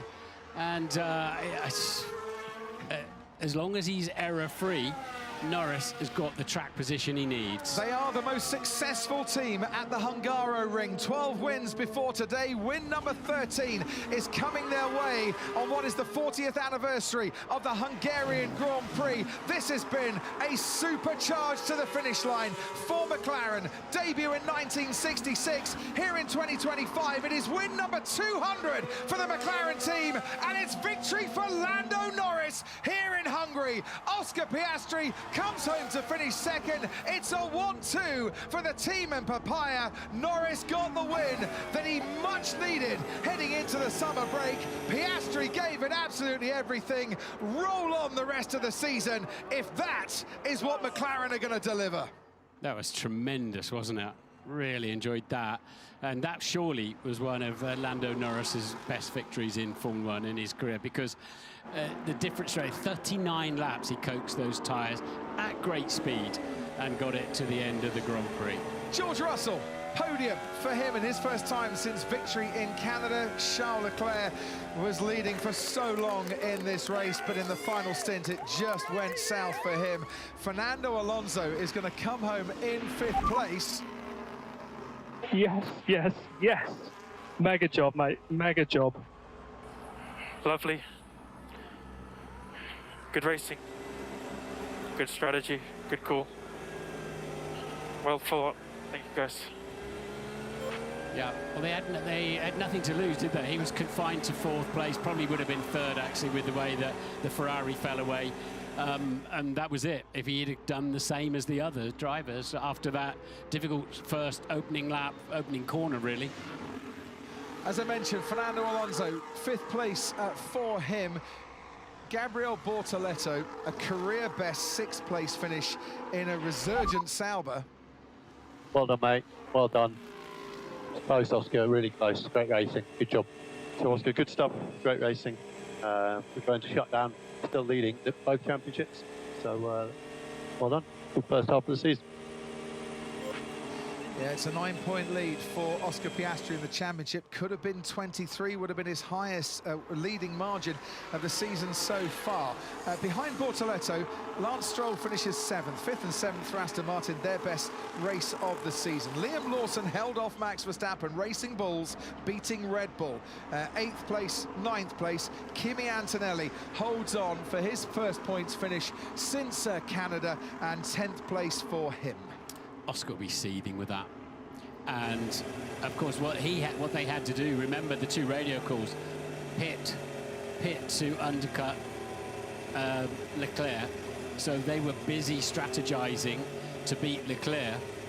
Norris didn't have that problem because he was out of the picture basically, and came in 13 laps later and changed strategy. So the great irony is, by not really being in that fight with the Ferrari at the front, they had more freedom, they took it, but he still had to deliver that pace for that amount of time on those tyres. So yeah, and obviously Oscar Piastri will be saying, well, why didn't we do that with our car? Why have we 2 stopped and been beaten by our teammate who 1 stopped?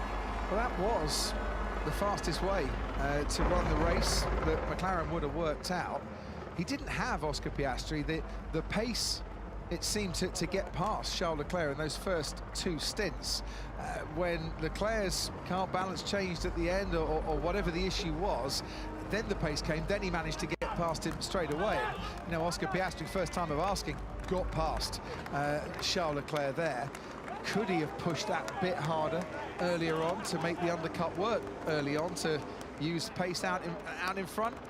We'll know when we've got the debriefs done, but for the time being, it's pats on the back and smiles under the crash helmet for Lando Norris, and for Zach Brown, he'll wait for Oscar Piastri and come and give his congratulations to him.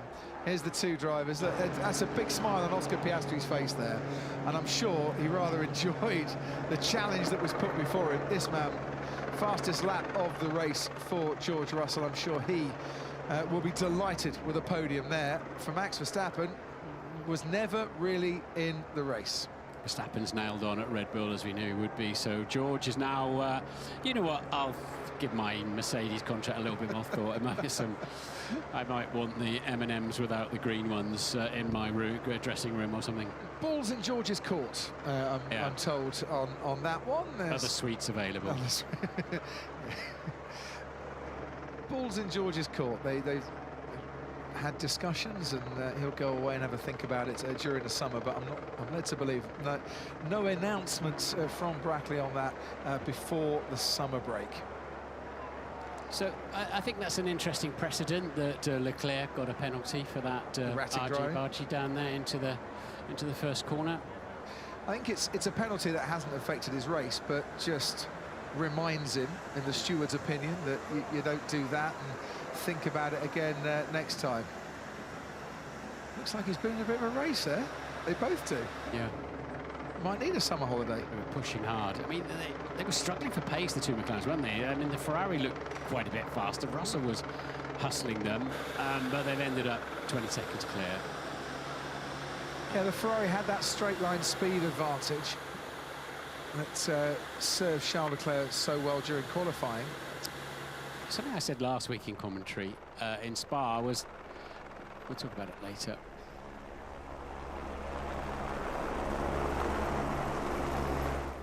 And for the 9th time in his career, Lando Norris is your winner here in Hungary. Lando, talk to us about that last stint, battling with Oscar Piastri, your teammate. It came so close there, but you held him off. Yeah, I'm dead. I'm dead. It was tough. We weren't really planning on the one stop at the beginning, but after the first lap was kind of our only option to get back into things. But it was tough. Yeah, the final stint with Oscar catching I was pushing flat out, So yeah, my voice has gone a little bit. But good, rewarding, even more because of that. But the perfect result today. So you kind of mentioned how it wasn't the original plan, but after that first lap, you fell back to 5th. When they came on the radio and said, hey, what do you think about a one-stop? You almost sounded indifferent. You said, yeah, sure, let's give it a try. At what point did it really start feeling like you could pull off this win? I didn't think it would probably get us the win. I thought maybe it would get us at least into 2nd. I knew our pace was good, even in the first stint behind George. I couldn't get past, but the pace was strong. So I knew if I just had some clean air and I could push that, I could maybe make things work, and that's what we did. So yeah, it's always a bit of a gamble, these kind of things. But it also requires no mistakes, good laps, good strategy, all these things, and that's what we had today. So I'm very happy. Managed to close the championship gap down a little bit heading into that summer break. How much of a relief is it now to take this time off, knowing that momentum is kind of on your side right now? I think we're so tightly forward, it's hard to say if momentum's on anyone's side, but we're fighting hard. I think both of us. It's fun. It's tough but fun racing against with Oscar, and great for us as a team. Another 1-2, our 200th win actually in Formula One. So no, credits to Oscar. He put up a good charge, and I just about held on. So I look forward to plenty more of these. Flawless final stint. Congratulations on the win. Mate. Thank you so much.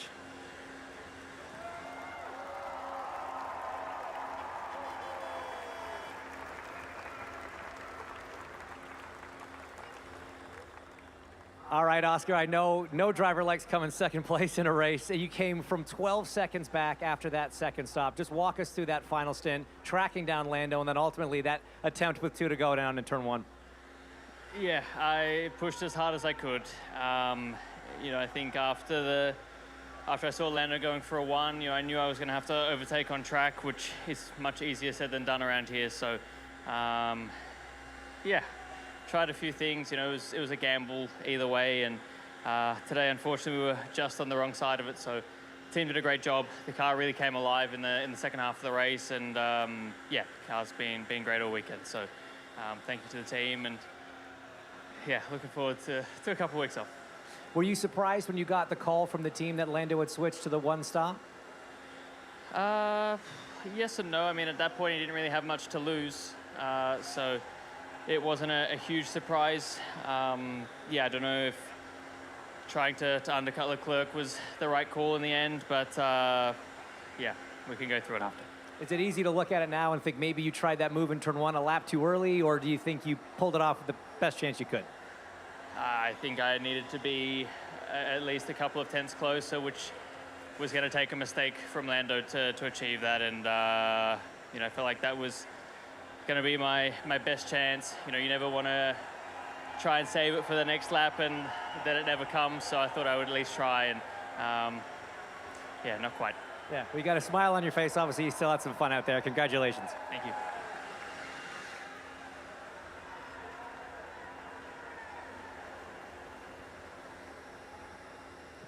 George Russell coming home P3 today. George, I think after practice you got to say that it looked like Mercedes was 3rd best team at best. So are you pretty proud coming home with the podium today?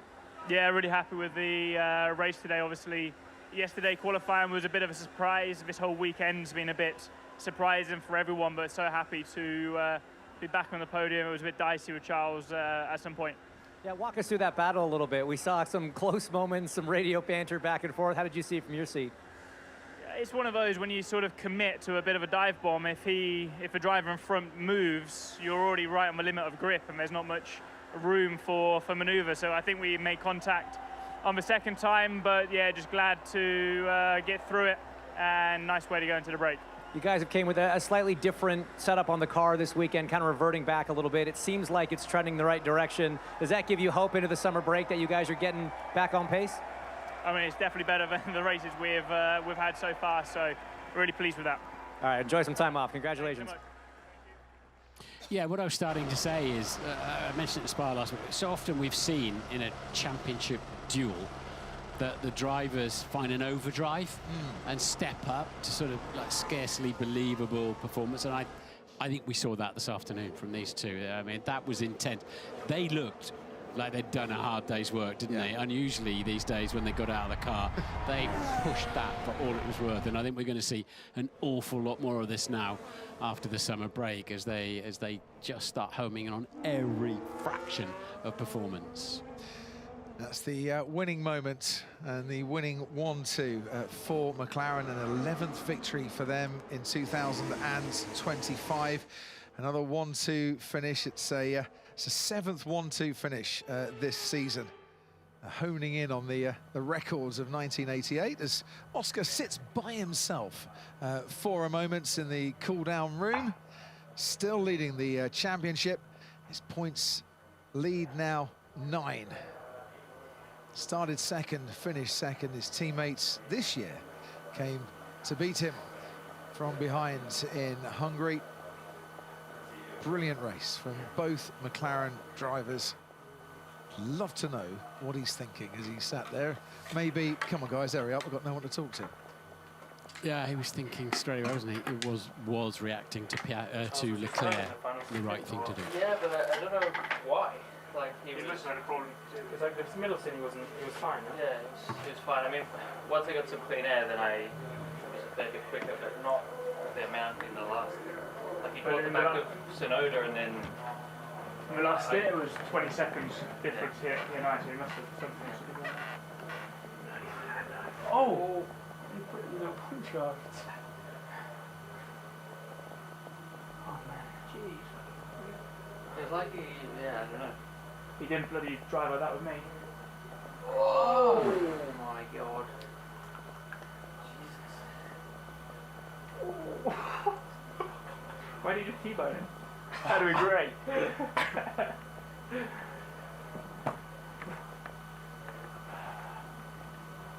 Yeah, you guys were so quick in that last. But the gaps between everyone was mental. I think this was like the biggest difference, or the biggest spread of all the races. I think it was just the dirty air. Like, I mean, you get stuck, you can't do anything. Yeah, and then blue flag. Like even me behind you, I can, even at the end, I can do anything. Yeah, I was trying really well. Oh no, you're driving. Good reactions there in the cool-down room, but why don't you T-bone him? I think was what George Russell was saying there. Yeah, ever George trying to steal maybe an advantage for the next race, but all in good jest. We've got a lot to talk about here in Budapest. Full reaction to today's Hungarian Grand Prix to come. So stick with us on Sky Sports F1 if you love your Formula One. If you're watching with us on Sky Sports main event, in a few moments' time, we're going to switch our coverage to the Scottish Premier League. The defending champion Celtic against St Mirren is our match this afternoon, and the race coverage and reaction continues here on Sky Sports F1, where it's time for the podiums. And for George Russell and Mercedes-Benz locking out the Hungaroring podium for the second year in a row. For George, it's a 6th podium finish of the season, and 3rd place for him. For Oscar Piastri, who now has 8 wins and 8 second places in his career. It's runner-up today, and with 9 Grand Prix to celebrate now, Lando Norris. Victor here in Hungary this afternoon. Positions for the McLaren drivers swapping around after last week in Spa.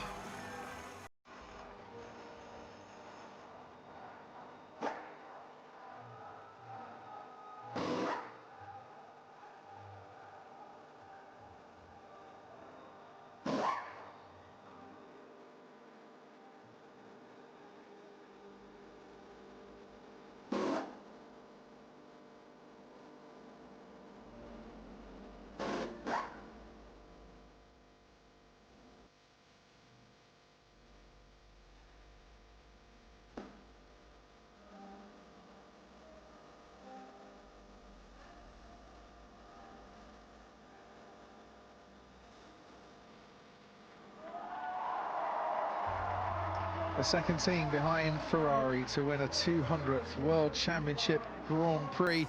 McLaren's 13th victory at the Hungaroring. And the Minister of Defence, well, rightly gives the trophy to Lando Norris, who had to defend for his Formula One life in the closing stages. He's got a nasty habit of breaking those, hasn't he? I thought the lid was going to fall off, actually. Hopefully he checked that it was fixed on before he raised it to the sky. He gets a medal, of course, from the FIA. The Constructors' Trophy today.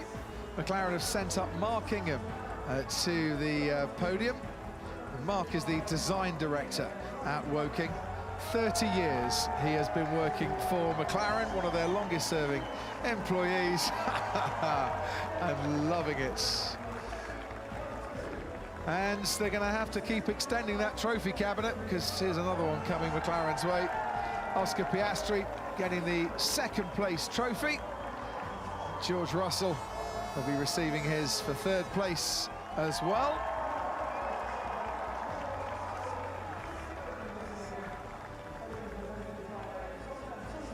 And I don't know about you, Martin Brundle. Drivers look like they need a rest.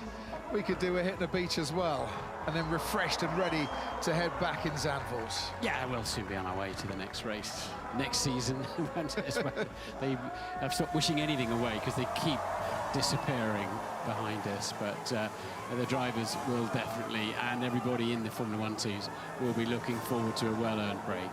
Lando Norris has moved the trophies from behind the podium before he starts spraying the champagne. Important win this. He needed to close the gap before the summer break, and he did it. The summer holiday comes up, the young ones can celebrate.